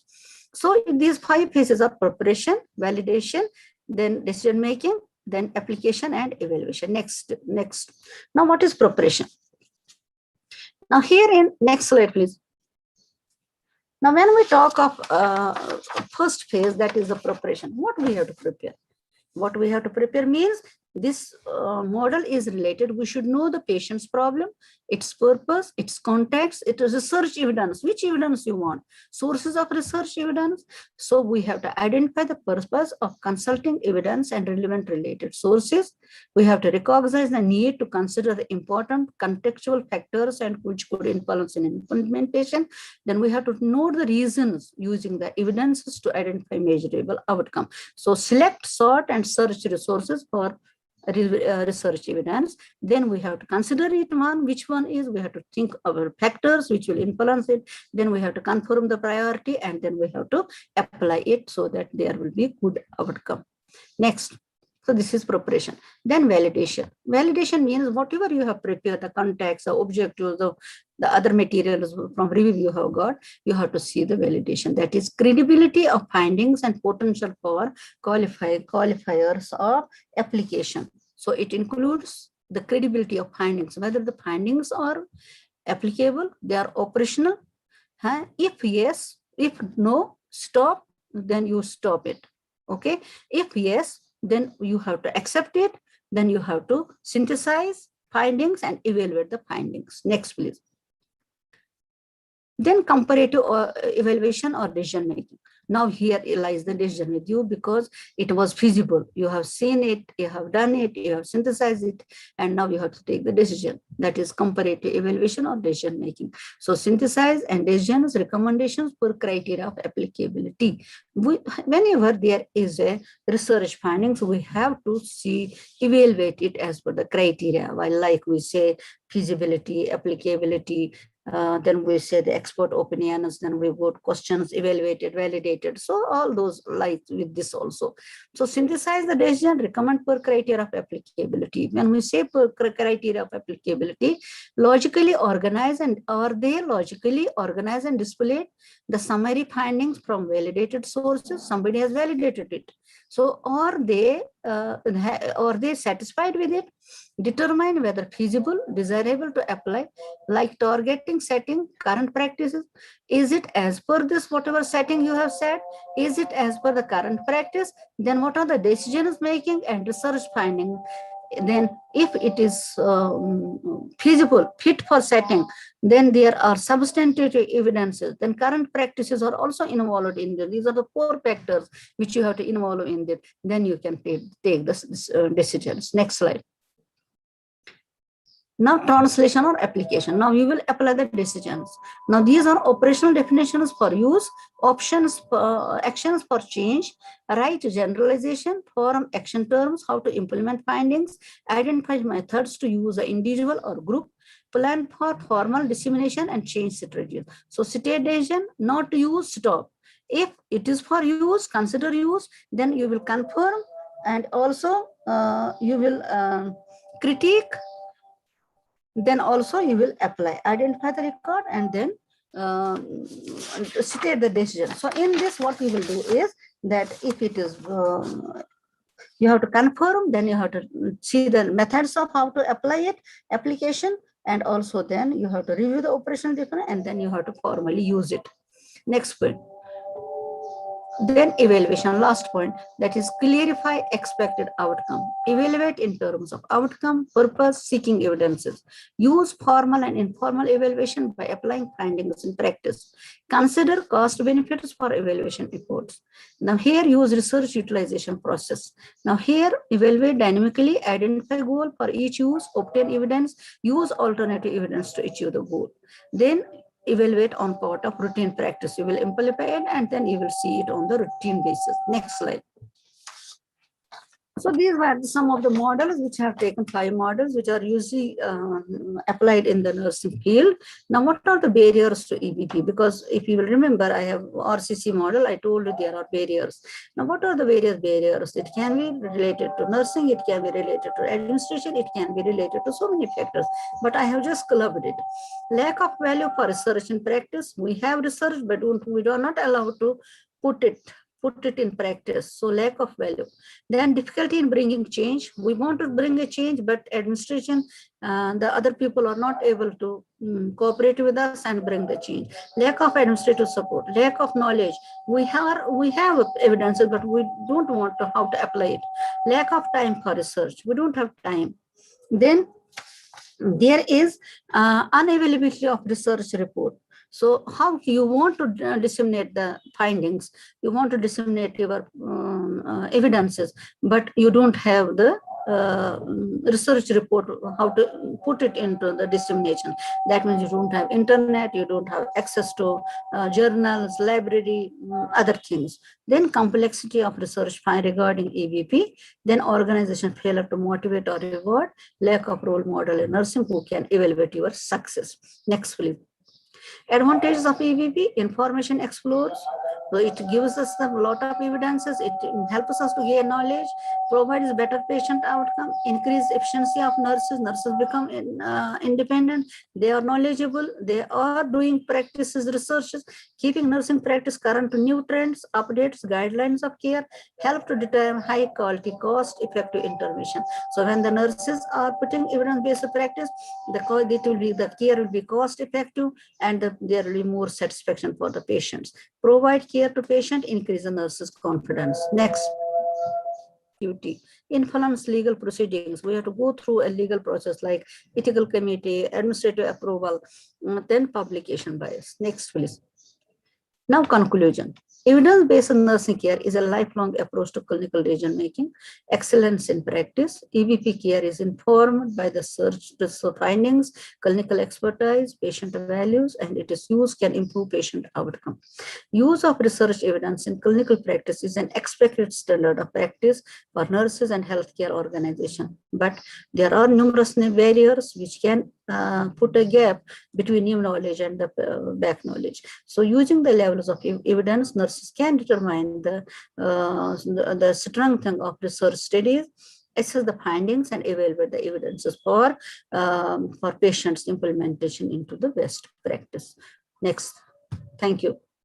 Thank you. If you have any question, you can ask. Thank you very much. Audience can put forward their queries or questions.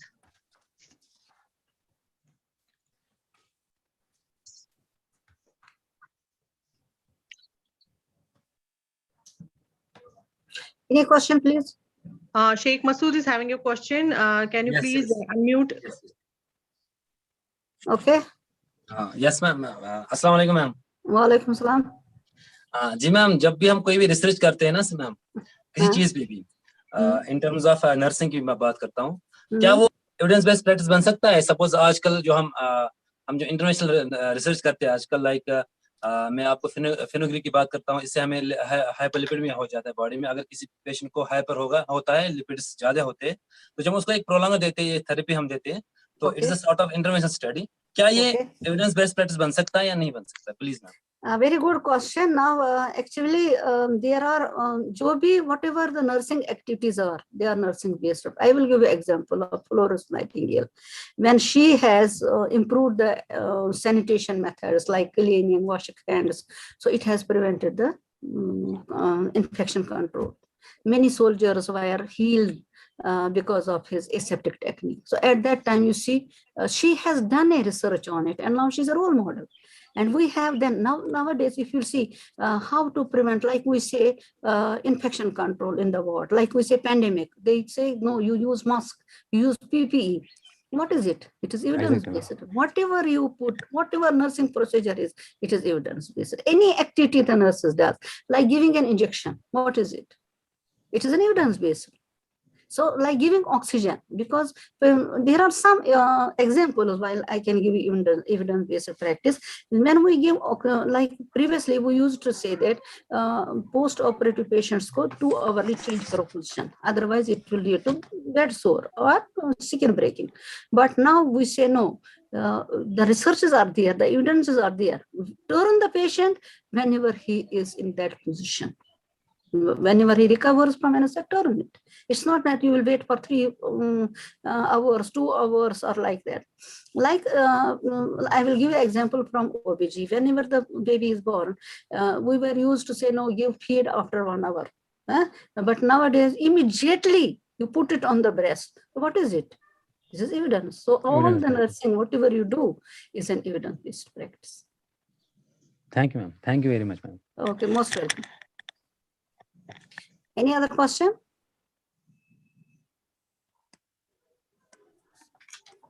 Any other question? Yes, Ms. Sahima Habib is having a question. Okay. Please, sir, unmute. Assalamu alaikum, ma'am. Walaikum salam. Ma'am, it was a beautiful presentation and informative session. Thank you. I have a question regarding whenever we start evidence-based reviews, whether systematic review or narrative review, every time we face the problem at every step, which requires assistance from the people who have already done these kind of reviews. So how to overcome from that problem? Because it's very time consuming for the researcher. Very good question. Thank you. The thing here I can explain you. Research overall is a hectic and problematic. It is itself a problem because we need to go through many processes. Same is with the evidence-based practice because you are doing practice on the patient. First of all, is the patient willing? Are your superiors willing to apply it? Do you have time? So it's not like you have a mind, something in your mind, and you will go for evidence-based practice. Does your organization allow you? No, there are many barriers. There are many things which you have to cross, like in research. Does that mean that we will not go for research? We have to face all those challenges. We have to move ahead. Because if you will go beyond, tackle, you can or not able to tackle the problem. So what research you will do? What evidence practice you will do? So you have to face the challenges. You will get challenges. Whether it is from administration, I told you barriers. So you have to keep that mind and how to tackle it. That is research. You have to go step by step. Otherwise, we will be lagging behind. We have to take it as a workforce. We have to go ahead with these challenges and face all those things. Yes, I hope it is clear to you. Thank you, ma'am. Thank you, ma'am. Any other question? Ma'am, can I ask also, I would like to ask also one more question. Yes. Ma'am, whenever we do the evidence-based practices, sometimes supervisors told us, is there any, in spite of having the evidence from outside for our country, for example, in India, that research has not been done by any researchers. City supervisors are asking that, no, this study should be done first in India, in spite of the international evidences. Okay. Now, okay, sorry. How to overcome at that time? Because supervisors are reluctant. They said, is there any research available who has done this study in India? Because if you will see the evidence-based practice steps, first up, I told evidence is very important. You cannot put your practice evidences into practice unless you have resources for that. You will justify that this is the resource, this much has been done for it. They are right because, and you see, if you will see America, Canada, the other people, they will not do simple nursing like us. We go and do injections and other things. No, they have all, they put it on a research-based practice. They do it on evidence-based practice. They will justify it. They will challenge it. No, this is my research. This is my, evidence. So I want to apply it. And those, they do a lot of work. That is why India is still behind. Whatever we do it. Like this, we say, doing this evidence-based practice, like giving injection, it is my duty. But to be critiqued, to be analyzed, to be summarized, we need a lot of knowledge. We have to go for research. There will be criticism. There will be criticism from superiors, from organization, from supervisors. That's true. But it's our need. We want to go ahead. Yes, ma'am. Thank you, ma'am. Thanks a lot. Okay. Ma'am, we are having one more question from Jasna Rani. Ma'am, Ma'am, she's asking about if the institution is having no ethical committee, then how should we get the ethical clearance? No, it's not. If there is no ethical committee, but there is internal research committees. If you want to go for some research, we have internal research committee. They should approve it. But normally when you do something on the patients, every hospital has an ethical committee. It's not that they will not have an ethical committee. There should some committee is there who will approve her problem. Without that, it's not authentic. How can she generate the idea? How can she generate the material, the evidences, unless it is not allowed to go to the patient? So that is very important. I think she is clear with it. Anybody having any question or query? It seems we don't have a few more questions. We don't have any more questions from the audience. Ma'am, your presentation and communication skills are indeed impeccable. It was absolutely incredible how you have tailored your message for audience. Thank you so much, ma'am. Thank you, ma'am. Thank you very much. Thank you. God bless all of you. Thank you very much. Thank you. Thank you, ma'am. Okay. Thank you, Professor Afika Bashir. Thank you, Ms. Fahmida Mahmood. This concludes the scientific session for today from eminent speakers, which elaborated various issues. The educative gathering definitely differentiated information, misinformation, and disinformation, and highlighted the various aspects of research methodology. Thanks for the wonderful educative session. Now, I request everyone to please put on their videos so that we can take pictures at every end of the session. It may take few minutes. Kindly cooperate and keep your videos on.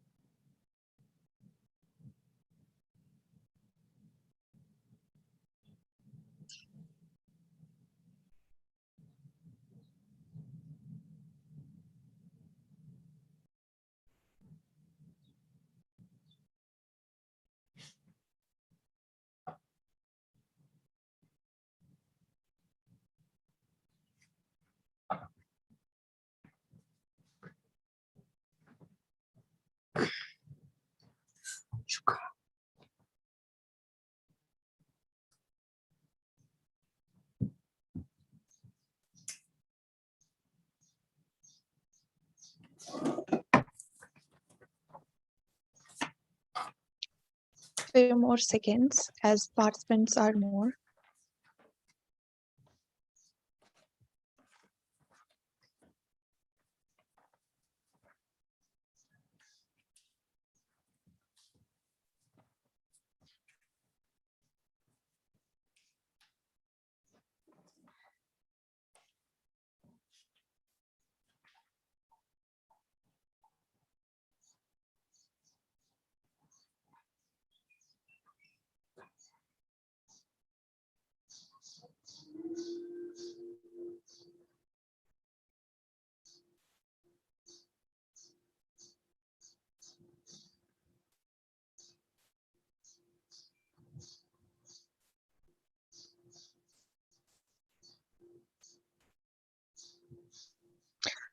Okay, yes, we are done. Thank you so much. We'll meet inshallah tomorrow at 9.